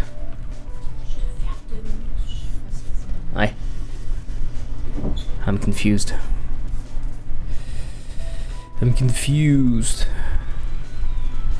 Level 0 out of 4. Let me try to get a lot of money.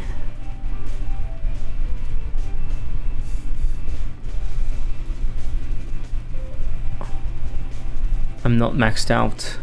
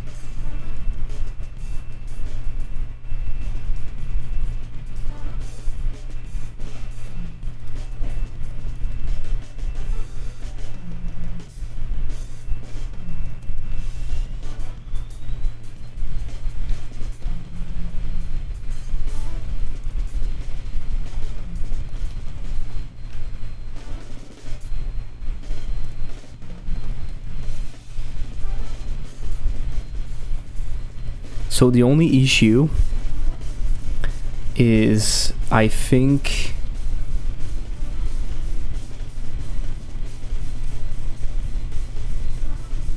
For the percentages, it's fine. For the percentages, it's fine to give you the absolute percentage. But if it's something else, you want the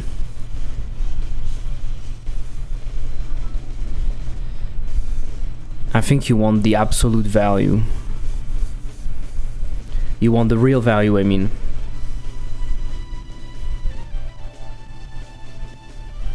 I'm not sure if it's super clear.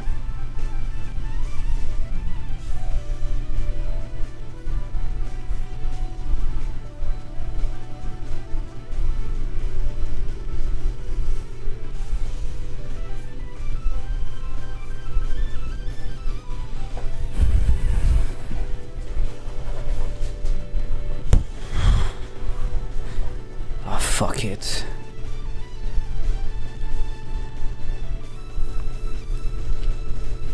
I feel like I'm making no progress.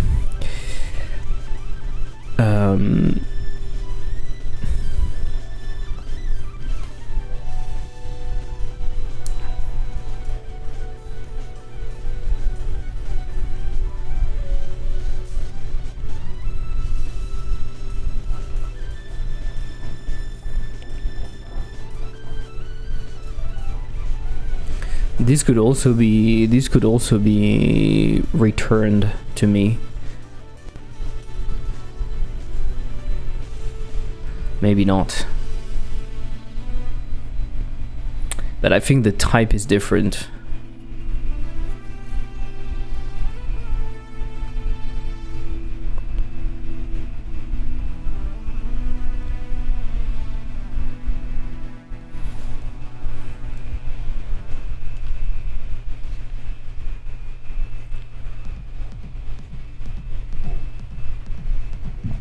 I think it really depends what type you have.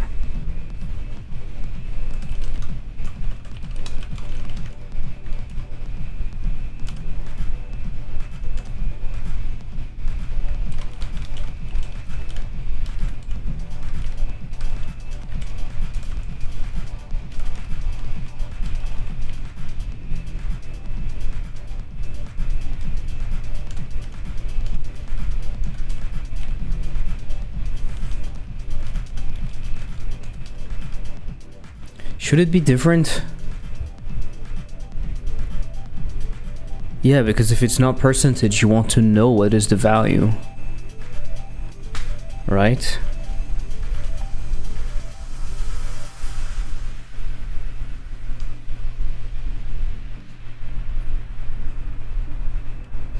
If it's value that, and if it's multiplicative, you want the same thing.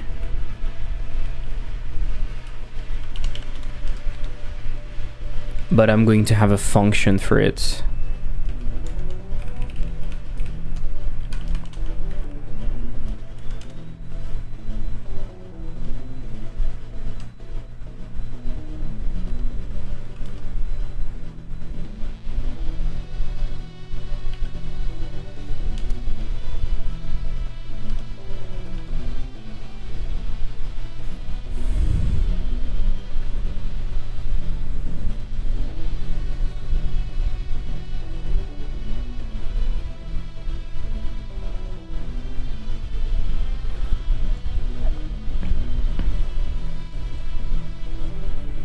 How can I call that?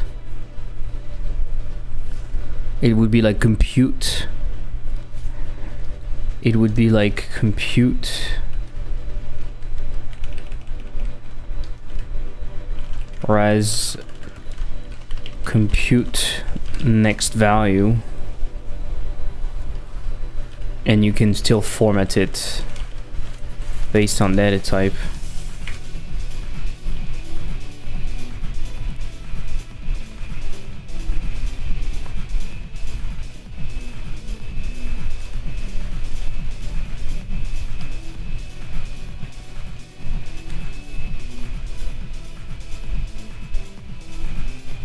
And we would do the same in here, right? This is the final value, so you know what it is.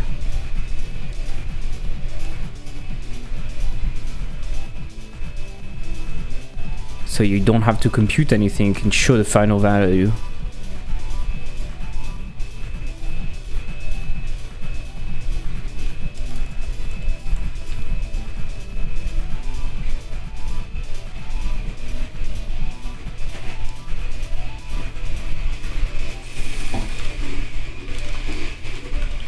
Compute next value.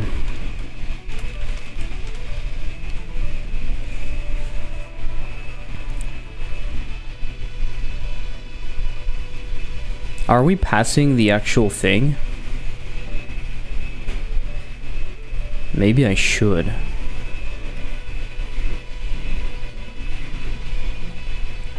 Compute the next value. Maybe I don't want the thing to directly have access to that, so I can get the value. So I pass it the value. The value to use is right there.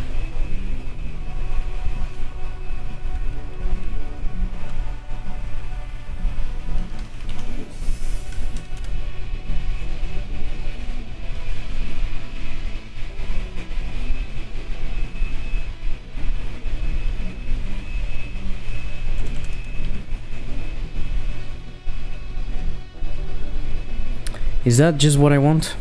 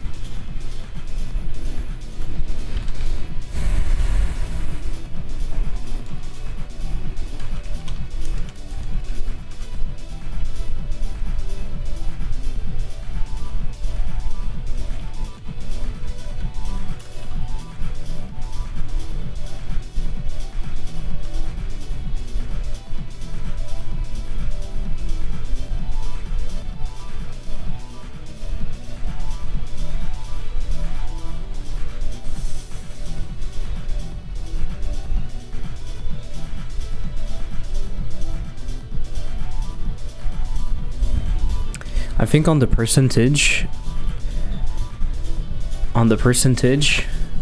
I can remove entirely the 0.1f.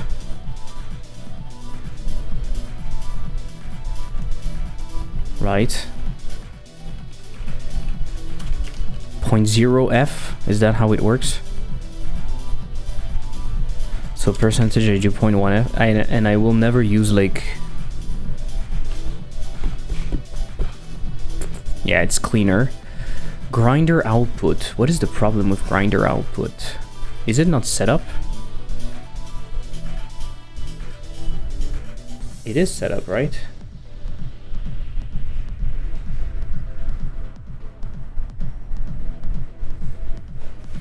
I think I should provide a way to know what kind of output format I want.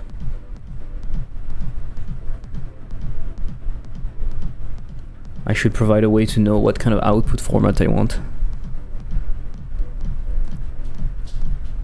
But I don't understand why it doesn't work.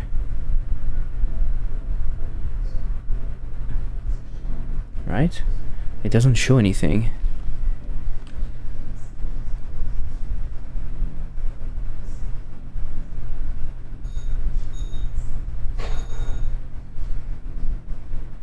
Grinder output 0.1f 0.1f to 0.1f. Oh, because we're still formatting.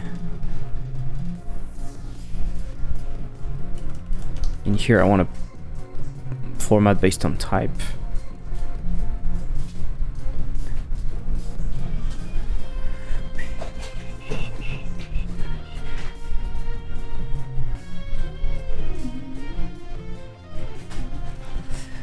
No.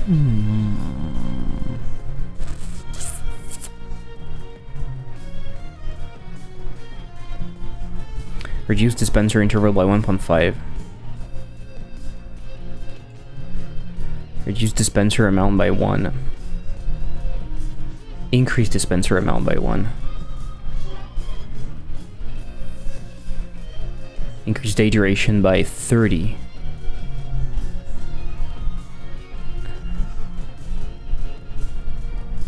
Day duration by 30.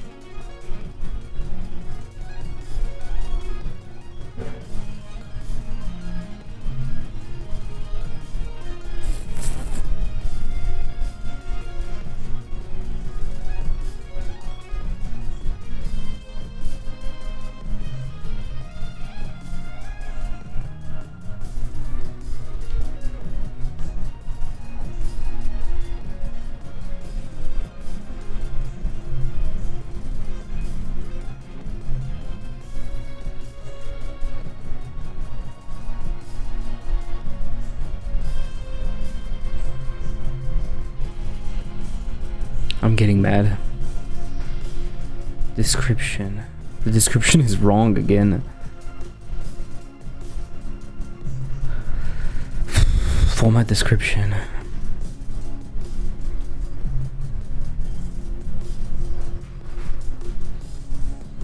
Oh.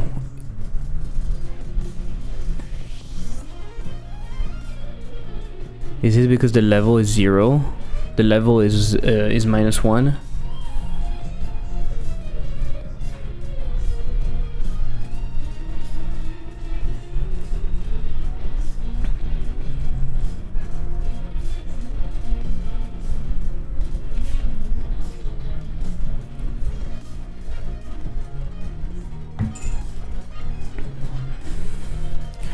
It's kind of weird what I'm doing.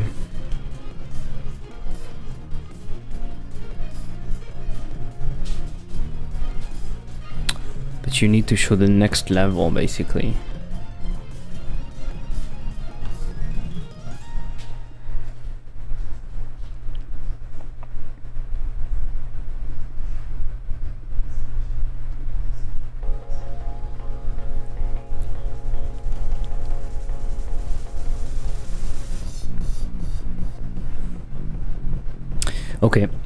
Okay, so that kind of works. Now we need to go on the data layer and we need to actually apply the upgrade. So applying the upgrade works because it's additive.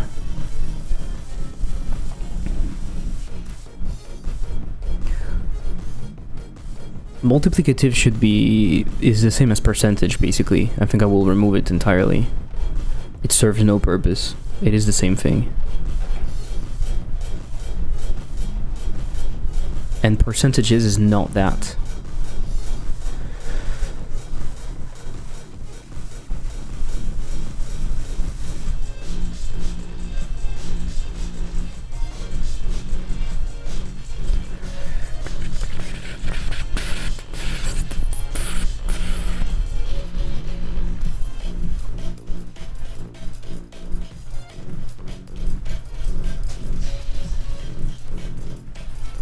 So I want that to be the value's default times the thing. Yep.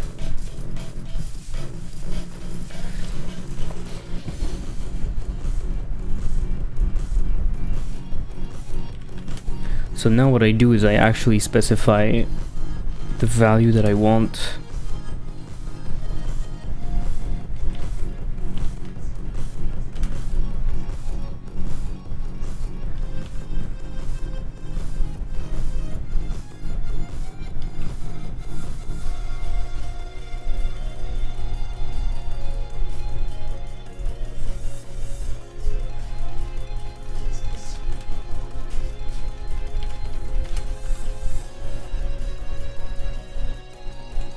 Should be better.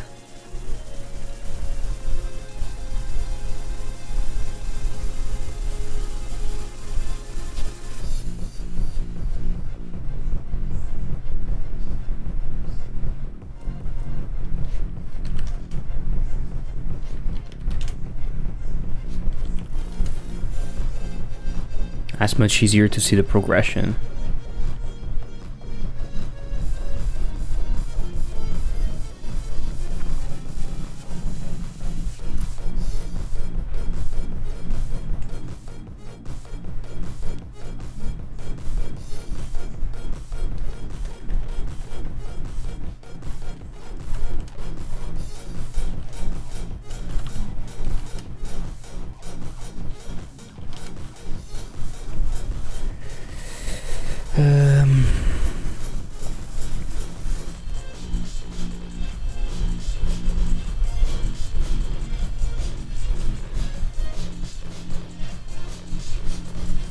The base value for the dash duration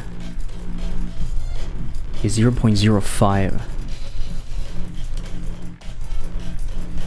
So maybe you want to do it in percentage, honestly. Oh, but that's why we're doing. So let's do 10%.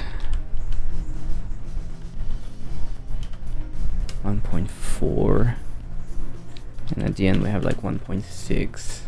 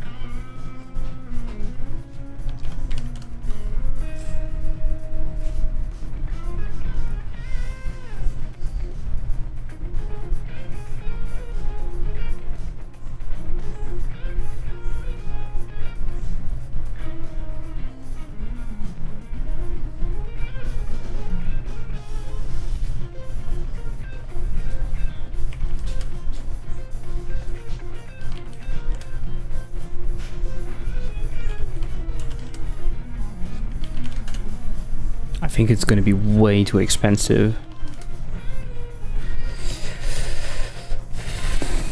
But I think I have my values now, so they should be correct.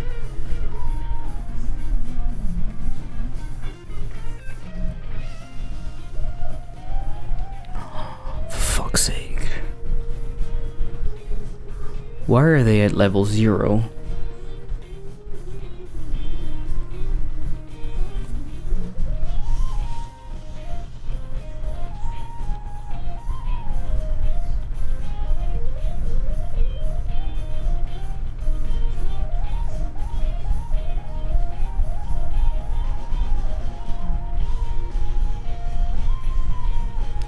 Because they all have a level 0.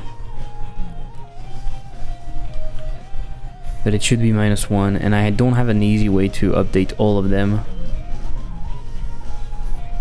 That is a huge pain.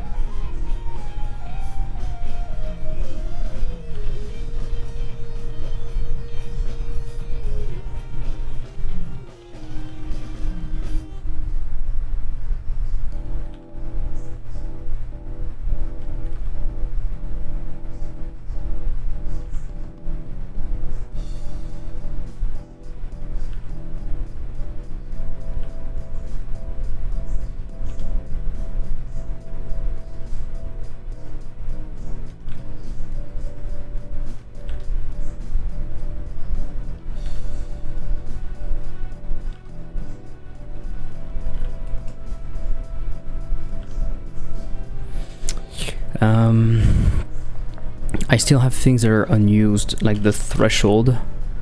I guess I need to put it at -1 also, and there's another one that is unused. I should put them in like unused. Unused. Threshold is unused. There's another one that is unused, right? Oh, the impulse variance.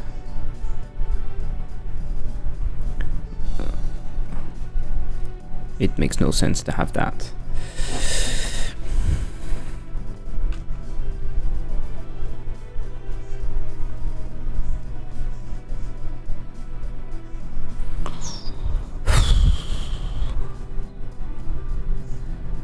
Why would grinder speed be 145?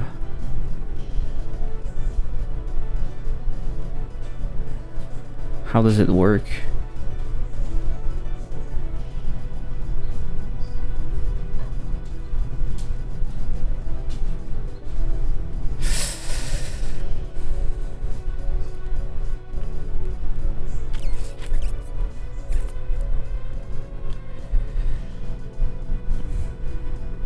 Okay, it's passing -1. I don't know how to do that.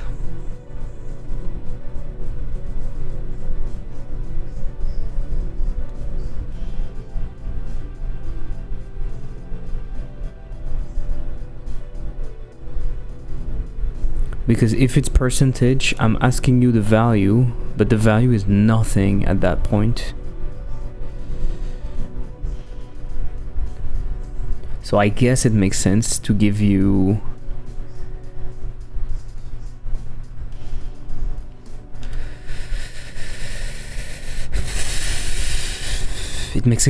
one.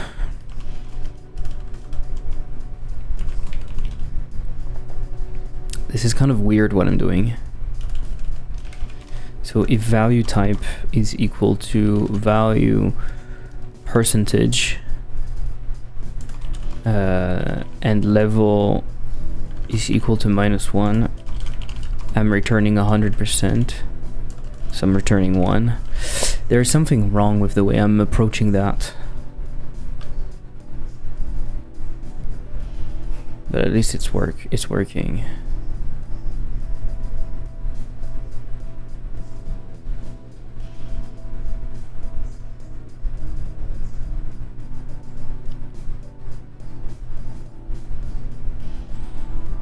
Why is this one red?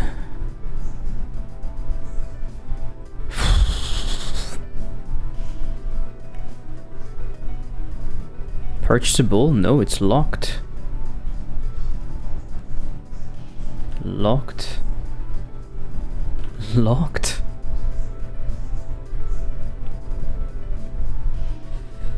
Okay. Weird.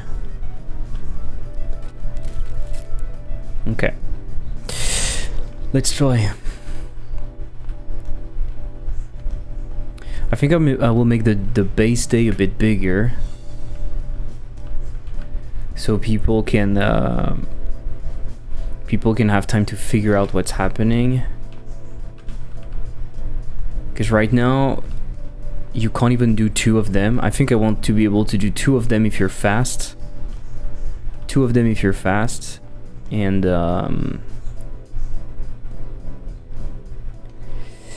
oh my fucking god. The price is also wrong. What the fuck? Oh, because the price is doing the same thing. Because I went with -1. I think I will regret it. I don't know why I did that.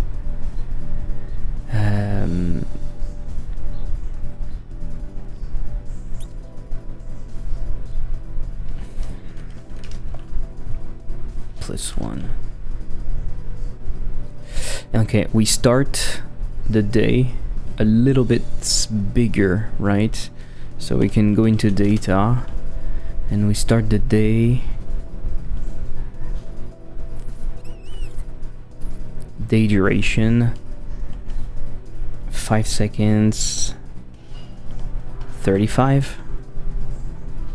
And maybe we decrease the amount that we are getting. We're adding 15. It's the same price again. Maybe we're only adding 10 in here. 20, 25. And 30 at the end. Okay.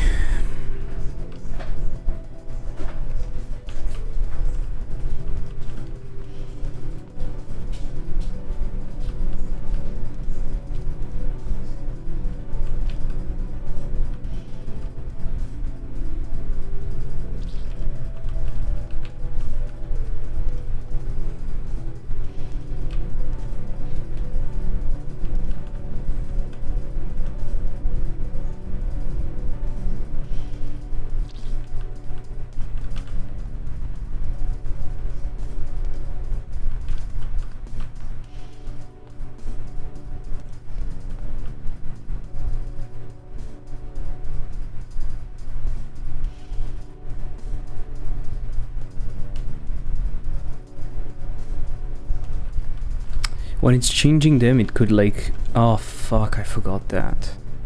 When it's changing them, it could do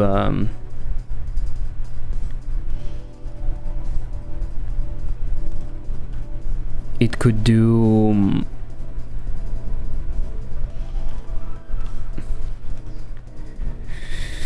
it could do a little animation. This is also wrong.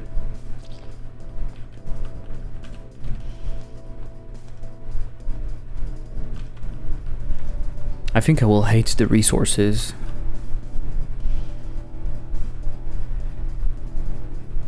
I won't have time to do a third one.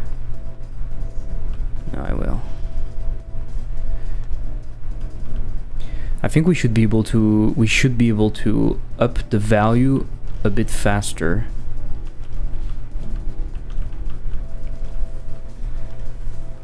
Making $4. Oh, come on. Grind speed. The output and the impulse in here. Where's the value? Grinder output. We don't even have the output value?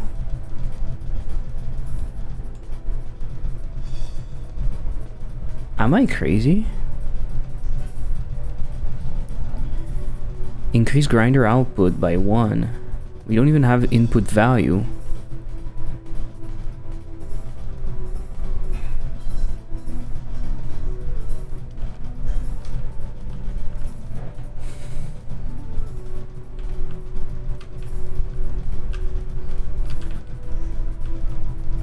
Why is my day 2 like that? Oh, fuck. Every time. I forget to actually leave and start the next day. I need to do something about that. I don't know what exactly, but I need to do something about that. Waiting in here is probably not a good idea.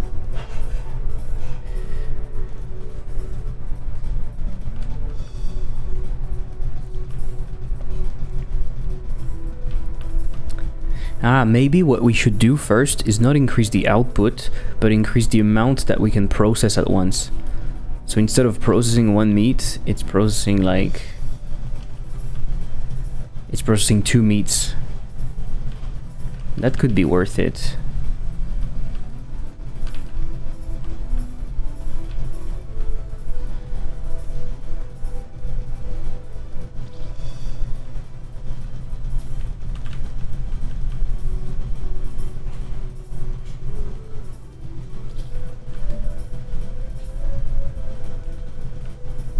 It was a productive day.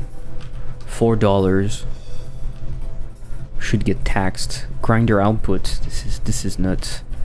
This is the moment where I'm rich.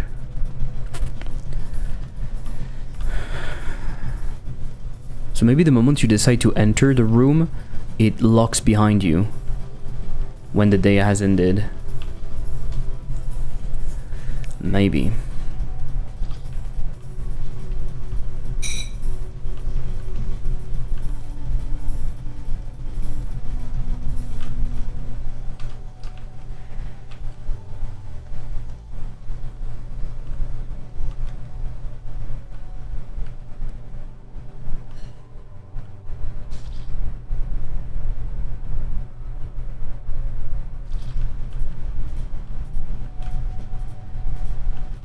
Ooh, that is a pain.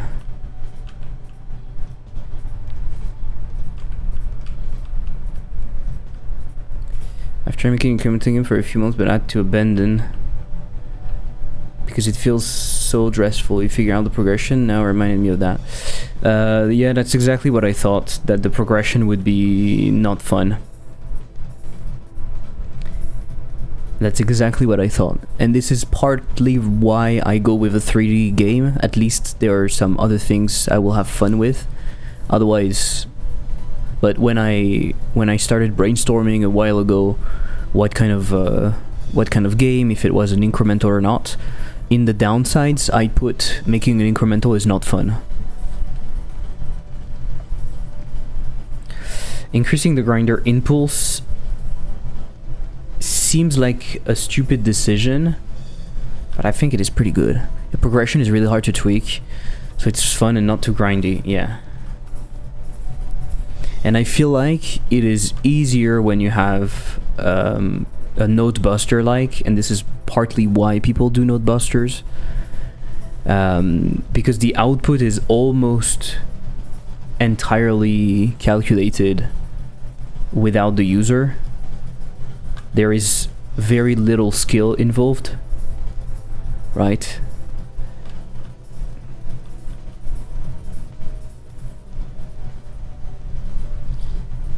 So you could almost like calculate it. Okay, the collisions are awful in here. To me, crunching numbers is not even the dreadful part. It's fun to create progression in games. You have to make surprise for players, but in incrementals there's just a lack of space for that. I disagree. If you're talking about incrementals in the sense of idlers, then yes. Otherwise, no, I think you can have fun. You know exactly when you're going to introduce what and what kind of mind-blowing effect it's going to have. I think that is kind of cool. Increasing the output seems like the most logical thing to do right now. This will basically make the thing explode.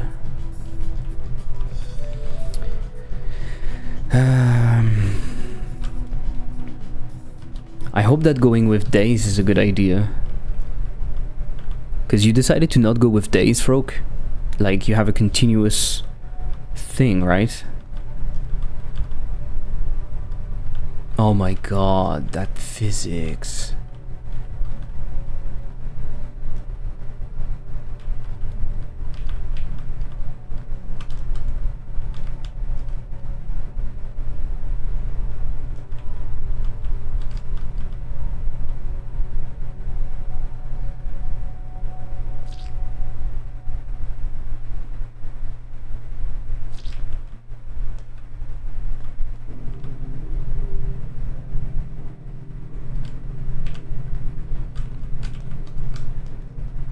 Oh my god, so many. Oh, this is such a pain that they are here. Never really liked the day-to-day progression as a personal take. Yeah. I wanted to have seamless progression, but especially as the player build the room little by little. I understand that. I kind of feel the opposite. I feel like day-to-day progression feels limiting initially because of the limit in the day time, but it gives you a sense of progression that is very clear. And I like when there's this moment where you go back, you figure out what you want, etc.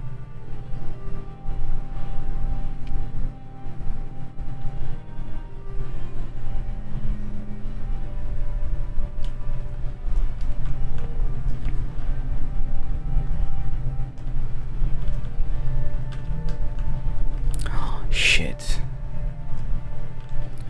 But this should stop. Why is it still continuing?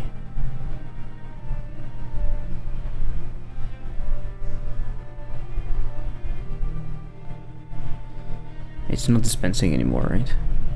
I get it. With day to day you are like speedrunning it and you get better at it. This part is fun indeed. But I understand the idea of the building and stuff. I hope that I will get enough. My days will be long enough. They will be very limiting only at the beginning, but then they will get long enough so that you have time to figure out your stuff and to put in place like the things that you want. Also, I'm allowing players to stay at the end of the day so that they can do their placement at the end of the day, like kind of as an overworked as after hours, you know. That's how I'm coping with the fact that I want them to be able to create their own systems. This physics stuff driving me nuts. I'm not progressing in the amount of money I'm making at the moment. I'm kind of stuck. The grinder impulse needs to be much bigger. Actually, there are a lot of places to delay players. I was thinking 2 hour for a moment here for some reason. No, but I see it depends the kind of incremental that you're going for. To bite sausage rolls, maybe connect 2 sausage with a joint. I will make them more. I think it's good that they roll because the goal is to automate. So, for example, the grinder impulse, so the output of the grinder, getting that upgrade is actually interesting because it's a way for the sausage to go directly into the hole instead of having to grab it and put it wherever you want. So I think this is partly why I want.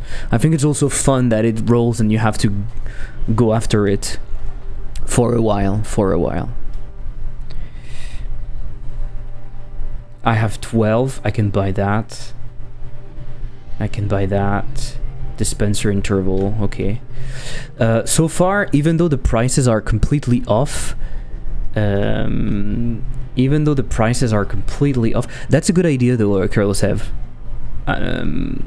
As a way to say the output is bigger, it can be that now it's not just a sausage, it's a 2 sausage. It can also be a way for me to reduce the amount of rigid bodies I'm spawning. Like, instead of being connected by a joint, it's actually just a new 2 sausage. So it's just one physics object, but it's a bigger one. And I keep doing that until you have like a pack. I will replace the floor with a proper floor also, because right now it's kind of awful. The CSG is causing a lot of problems. And also the interaction that I have with it is problematic. I'm wondering, how did you do it, Froke? Initially I tried the infinite inertia method, because I have maybe you have a rigid body as a player. I should probably just do that, to be honest. I have I have a kinematic body as a player. That might be a bad idea. Because then I need to interact. I need to do the interactions with the physics, and it's kind of spotty sometimes. The kind of limited space I was thinking about is the grinder shooting force. It's kind of expected since you started playing, and no surprise, no fun, Emo. That's fair, but I think it's fine. I personally think in games where you have upgrades, I think it's fine to have shitty upgrades, because it makes the other upgrades more interesting. Especially when you have a choice. At the end of the day, in an incremental, you will fill the entire tree, but of course you will be drawn towards some upgrades more than others, but I think it's fine. I have a regular player controller, but I added custom interaction with physics objects, but I think rigid body plus is fine too. I also have a custom interaction, but I don't like it. Did you do it push-based? Like impulse-based? You detect it, you put an impulse?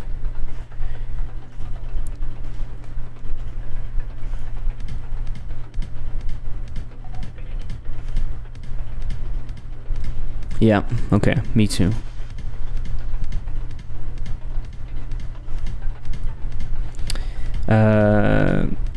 Why is it asking me for the price? Who is asking me for the price? Reflect res. Okay, we should do it in here basically. So if it's purchased, we can say maxed, something like that.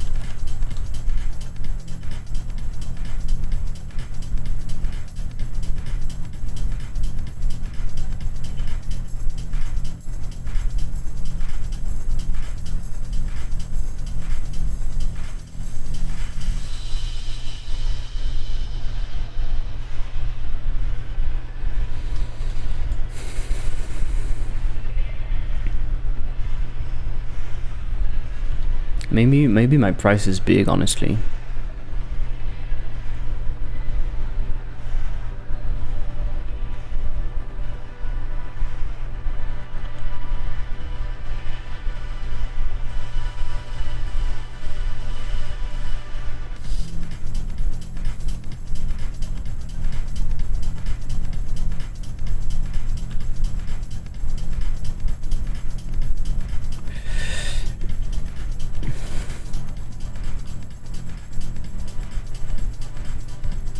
Yeah, it's better to have the price like that, at least.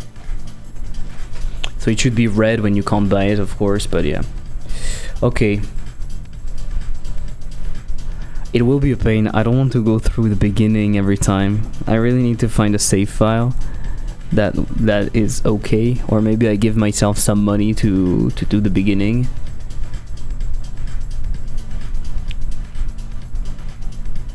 So I have some small issues. That is okay.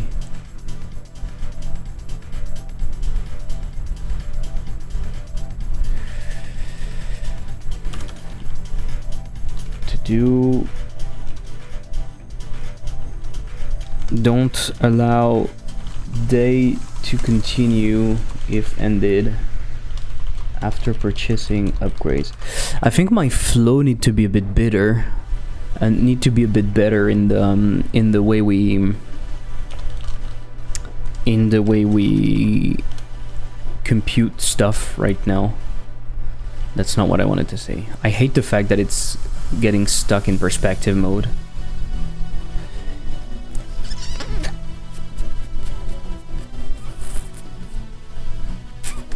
Okay, I have not scaled the sausage at all. I think my sausage is too long.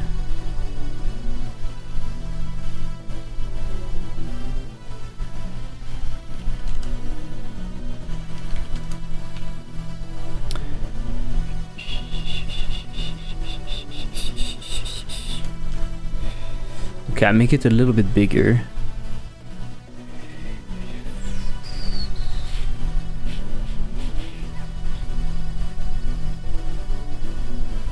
I will increase the friction, I think. The grabbable area can also be much bigger to help me. Oh shit. It is the same.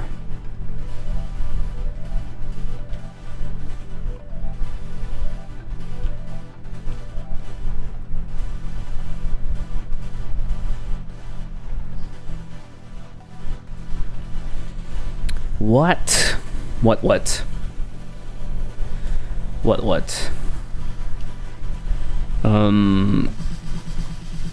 So what could happen is then you get a chance of getting more output, and what it does is it simply creates a pack like that, right?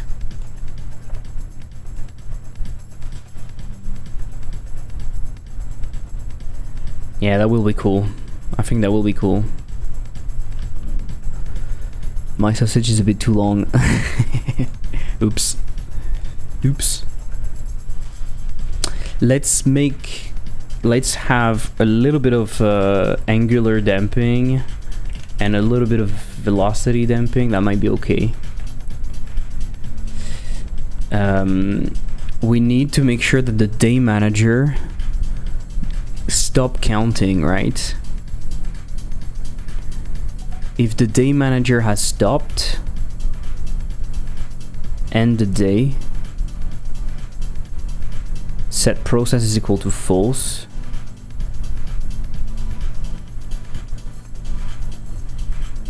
It's because if you go purchase the thing too early,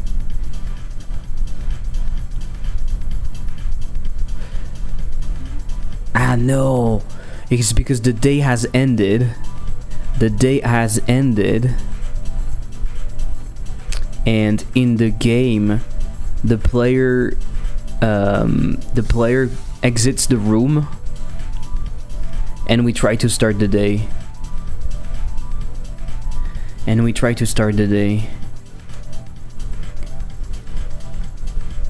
Right?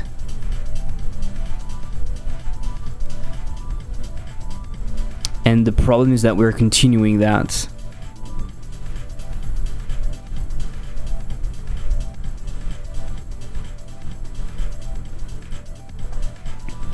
So I think we should be not started to be able to start the day. To start the day, we should be not started. You see what I mean? We should be in state not started.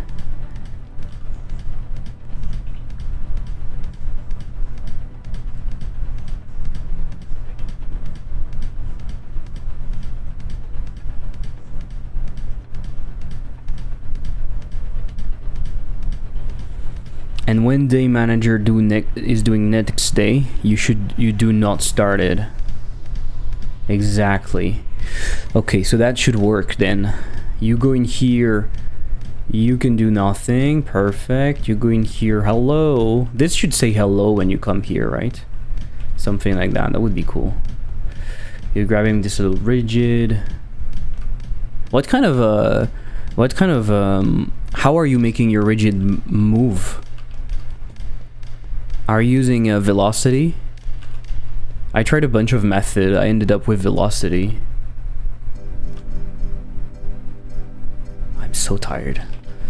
Why am I working for so long? Okay, $2. I think I want to see other things in here. So imagine I go over here and I increase the day duration, and I try to come here. It shows completed, so it doesn't do anything. This did something though. This did something. What do you mean? Move in what context? The physics object that you pick up. What kind of interaction did you do? What? It acts as if it's working, but it's just not progressing.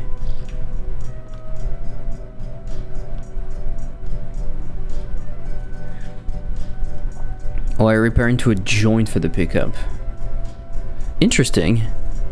How is it not lagging? How is it not lagging? Did you enable something specific so it's not lagging? I tried to do the joint method, and it was lagging like crazy. It was like always lagging behind the movement.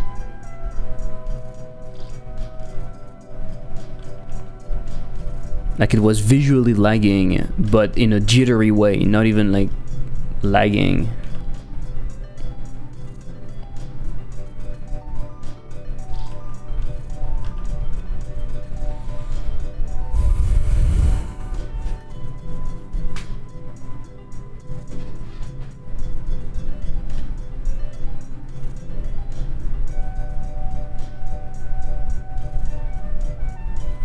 Because the joint isn't directly a child of the camera, but tries to get a marker and compute physics to do it.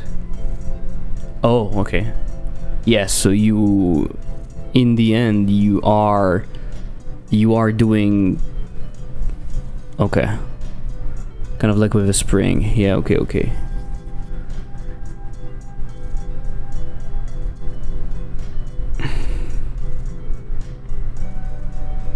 It's kind of like doing velocity directly in probably. At the end of the day, it's probably doing the same thing. Because your joint physics is very strong, but the physics that you apply to make the marker move is weaker. Yeah, okay.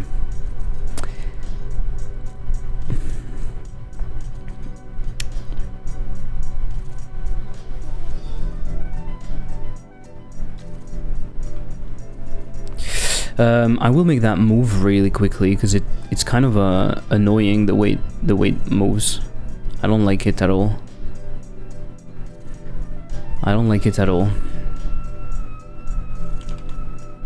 I'll put a marker. The Z fighting is killing me.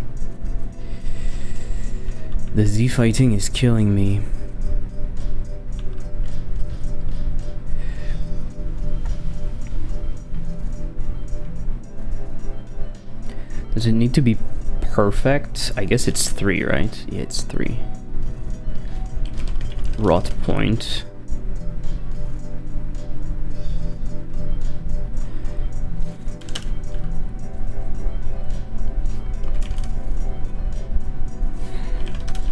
But it's really nice as it handles all alone the drop off when moving quickly. Okay. I do it based on the distance. I have the distance, and if it's too far, I let it go. One thing I'd like to do is take into account the weight. At the moment, it doesn't really take into account the weight. So no matter what you hold, you can hold it the same.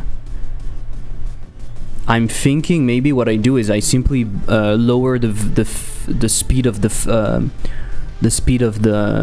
player. I've also thought about introducing stamina, but I don't know if it's fun. Introducing stamina gives me opportunities to increase the stamina, and that's why I'm thinking about introducing stamina. Like, the stamina could be one way to limit your dash and stuff like that. Like, you could dash twice if you want, but it's just going to deplete the stamina. It handles the weight also. I don't have to handle it, but under the hood it's probably the same than your solution. It handles the weight. Interesting. In how? Because you're applying a force. And the force depends on the weight automatically. Yeah, okay, makes sense.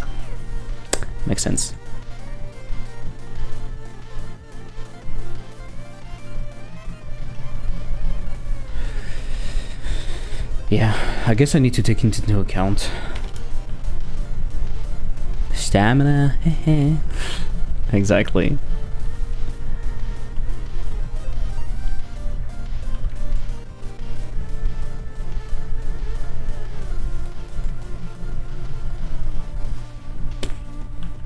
$180. Should we do that whole cover instead of tweening? I'm going to tween the rot points.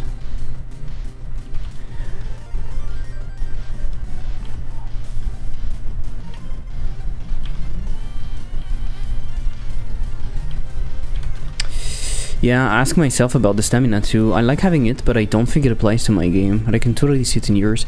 Because we have a time limit, I could be gentle with the time limit initially.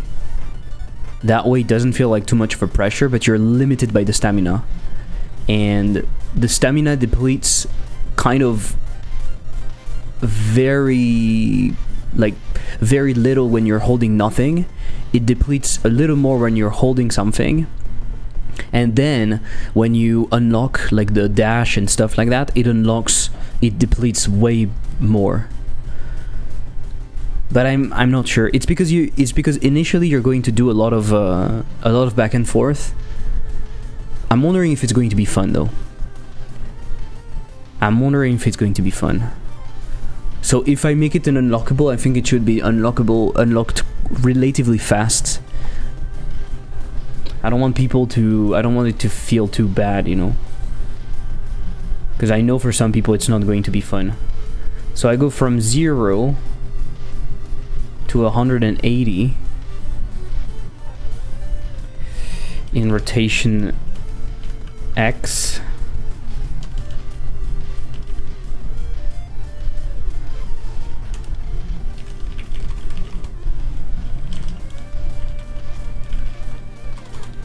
I mean, it is 180, that makes sense, right?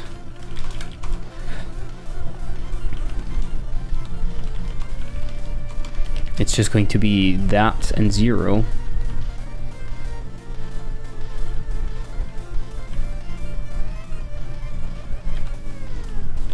Is it for both of those? The other one is going to be minus. Yeah, that's it. It's going to be 0 for both of them. Open rot.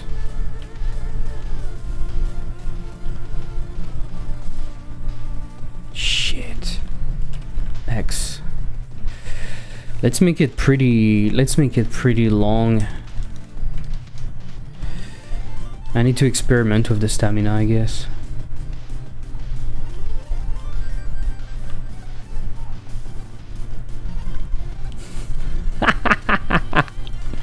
Your typical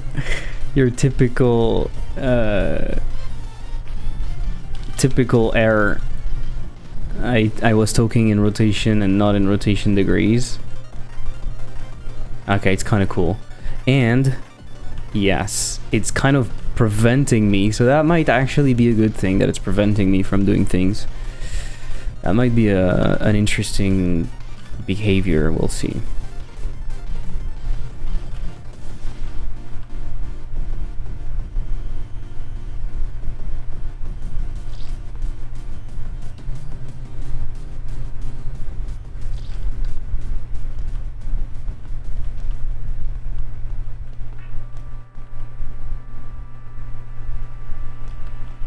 It's going a little fast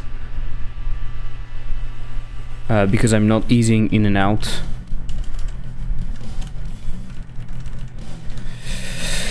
And it can take more time, honestly. That way it gives you time to... I like the idea that people will try to sneak in a little thing as it's closing, you know. I think that's kind of fun.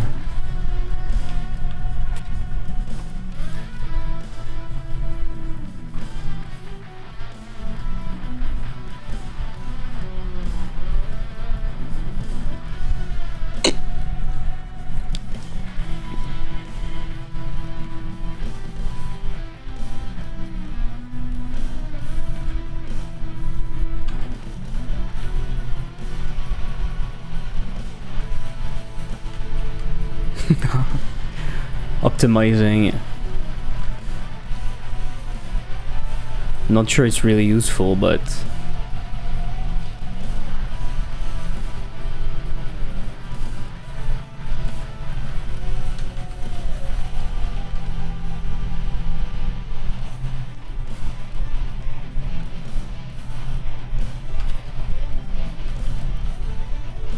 shit. I've been greedy. Oh, maybe I have time. It took so long to close. I completely had time. That was pretty cool.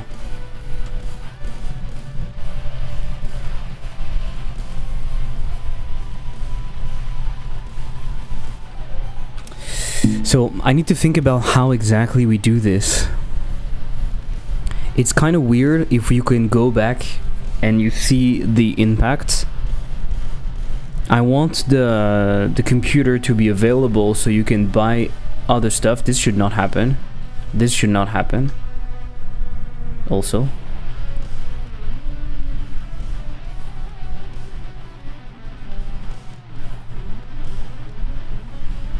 So maybe that's just a solution.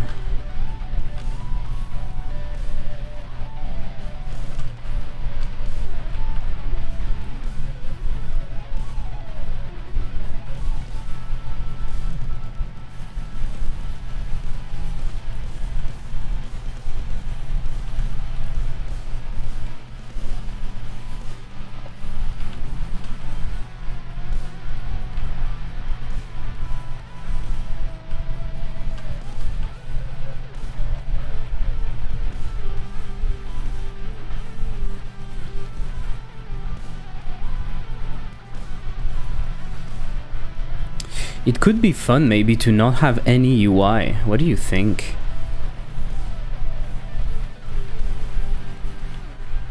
Maybe it could be fun to have all of the UI inside of here. The display would show you everything. It might be an error in the sense that UI, I could do something cool. But I don't know. I feel like it would add something interesting. It would force you to look also.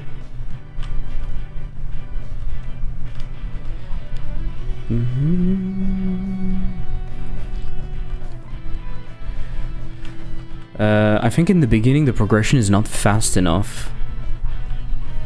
So it should probably make the dispenser go a bit faster. That's a good idea, more immersive, yeah. The only issue is that it's... Oh, it went through the floor. It's less things I can... It's less UI I can juice up. Oh, it went into the thing.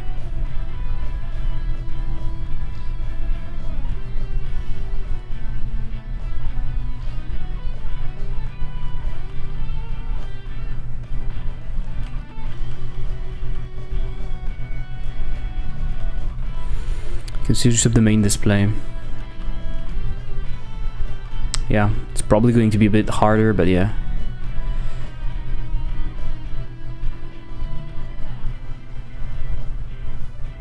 The dispenser interval is not really a problem right now. So let's do that. It's a UI element. True. But it's a UI element that you see less, right?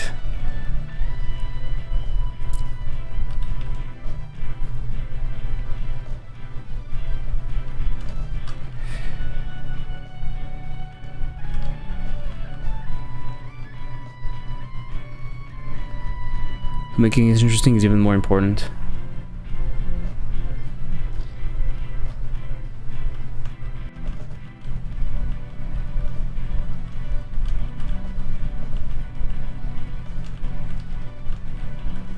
Maybe I could have a quota system on top of the time base, and the quota would basically be a way to force the player to, not force, but invite the player to be efficient. Maybe the quota is something that is dynamic. Oh yeah, you have so much time when it's completed. Have bonus if you met the quota. Yeah, exactly, something like that. I feel like the base values are really not enough.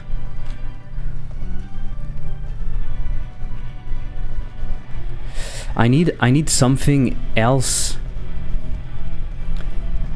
I need something else to show you that you have ended the day. I think.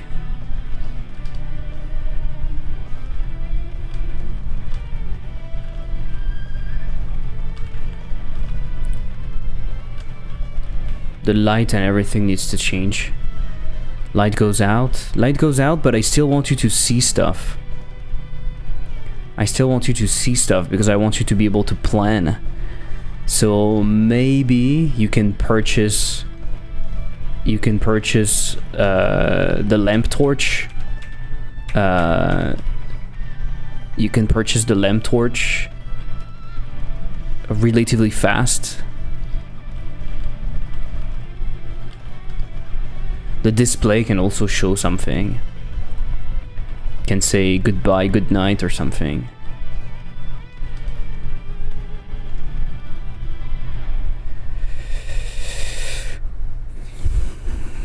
It's difficult to think in terms of speed.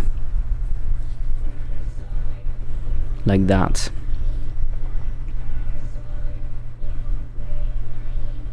I will get the player speed. See if it makes a difference. I want to have a faint glow emitted by the player to explore a bit, and a torchlight is available later.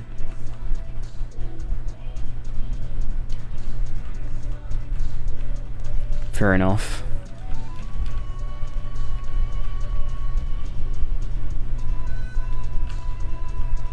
Do I feel like I'm going faster?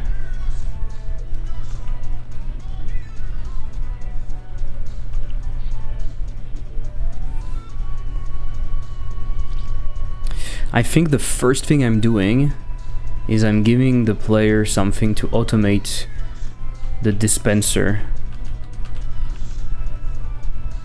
That way you still have to move physically to go and get that, but you just have to put it in the thing and it works automatically.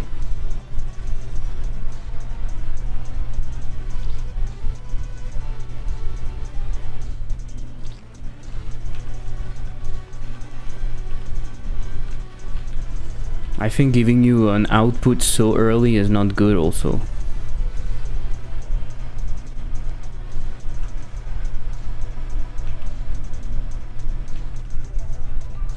The problem is that right now the day duration is just so impactful. It is too impactful. It's the main thing you want to grab. But I mean, even in other games, usually it's what you want.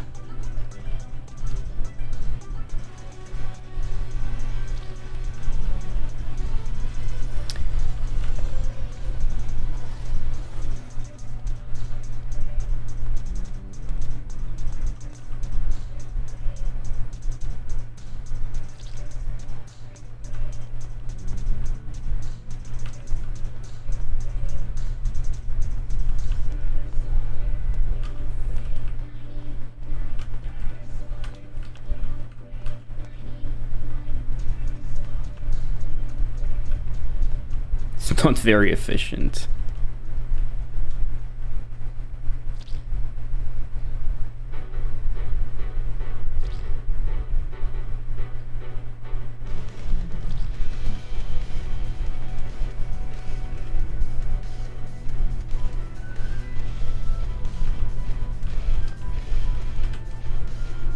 Will I have time for a last one?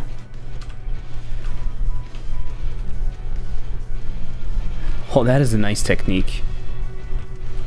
No, I don't. Ah, maybe I should have tried. Ah, yeah, but I can't do that when it's finished. 12.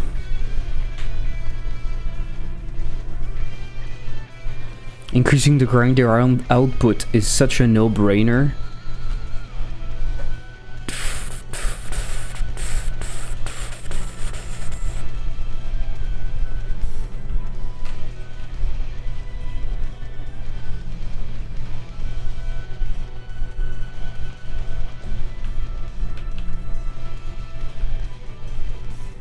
Oh shit. Oh shit.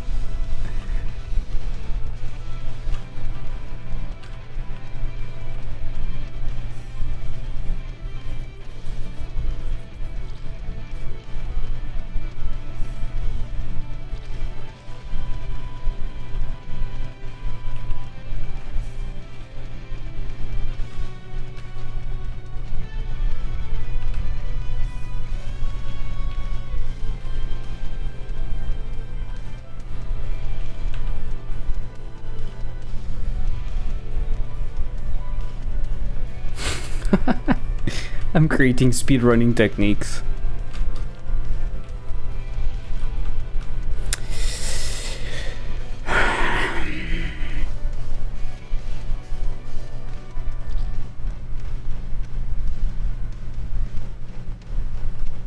Giving them a random rotation when they go out could be fun also.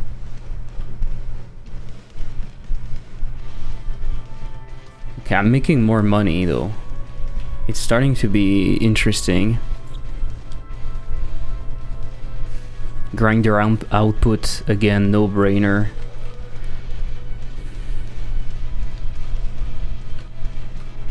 The other things need to feel more impactful, I guess. I'm not too bad right there. If I'm right here, look at that. I'm almost inside.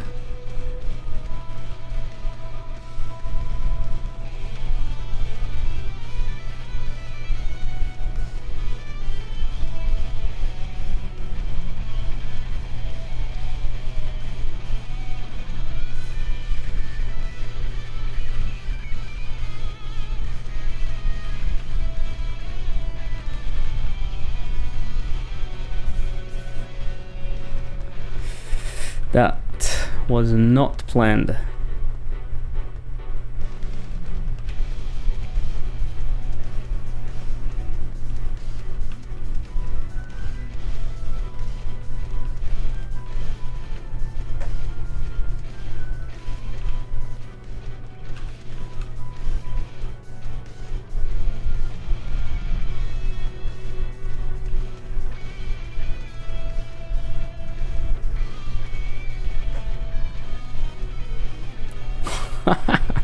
It would be so cool to put it in.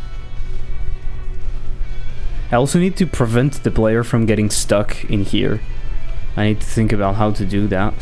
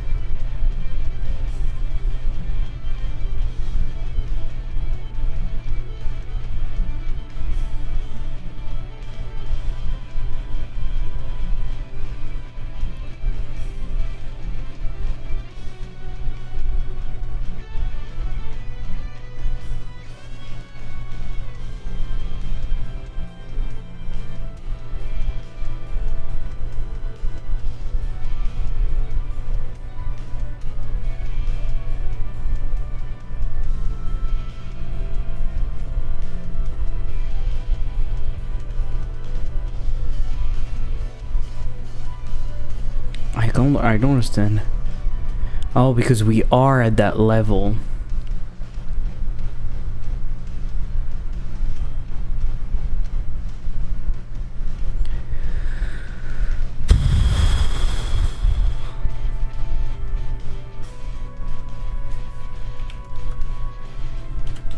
Okay.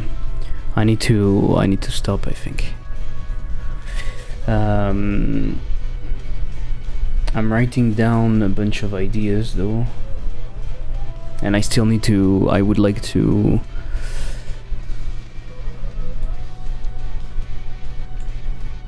maybe very easily change the light. What is giving me light in here? I set that up really quickly for...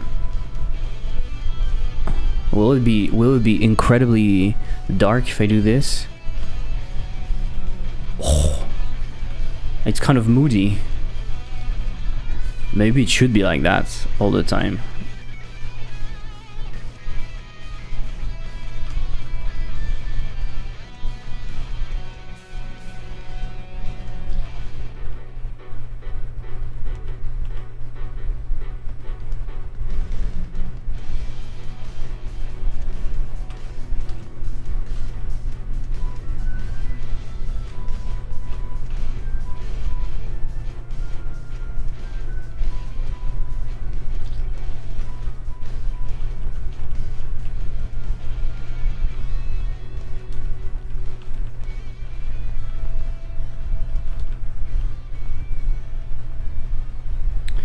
The interior is cool. I don't know in Godot how I can force the interior to look like that.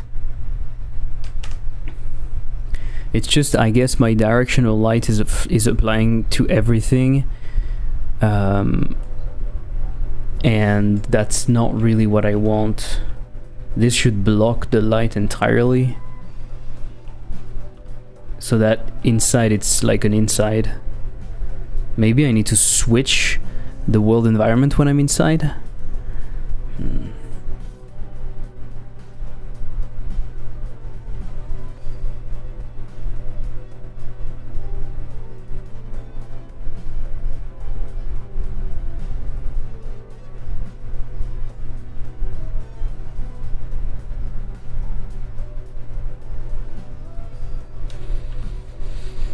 Okay, so in terms of skills, chance to have double sausage. Chance to have double sausage is pretty cool. Bigger hold capacity. Use 2 meat at once. Chance to spawn more than 1 meat. The spawning right now is not really an issue. And I need automate grinder. Yeah. So day flow, we still have a problem here. I think you can play with directional light shadows to get what you want. With directional light shadows, why?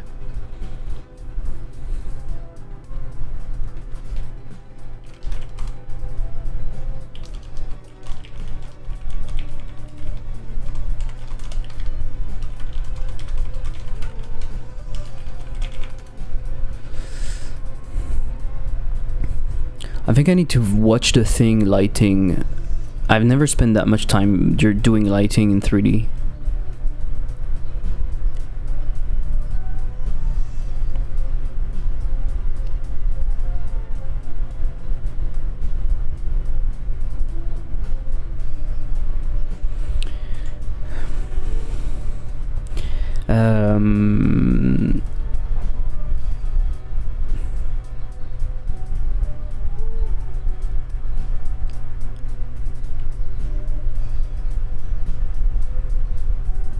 Oh yeah, but start the day. You're only starting the day. This is stupid. On day emitted. So you want to do that in here.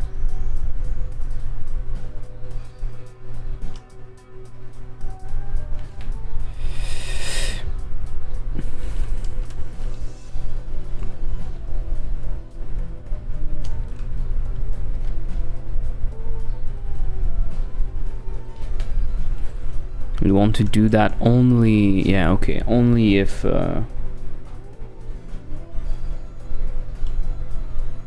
okay. Well, you can make your room be in shadows with directional lights and the rest affected. Oh, I see what you mean.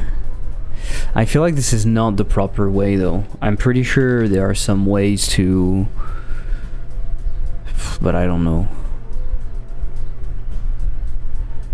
Like, it's not just you might have rooms that are in 2 separate spots. You can't always know that the room is going to be in the shadow, so you need something to tell Godot that you don't want to do that. That you don't want to light the interior, for example. I'm pretty sure there is a way.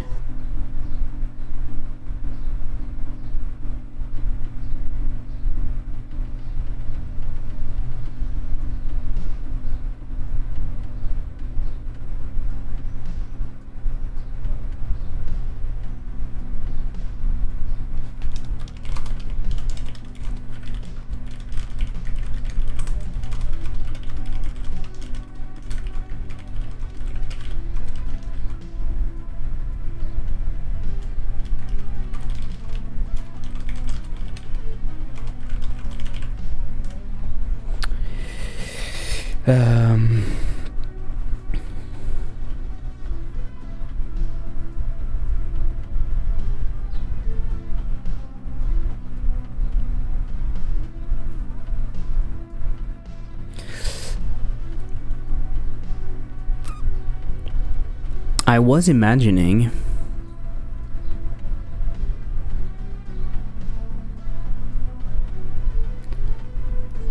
imagining a grinder. Initially my grinder was not like that at all, right?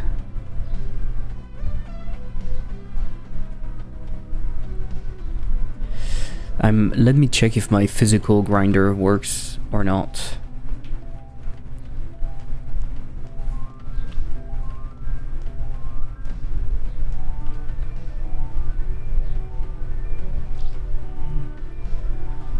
It doesn't work at all. The calculation is completely fucked. It's pretty cool though, it goes really fast. Yeah. I think this display could be cool.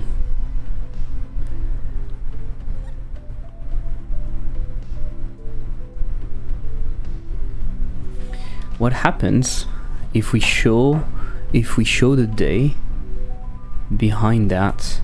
So maybe we can potentially make the day, the game completely headless.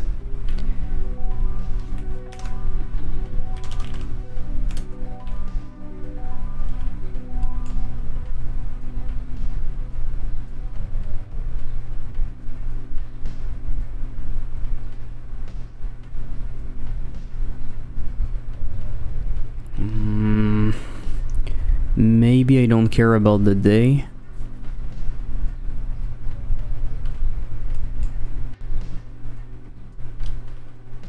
Completed is kind of causing an issue. Well, imagine it. We would rework it, but that could be potentially something interesting. Right? The UI self. No.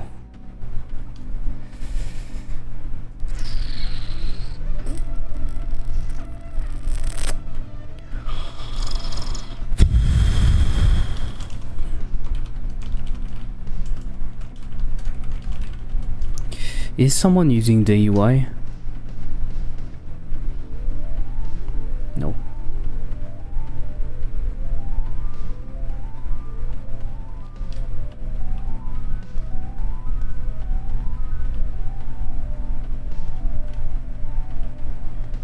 I mean, that's kind of cool.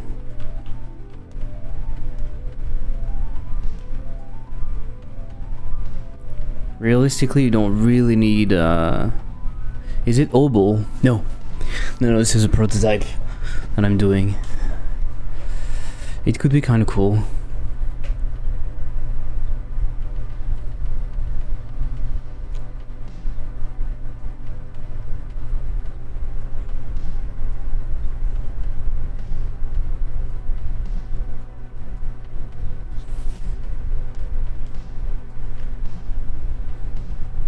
It would need to calm down in terms of the 3D display. Where is it?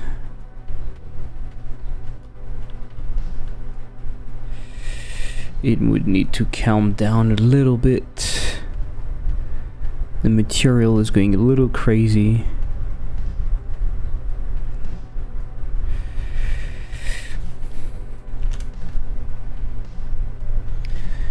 How you make 3D this pixelated? You scale it down, basically. There are different techniques in 3D, but in Godot 4.7 you can simply change the scaling inside of the viewport, and you can set it to be linear, to be nearest neighbor, so it preserves the pixelation. It could work.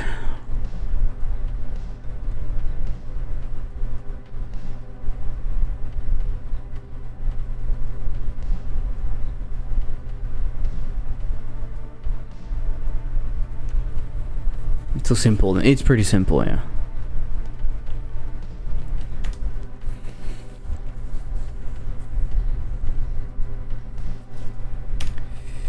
It's pretty simple.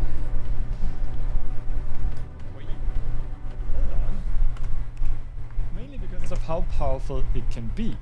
Poor lighting can Was the music high since coolest looking scene, while earlier? good lighting can take something simple and make it interesting. And lighting Oh, is but I almost already a saw this super creative video. process because it can help define the aesthetic of your game. So in this video, we'll look at how to use lighting to achieve different looks. I'll show you all the tricks I used to light this indoor scene and this outdoor daytime scene, and how you can very quickly turn daytime into nighttime. Godot has a few different sources of light. The first is obvious, it's the 3D light nodes that we manually place around our scene.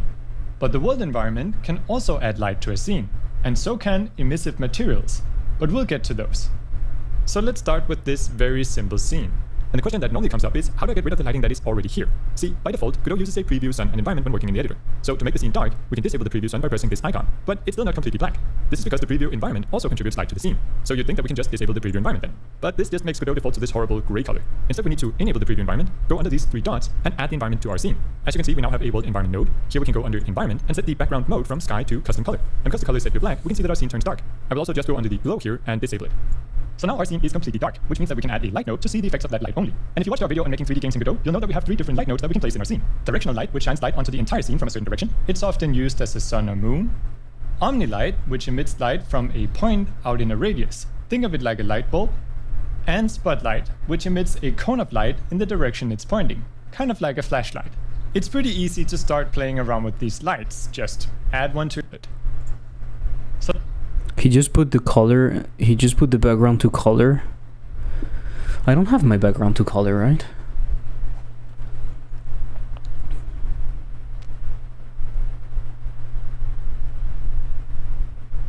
He set energy to 0. Ambient light. What? which emits light from a point out in a radius. Is that what he did? Scene. Directional light, which shines light onto the entire scene from Shut up. that light only. And if you watched our video on making 3D games in Godot, you'll know that we have three different light nodes that we can place in our scene. Directional light, which shines light onto the entire scene. Is this where he explained the thing? It's often used as a sub. Oh, yeah, It it's just here. makes Godot default to this horrible gray color. Instead, we need to enable the preview environment, go under these three dots, and add the environment to our scene. As you can see, we now have a world environment node. Here we can go under environment and set the background mode from sky to custom color. And because the color is set to black, we can see that our scene turns dark. I will also just go under the glow here. Okay. Just custom color black. And I had some ambient light in here, but yeah. What did I had before? Okay. I'll save that.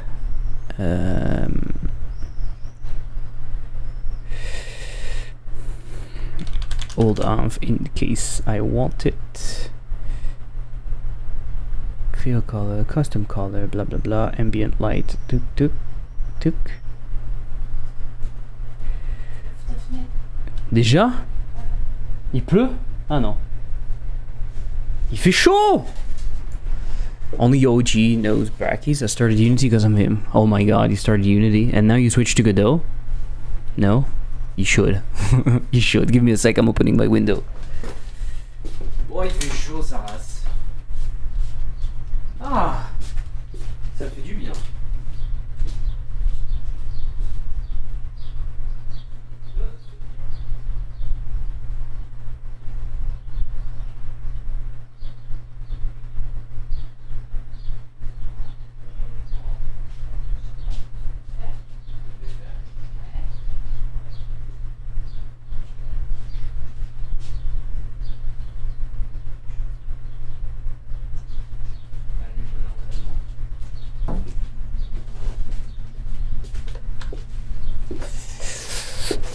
Okay.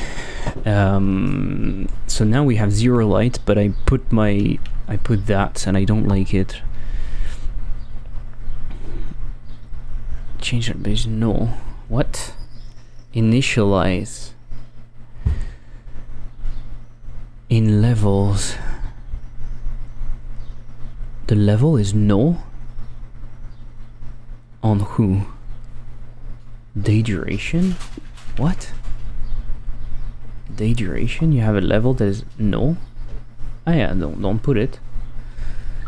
I was thinking about switching, yeah. Oh my god, yeah. That is kind of what I need, right?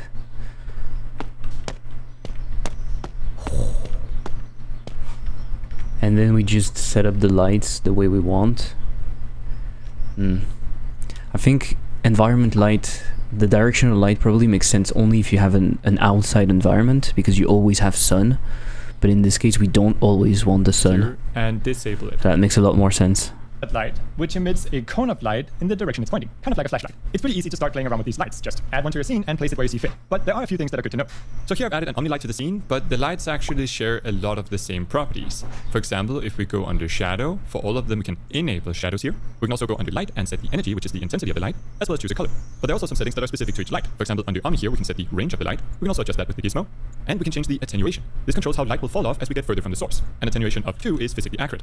And right now Godot is emitting light from just a tiny point. We can go ahead and increase the size in order to simulate light coming from a larger source. We can see that this has two effects. First of all, the size of the light in the reflections grow, and also it results in shadows becoming softer. Increasing the size of a light can give really nice looking results, but it's very performance heavy, so use it with care. If you find that your shadows are looking fuzzy, you can always go under project settings, enable advanced settings, and then scroll down to lights and shadows. Here we can increase the soft shadow filter quality for both directional and positional shadows. So I'll just set mine to high here, and that should instantly make the shadows look a lot smoother.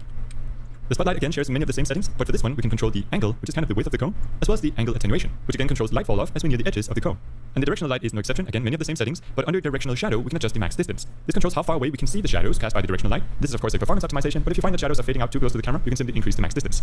Now as mentioned, light nodes aren't the only sources of light in Godot. As we saw, the world environment can also add light to our scene. Let's call this environment light.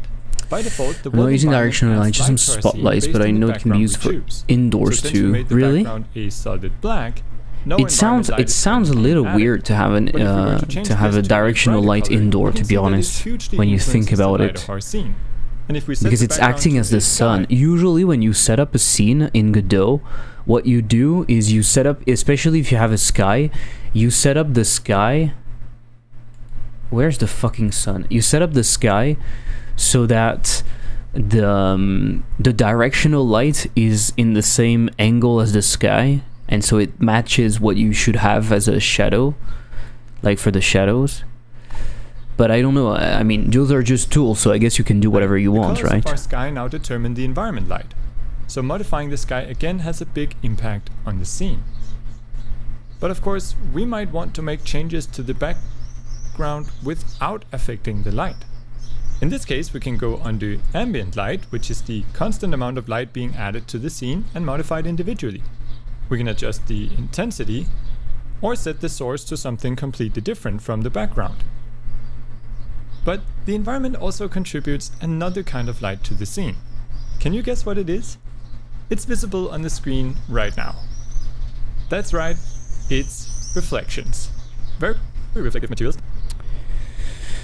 Okay, environment light, lighting as an art form. Yeah, what do you want? 3-point lighting, adding lights indoors. Maybe we have some interesting things in here. Do you hear is it high enough for you to hear? An indoor scene, I started by setting the background color of the world environment node to black. I then thought about what light might be spilling in from the outdoors. If it's pitch black outdoors or we're deep underground, I might not use any environment light at all, especially if I'm going for a very dramatic or spooky look. But if it's bright outside, I'll most often set the ambient light source to sky and adjust the parameters to something that feels natural for the setting. In this case, I was going for a nighttime look, but with a little bit of cool moonlight shining through. The default sky was already pretty close, I just toned it down a bit and gave it a blue and purple tint. Next I look for physical lights in the scene. Are there lamps, candles, or other things that might emit light? In this case, the first thing I noticed were the candles on the tables, so I added an omni light for each. The lights have a low range and a warm color. There are 4 candles, so I made them faster by not enabling shadows, which is fine for lights that are quite subtle. Also, I didn't want the light to spill out too far, so I increased the attenuation to 2. Next, I added an omni light to the oil lamp. This one is bigger, a bit less warm, and has shadows enabled. It acts kind of like a key light. And I did the same for the furnace, but this one needed a heavy orange color. Notice how I'm placing the lights just above or next to the light source. I find that this often produces the most natural looking results. Another thing that you'll see me doing is going under the world environment and adjusting the exposure as I go. For the example scenes in this video, I used the new AGX tone mapper available in Godot 4.4, with just a little bit of color correction to add some contrast. Now at this point you might be thinking, I can see the effects of the lights, but I can't see the lights themselves. In other words, we need a way to define emissive surfaces that the player can see. And more than this, we don't just want these surfaces to be bright, we need them to glow. In real life, when looking at a light source, we can often see a halo forming around it. This is because light gets scattered by impurities in the air, such as dust and smoke. And when filming with a camera, light is scattered in the lens itself, especially if the glass is dirty. To achieve this in a game, we combine emissive materials with a bit of post-processing. So first, creating an emissive material is actually really easy because it's built into the standard material. Say we wanted to add emission to this box, we would create a standard material, so right-click, create new resource, standard material, I'll name it emissive material, we assign it to the box, and then in the material we can go under emission and enable it. We can set an emission color and adjust the energy. So now the surface is bright, but we need it to actually glow, and for this we use post-processing. So we'll go under the world environment, we'll go under glow, and enable the glow effect. And we can start to see something now, but I don't think the default settings here are very good. I almost always change the blend mode from soft light to screen, and we can also increase some of the levels in order to introduce more halos of varying sizes. I often go for something like this. Now this effect takes advantage of HDR to only create glow around very bright spots, and we can adjust how bright a value must be by using the HDR threshold. And now we can freely create and adjust emissive materials, and we'll see the effects immediately. But as you might have noticed, emissive materials don't actually emit light onto their surroundings in real time. They have to be combined with a light source such as an omnilight to achieve that. However, there are ways to make it seem like emissive surfaces are actually... Sorry, what? But as you might have noticed, emissive materials don't actually emit light onto their surroundings in real time. They have to be combined with a light source such as an omnilight to achieve that. Oh, However, this is why you were using a light source maybe. Because the glow itself doesn't impact the rest. It's not like in Godot 2D. In 2D, the glow actually impacts the rest. Make it seem like emissive surfaces are actually casting light, which we'll see later. Returning to our tavern, the model actually came with an emission texture, so it was as simple as adding it to the material and setting up the glow effect like we just saw. It's always nice when you have emission textures to work with, but if you don't, a lot of the time you can get away with using a simple mesh with an emissive material on it. I've used this trick a lot, and at this point the scene looks alright, but something about it feels a bit bland. And I think the reason why is because the colors of the lights and the textures are all very similar. In other words, we need contrast. And also, currently there's only light coming from visible light sources. A great way to add interest to a scene and make it feel like a bigger whole is by allowing light to shine through, say, a doorway, thus making the player wonder what's on the other side. So I decided to take advantage of the staircase leading down by adding a green omni light to create the impression of something weird and interesting going on in the cellar. I think this instantly makes you wonder what's down there. Is it a lab? Is it magic or monsters? And to further tie the room together with the outside world, I imagined that moonlight was shining in through some windows in the near walls. So I added 2 more omni lights with a dark blue tint to show that. And already the scene is looking pretty good, but we can definitely make this basement light pop even more by using just a little bit of secret sauce. Before we do that though, I thought it would be cool if we took what we've learned so far and used it to light an outdoor scene as well. And what better place to do that than Okay, outdoor I don't care. The secret geometry sauce. together a bit more. Which again brings us to that secret sauce I talked about. Fog. Ah, Fog is a really helpful tool when lighting a scene. the It's cheap great for blending trick geometry we with the all background. It can also be used to know, hide render using limitations fog. and That's why they distance added and area all lights to kinds make of cool screen effects. lights. For example, we can Mainly, use it at to least fade that's the distant main objects use case. into the dark, creating a really claustrophobic Interesting. effect super common in horror games. Such an effect can be achieved using what I would call old school fog, which can be found in the world environment node under fog. This is a very performant way of fading objects into a solid color based on depth or height. I won't go into all the parameters here, but I recommend you play around with them. They can easily inspire cool looks for your game.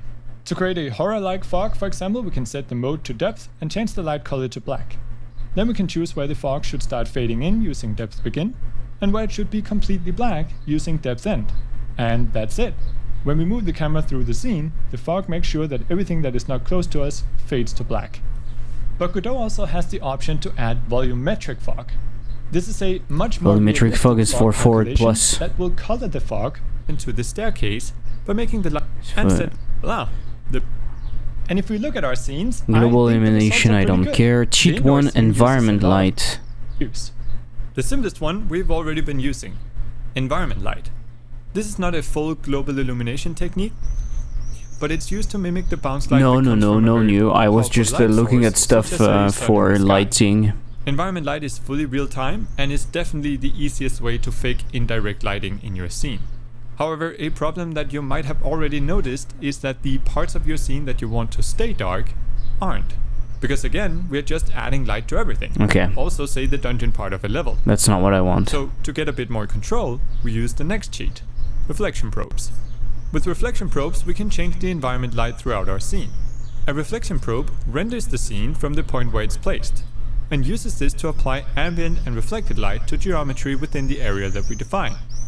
So if the area surrounding the probe is largely in shadow, it will further darken that area. For this, however, we have to make sure to enable shadows on the reflection probe. And if we want an area Okay. to not at all be influenced by the ambient light of our sky, It's not we can set drastic. the probe to interior. Okay, So it is reflection drastic. probes are an easy way to define areas where the environment light should be dependent on That's the what I immediate thought. You have to do surroundings, such as something. in a smaller You have room. to put And because a reflection probes also probe. affect- I'm using both, and I try to make the not volumetric fog match the volumetric one, and the low graphics with the high two. Okay. Did the money run out? The money run out? Why? I see. affect reflected light, they can be used to get way better reflections, hence the name. Reflection can probes process are meat highly yet? Yeah, you performant can process and meat, can be yeah. a very simple alternative to proper GI techniques. Which brings us to the real global illumination stuff. So the real which we global often illumination, I use don't together care. with SDF GI, I don't environment light to care. really Voxel set the GI, I don't care. effect. Light map And GI, I we can don't make care. emissive materials actually Baking, add light to turning the scene. daytime into nighttime. This is probably And that's it. I think both scenes look pretty good. Of course, I have been staying out for a while now, and it's getting kind of dark. So let's turn this scene into nighttime. Lighting nighttime is actually very similar to daytime. The main difference is that the artificial lights become much more important. First, I disabled GI, fog, and all the lights, and swapped out the sky texture with a nighttime one. I then turned the directional light into a moon by lining it up with the one visible in the sky, reducing the intensity, and giving it a more cool color. I re-enabled all the lamp lights, which were just fine to reuse, and with just those quick steps, we've turned our day into night. But I did feel that the scene lagged a little bit. I wanted it to feel more ominous. So again, I added the secret sauce. A slight fog based on height that lies near the ground, and a volumetric fog that fades into the distance. And this was fine, but I think the composition was a bit off. The scene needed something to really catch the eye. So, kind of like the green glow from the basement, I made one of the windows glow a bright blue. I added a spotlight that would shine through the fog, and then I used a neat trick, which is that you can actually add a texture to your light. So I created something that looked like the shape of the window. Oh, yeah. Added it to the projector slot on the spotlight, and Oh yeah, voila. that is cheap. It immediately gave the impression of the powerful light casting a Adding the window texture to the silhouette light onto so it ground. reflects what it And is. with This that, is the nuts. scene was done. This makes your scene go from Immediately gave the cheap impression of a to, oh powerful my light. god, look at that technique. It's like the light is going through the thing and everything. It's not. It's completely fake. That is cool.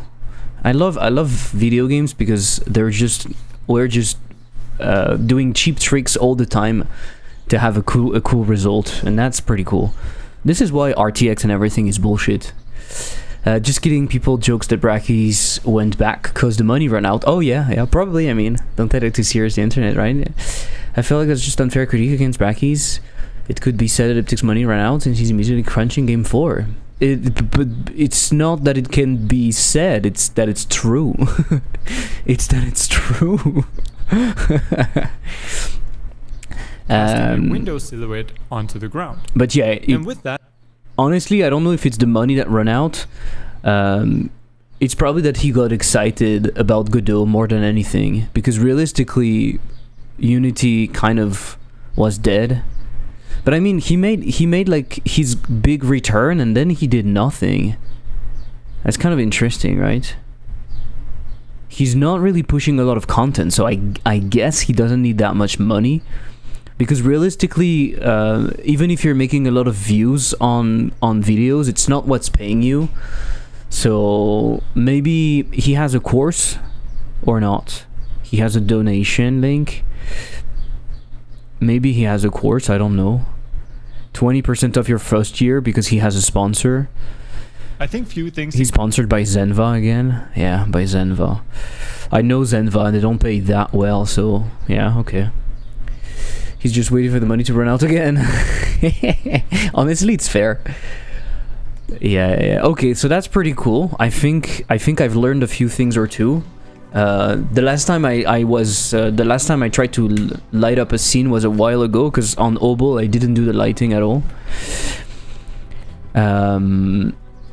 So if we look at my scene right now, it's entirely dark. And what we can do, we could have a light on this, right? I'm gonna do it differently. Let's go over here. Let's instantiate an area light now that we have those area lights. Area light 3D. And Godot, I thought you were going to crash. So area light skibbity bop. Okay, please go over here, transform skibbity bop. Why is the transformer over here? Ah, my money display is weird. Okay.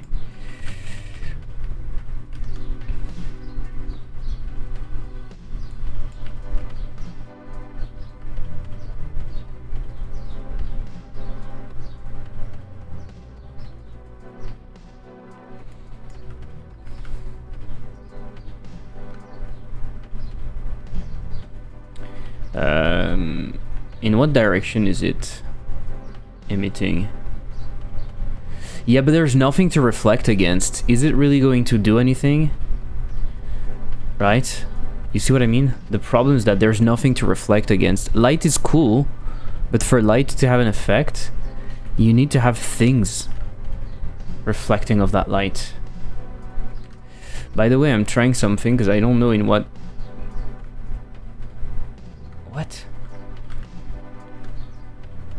Oh, it's in the other direction. Fuck me. Is that right? It's like this. Let me try. Oh, yes, it is. Wow, it is very not powerful. Mm-hmm.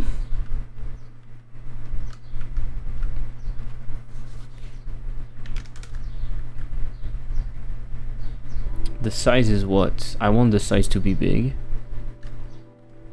But maybe my entire thing is too high also. Area lights, normalize energy. I don't know, texture, range. Okay. We could, in the hole... This is going to be a copy. People are going to say, I'm copying Project Pit because I have a light in my hole. I have a light in my hole. I promise I'm not trying to do that. I promise. Do you believe me? Please believe me. Oh my god. Please believe me, I'm not. I'm not trying.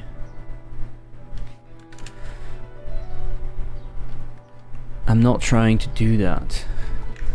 Throwing sausage into my light hole. Look at the interior, how dramatic this is. This is nuts. That is dramatic. Maybe a little bit too much. What the fuck? We don't even see the thing. Oh, look at that. This is awful. And then it opens and you see nothing. Okay, let's put that over here. Let's put that over there. Omni fucking light. I have something to make it whole cover. Throwing sausage into my hole. Throw sausage on me, please. Whole area. Label spawner. I would like you to spawn me a label. Spawn me a label. He said something, right? He said something about the size. If you make it bigger, it's like skibidi bop.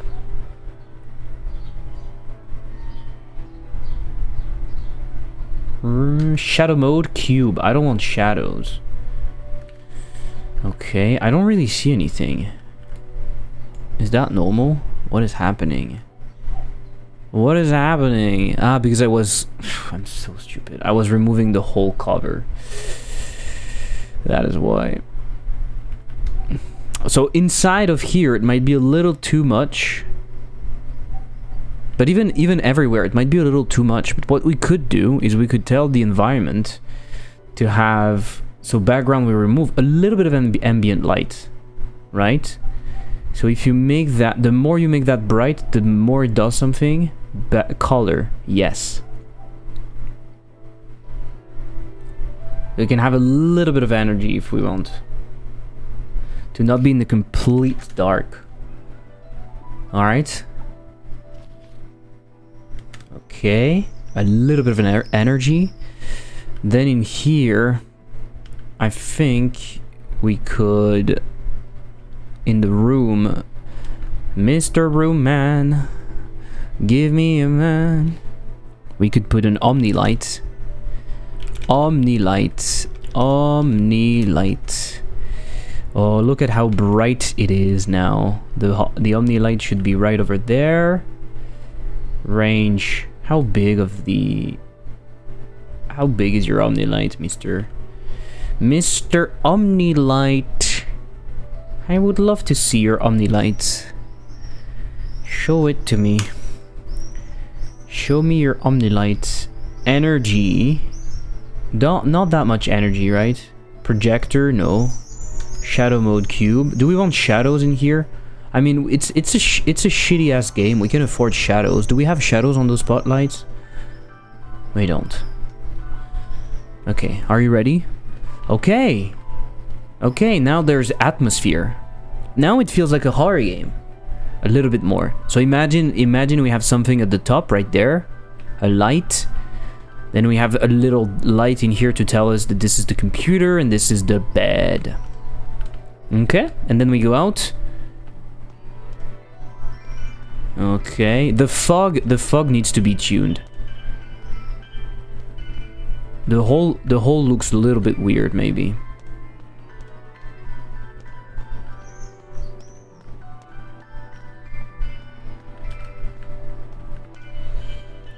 Maybe it's too dark. Oh yeah, I need to fix this. I don't want to use that anymore. I forgot. Look at my little sausage. Skibidi-bop. The sausage has been put into the hole. Into the hole. Into the hole. Yeah. Okay, it lags a lot now that we have implemented those things. The display needs to calm the fuck down also. Yeah.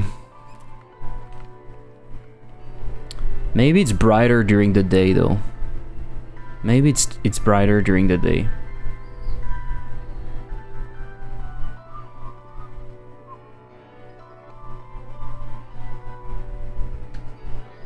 That's the only issue.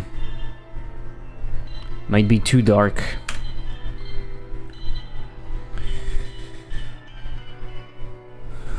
But I think the interior in here is cool. And in here what we need to work on is...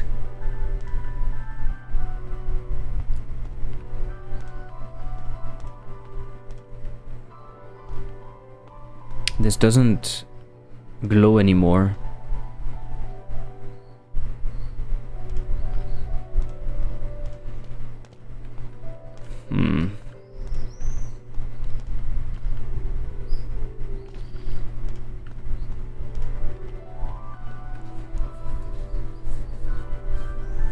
You should know that if you want good perf, you should only use spotlights. Omnilights have such a huge impact on perf, especially with shadows.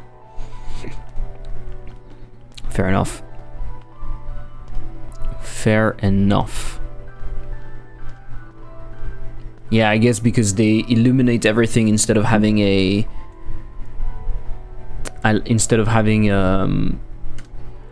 a simple... how do you call that? The spotlights have a cone, so I guess they can calculate light very efficiently. Whereas the Omnilights have to calculate lights on so much more stuff.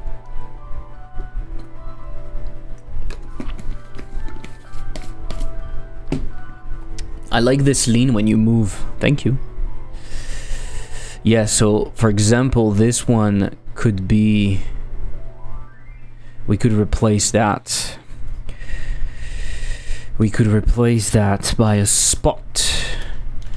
A spot fucking light. You fucking what, mate? You fucking what? You twat. You little twat.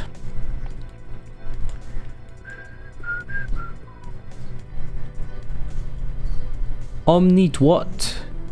You are an omnitwat. And I will let you know that being an omnitwat is not good. It is not good. You omnitwat.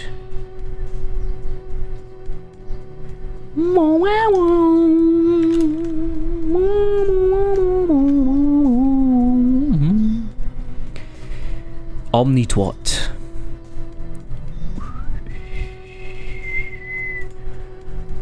Omnitwat.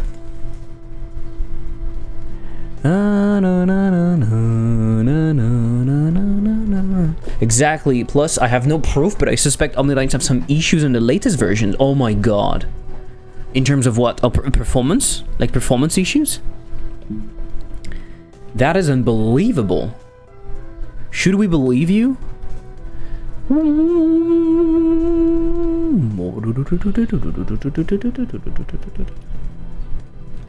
Should we believe you? I mean, you have no proof. Should we believe you? What the? This is going crazy. Crazy. Look at that. Look at this little lighting that we are approaching in here. Yes, there's a light on the door. Like, why not? Have you ever seen a light on a door? Well, I'm putting one.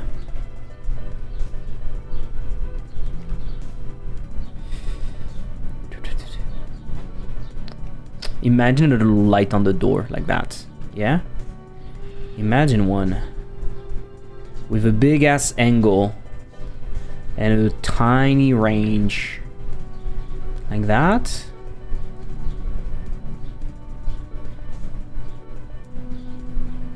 Like that. Ooh, I'm a professional lighter. Yeah, I have like 4 of the lights, makes my game lag so much. But if I put 20 spotlights, no issues at all. Maybe it's just with my project, but in 4.4 I had no issues with the same light setup. Interesting. Interesting. Okay, this is kind of cool. It's kind of shit also. Let's be real. Let's be real, okay? Let's be real. 1.1, which means that this should be... Okay, let's put it right there. It is fine. Yeah, it's closer to that.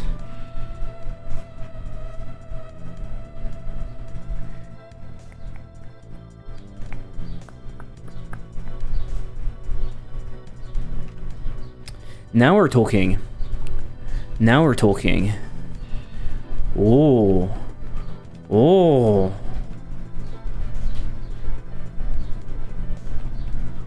Oh.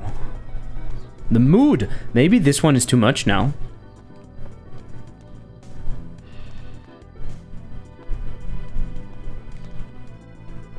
Moody. Moody.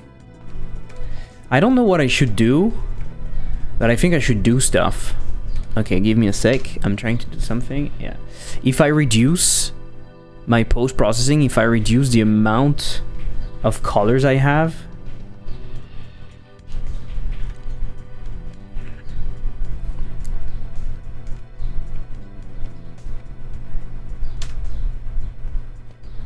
ooh, ooh, ooh.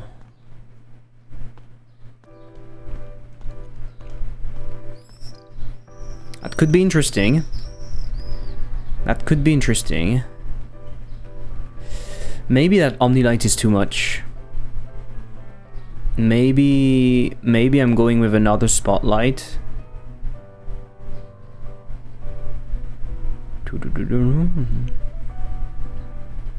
Let's rename those Spotlight 3D Spotlight Door. Okay. This is the spotlight center. This is the spotlight computer. And this is the spotlight bed. I would like the bed to be there.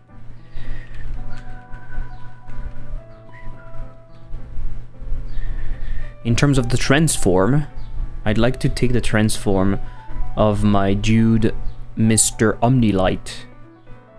Okay, give me your transform. Okay. Put it right over there. Imagine something like that. Yeah. How much was the Omnilight energy? 1. Really? It was 1. And we only have 1 shadow and it's this one. What? Do you see how much energy it's adding to add the shadows? What the fuck?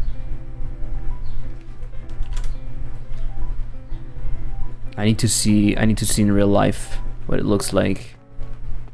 Ooh. Oh. Oh. And the thing is, you can fake the result that an Omnilight would have. You can fake it. Do you agree? By doing this. By doing this. Kind of. A little bit.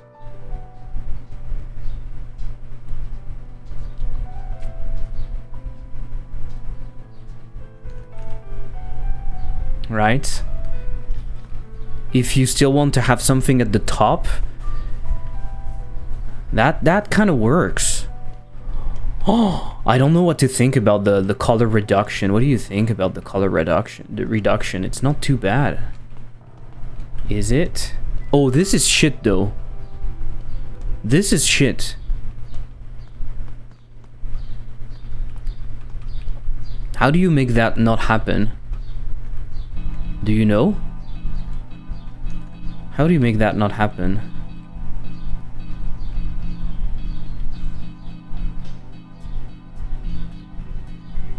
Is there something specific to do? If true, the light will smoothly fade away when far from now, starting at the distance fade begin. Okay. You have to enable shadows. Oh, because otherwise it doesn't calculate the the thing. Okay. So you can calculate shadows, but you can also not display them at all. I guess. If you don't want the shadows to be displayed, you just do that.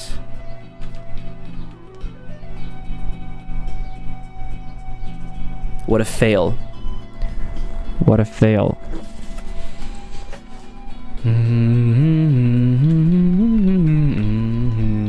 I like the grungy look though. I like the grungy look with my color, with my with less colors. It's kind of going with the vibe that I wanted. A little bit.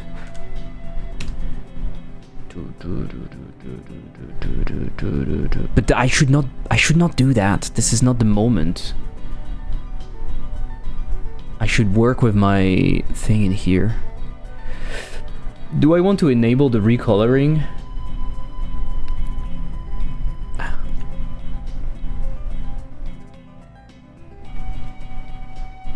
This is my new game. It's called recoloring. It looks like buckshot. Yeah. Oh, I'm kind of digging that weird look in here.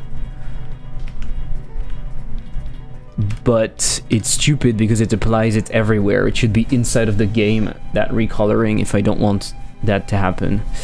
But anyway, that's so nice. That's pretty cool, but I don't want that. You have to enable shadows. So, Mr. Froke, I enabled the shadows and you're lying to me, which I don't really enjoy. I probably need to do some stuff on here. No. Cast shadows, it's on. Double-sided, shadows only.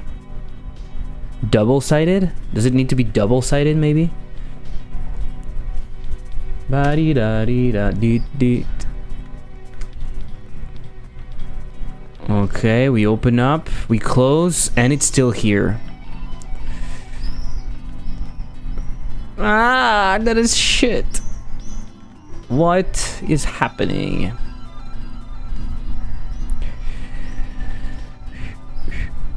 Maybe it's because it's that type of door. I don't know why it's not working here. You know what? Let me try to do something. Let me try to turn that into a mesh to see what it does. Because it's possible that it's acting up because it's a fucking CSGs. CSGs are probably not made for this.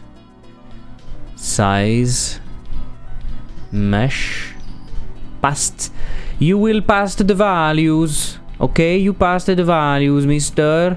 You passed the values and I will tell you how to do. Okay, mister. Sorry, this is racist. This is racist. This is racist. Triplanar 0.25.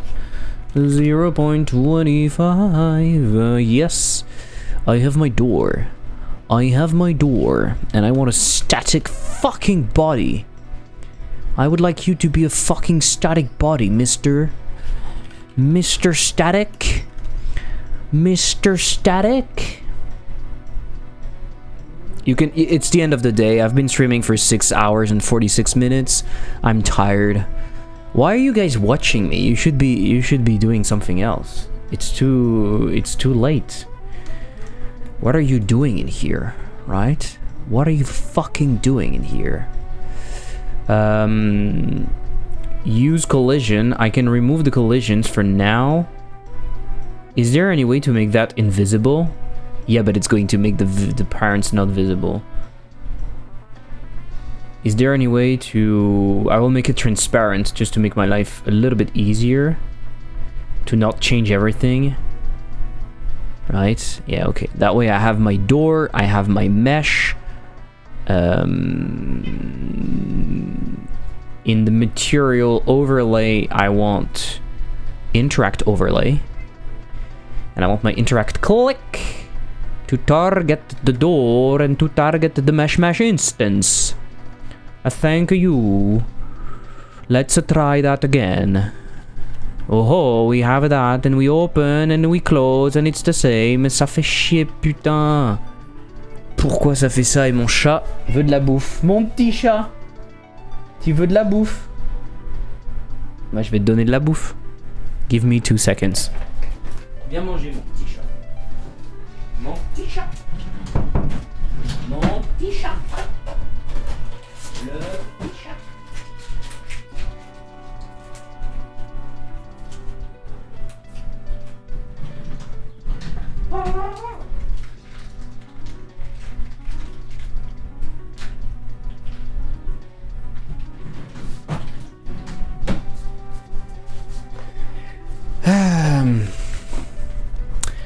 Godot light goes through walls. My lights are going through walls. Yes. I believe that you'll go into the light mode and enable cast shadows. Either that or it's the mesh instance or collision shape, but I've been with cast shadows enabled, the light completely turns off in the editor, but it still looks like the above image when I run the game. If you turn on cast shadows, you might need to move your light outside of the source mesh. Is it possible that it's touching right now? Is it possible that my light is inside? Not really. Right? Not really. So my shadow, let's enable shadows normally. Size and everything, we don't do anything. Then we go onto the mesh instance over there. Cast shadows is on. Transparency, blah blah blah. Sorting, instance, shader, visibility, range. I can go cast shadows double-sided, but I think it's doing nothing. Ah! Oh! Oh-ho! Cast shadows double-sided.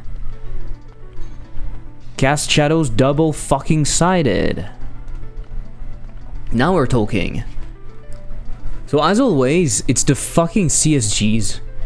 This is something I don't really like in Godot.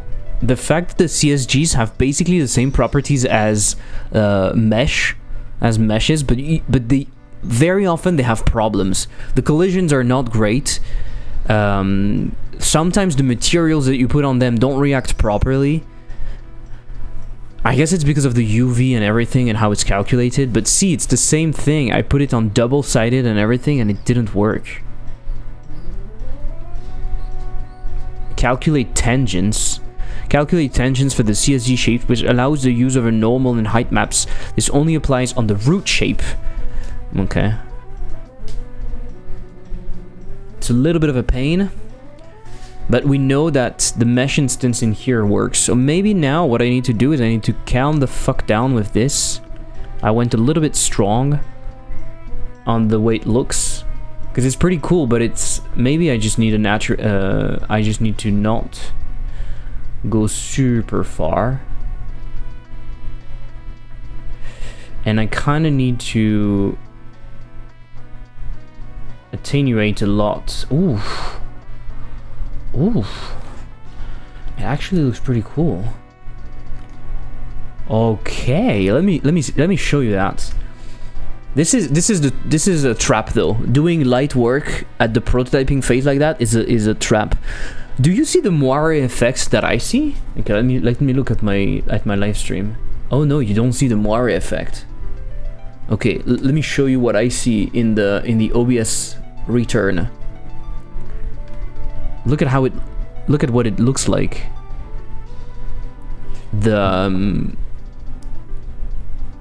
The background, it looks like this on OBS because it's very small, and so I don't know if you can see, but I have a bunch of like dots.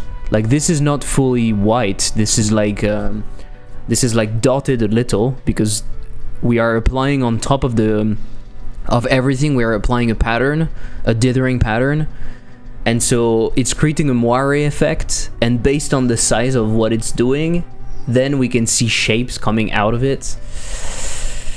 It's good to know. Look at that. Look at that. Look at that. Corner with the computer, lights on the top, the bed, the door. When we open the door, it lights up the floor a little bit, but nothing outside. Pretty cool. I love lights. That's it. I love lights. It was easy. Lights are easy. When people are saying that lights are not easy, they're lying, basically. They're lying or they suck. As you want.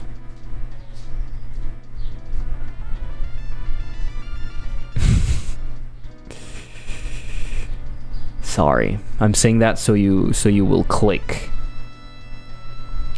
For the outside, this is kind of cool, right? Something like that.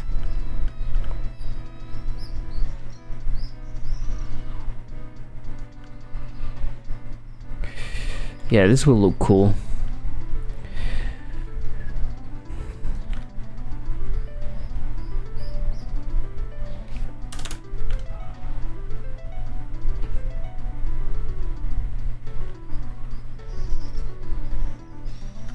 Of course, I will have a proper outside at some point.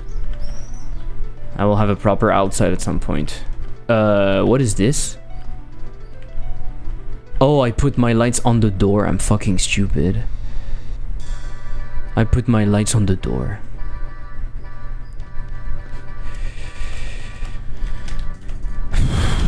Such a fucker. I am such a fucker. Hey Nampa, hey Mohammed, how are you doing?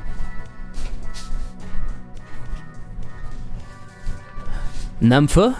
Nampa Nifits. Nippets. It's difficult to pronounce. I hope you're okay with the music, because we're listening to Balatro. We've been listening to Balatro for like the past hour. It's always the same thing, but it's a remix every time. It's nuts. Oh my god.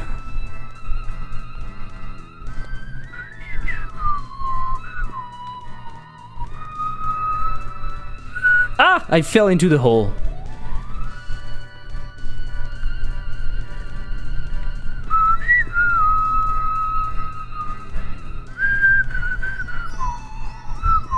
Just call me Nam. Okay, Nam. Looking forward to the next cool thing. Thank you. Thank you so much.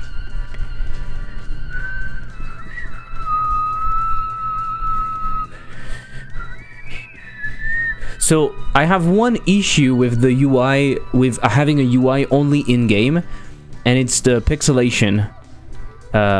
If the text is big, we can see it, but as soon as we move away, it becomes hard to parse. So I'm a little bit afraid of that.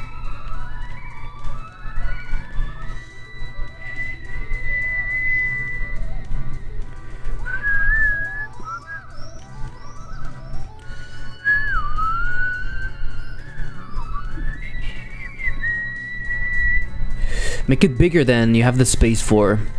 That is true. Do you have a display also in your game? I feel like I'm copying you. I'm not even... I don't honestly. I don't know if you have a display in your game. If you have a display, and I'm also just adding a display, this is not great. I don't have a big display, but you're adding one. You're adding one. What shader are you using for the outline, by the way? Because there's no cool thing that I found. There's no cool outline that I found so far. They don't work when shapes are too simple. Maybe that's just the only issue. They don't work on like things that are square.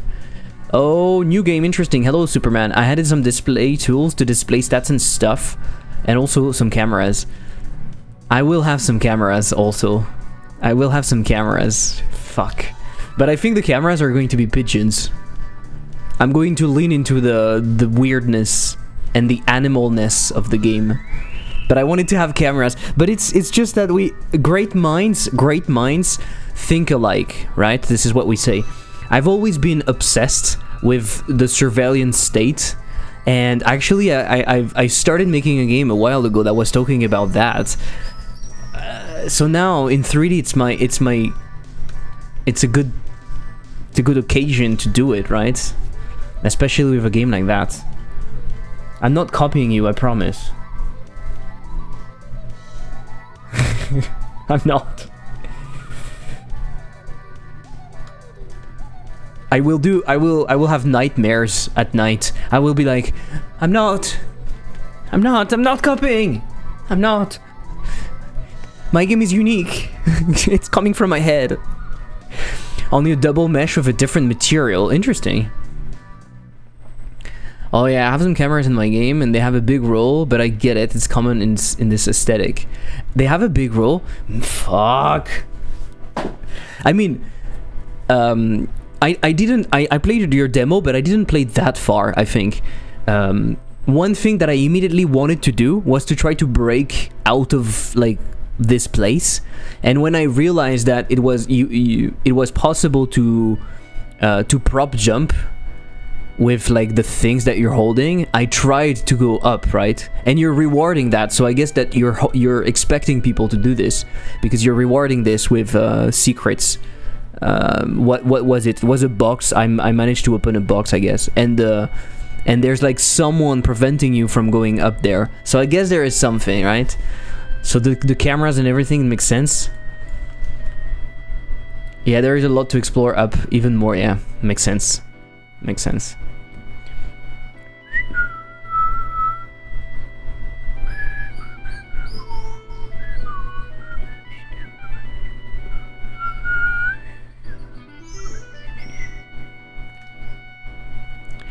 Actually, to go up, you have to break the cameras.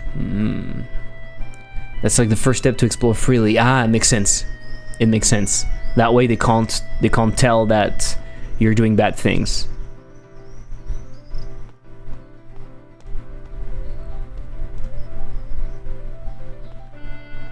You know what I will do? I think I'll make my hole bigger. I think I'll just make my hole bigger. You know? I'll just make my hole bigger. What is terminal green? Title. Oh, totally. Total fuckingly. Terminal green, they're saying that it's this color. Uh-huh. I feel like this is the color that I have. Yeah, it's terminal green. I don't know if this is a nice color. Maybe it needs to be something else. Open up. Let me see. Green is too kind, I think. Green is too kind. The size doesn't matter, it's the way you use it. I jump into the hole then. Woohoo! The dispenser is not really being good right now. Okay, I feel like my space is also too big and everything, but we can change that. We have to change all of that. A bigger display would make more sense, right? A very big display in which we can say a lot of stuff. That would be cool. Jumping into the hole should be an instant game over. No. You can change the text to be smaller. You can make it use more space, like done instead of completed. Can't always have the best synonyms, but can be worth exploring. Yeah, I might remove the the thing at the top.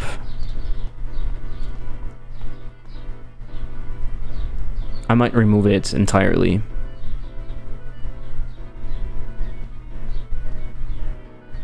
No HUD. No HUD. Full naked. No HUD. I like the way this little hut looks though. With just a little bit of lighting, it looks cool. Maybe we need... Oh, you know what we need? You know what we need? Ah, but I can't do it with a mesh.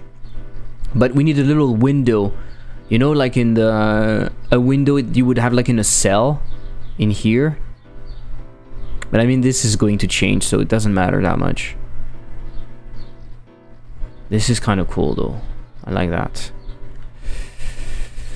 I like that. The interior looks very, very cool. So I think with a nice, with a proper flooring, it would be cool. With proper flooring, it could be cool.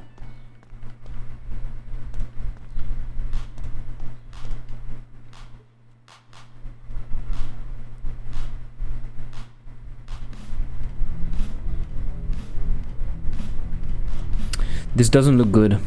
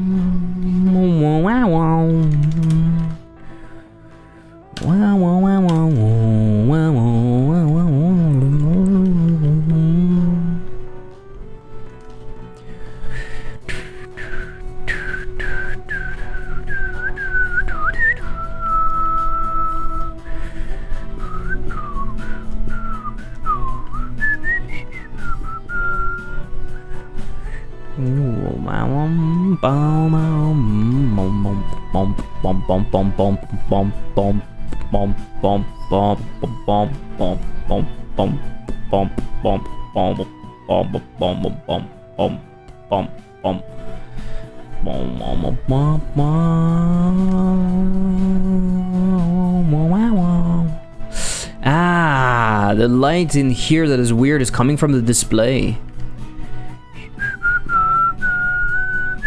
It doesn't look good. The display light in here, it doesn't look good. I think it's not bringing anything. It's not really bringing anything to the table, this shit. Maybe the thing that it brings is if you push something... If you push something on the... in front of it. No, no, no, no, no.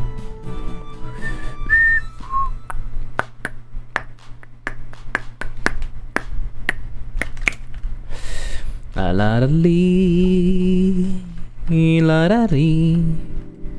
Do do do do. I like the fact that it moves like this. Maybe it should always move. I should always apply a force or something. I should make it move. I don't like the color. I don't like the color at all. But I think it's also partly because in here the display is emissive, and it doesn't look that good that it's emissive, in fact.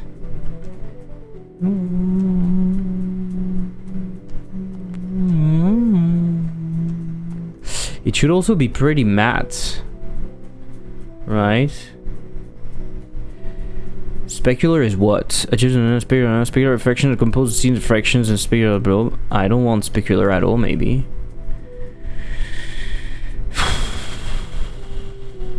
Or I emit a lot more, but I think it doesn't look good.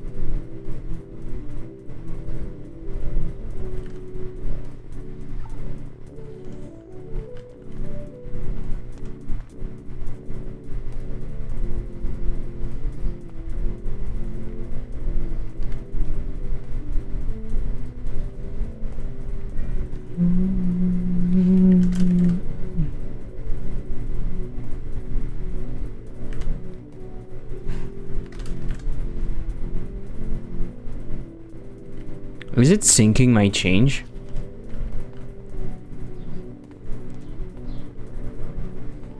Okay, it was not.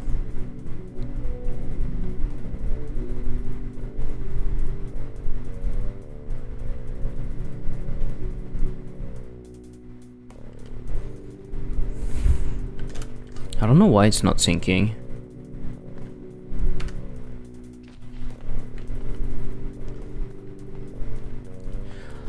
I know it's more realistic, but this AGX is fucking annoying because the moment you're more glowy, it changes the color.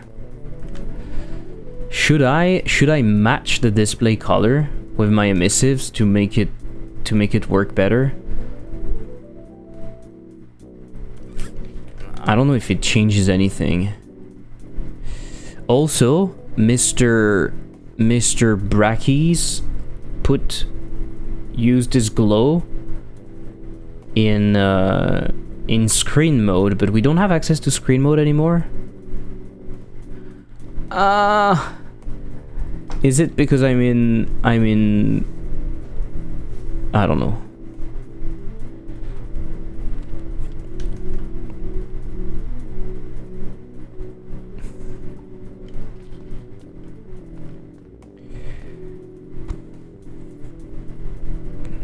Yeah, but now it makes everything be that color, so that doesn't really work. Okay. Stupid.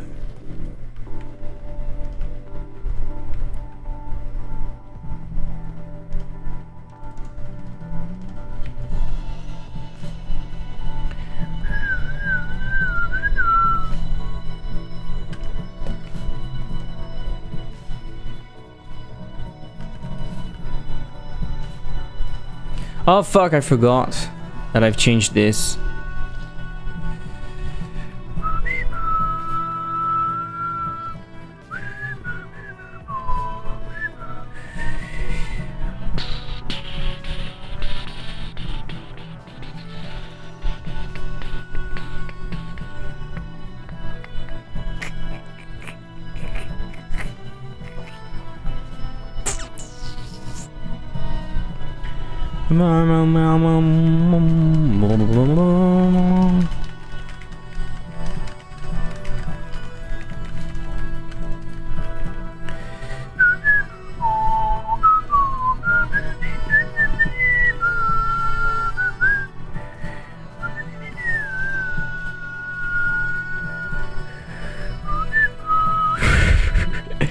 It's completely broken.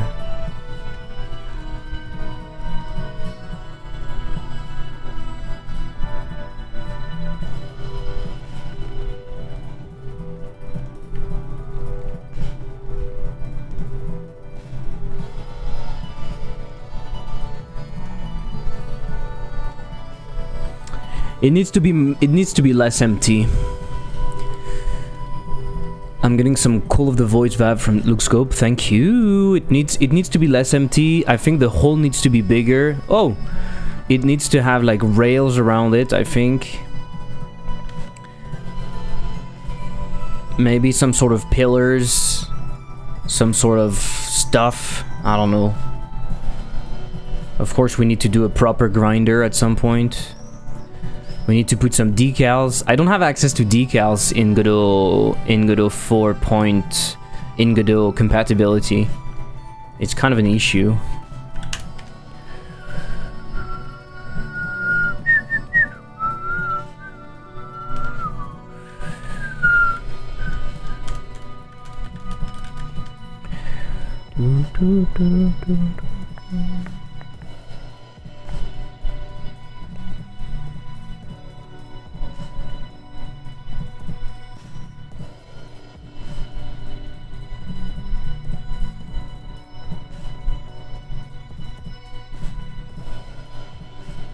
I broke everything. I broke everything. I need to go to bed. Have you tried cloning yourself inside the hole? What do you mean? $120? Do you want to show me... Do you want to show me your dollars? Mr. Dollar?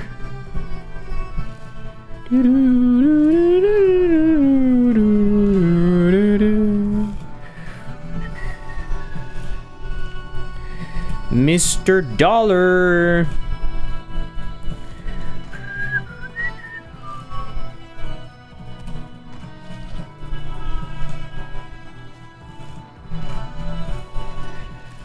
No, no, no, no, no.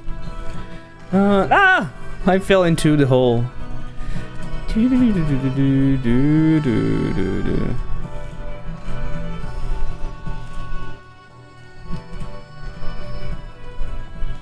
I have an idea. What if I put that into here? No. Just before it closes the door, you know.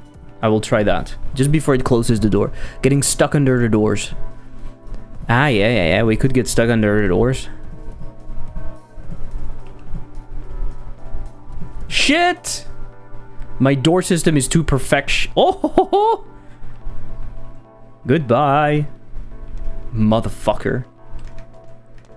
Do I have a dash yet? No. We don't see the door. I forgot to put a light on the door. Am I right, fellas? Am I right, fellas? We need to duplicate the door. We need to apply a rotation to the door. Plus 180 degrees.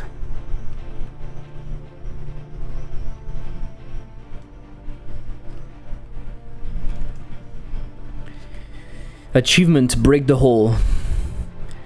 I don't know what it should do if you break the hole. What do you think? If you fell into the hole, and the thing is on top of you, what happens? You die? Or it reopens automatically after a certain amount of time and you're like losing 1 day? Oh my god, it's 9 PM. I should go, guys. You fall endlessly. Yeah, but you don't really fall, you know, because it pushes you back out like this. Depends on how punishing you want the game to be, I guess. Yeah. I don't think I want to punish people for falling into the hole.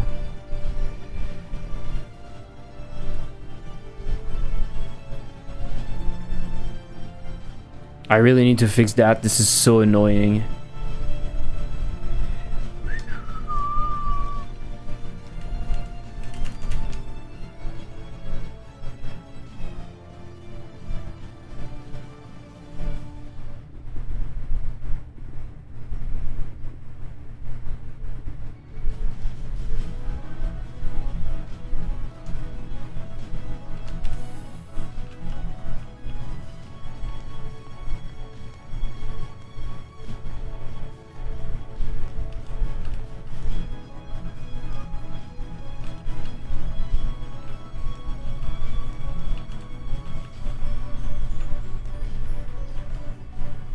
forgot to change that.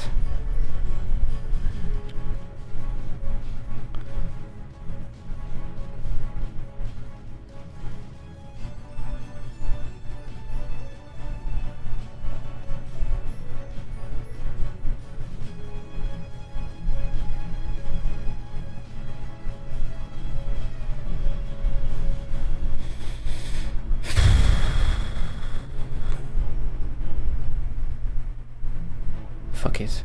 It tried to free the stuff that is inside of here. Anyway.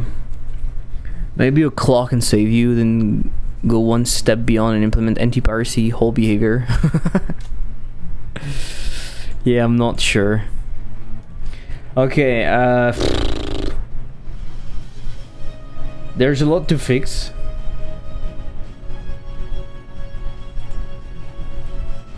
There's a lot to fix. And I need to do some icons at some point. I need to replace with my own icons. And I need to decide what style of icons I'm going for. I think I'm gonna go like older icons, so like Windows 95 icons. Do we have examples of that? Win 95 icons. Oh my god, they look fucking ugly. They look fucking ugly, but that could be cool. Very squarish.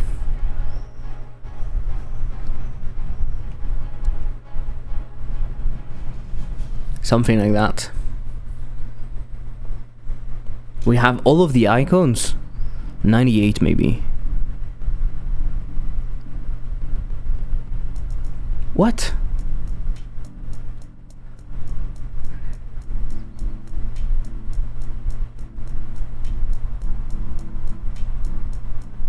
Windows 98 is missing then, I guess. Windows ME. Oh, the blurriness.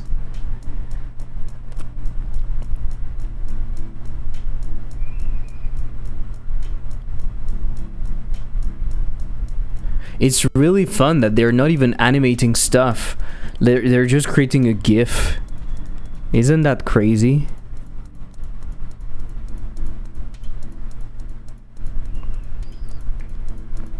Cortana.png. Cortana Fragen! Okay, I need to go get some food. I mean, make some food. I don't even have food right now. I feel a little bit like I did nothing.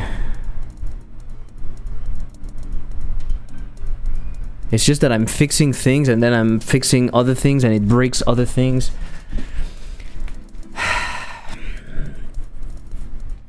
But it's cool. It's cool. It's cool. And I can make the outside brighter if I want. If I have one Omnilight in the game, it's less of a problem, right? If I have one Omni light. Imagine that I want to... Oh no. Oh no. Oh no. Omni light. Where am I? It's very high. What if I have one giant Omni light? Is that killing performance, you think? No.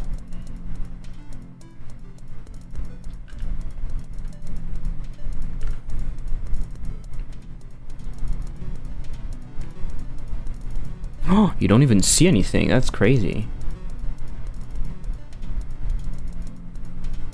Perfect. Perfect. One day at a time, brother. Oh, oh. When you finally see the light. Oh. When you arrive at the end of the game, when you finally won everything and you fall into the hole and you die. Progress is progress. That's true. That's true. I saw this like a few days ago and it looks like you did nothing since then. You did nothing. Okay, so I did something. Okay. We ascended, exactly. So no shadows.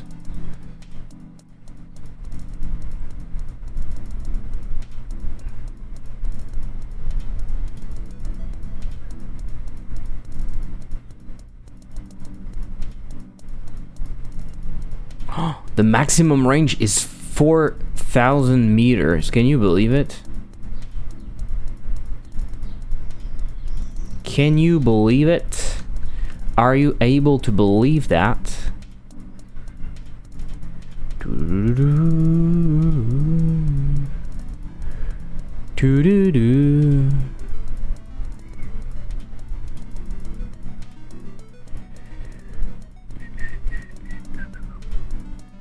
The attenuation is really strong initially, right?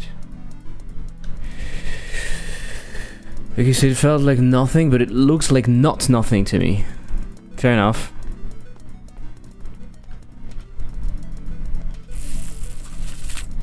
Fair enough. I'm just messing around, right? I'm not trying to do anything specific right now.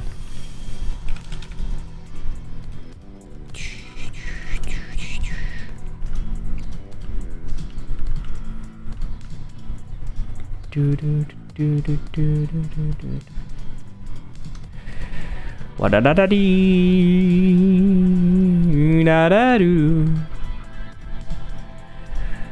Da-dee-da-da-da-doo, da-dee-da-dee-doo.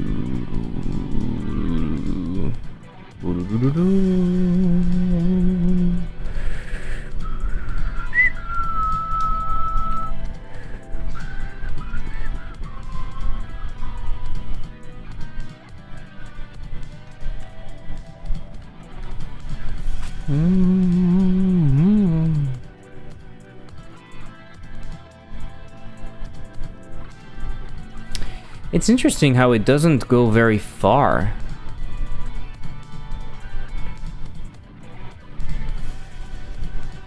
It's because I didn't set the range to something big enough.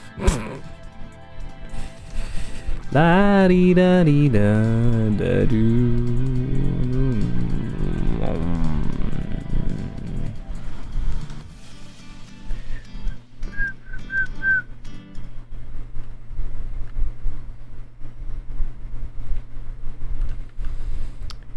I'm just trying to see if I can have like almost like a daytime look, right? Almost like a daytime look, and then oh my god, it goes inside. It goes inside, but this is because of the CSG, right? We know that now. Wow, I didn't expect it to look all that crazy. But if I want a daytime look, the secret is just that. The secret is just energy. And removing the fog, probably. Otherwise it looks weird.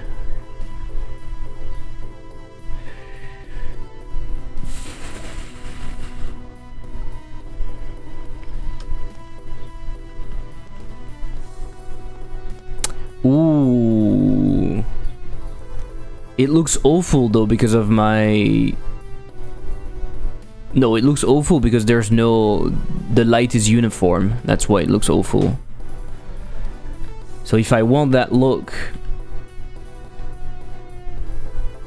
it needs to be more with like a directional light. Right? It's more the directional light that's giving us the look. Oh my god, it lags. Are you crashing, Godot? I am crashing. It's way too late. Why am I doing that? Okay, I need to go. Stop it. Stop messing around. It's useless.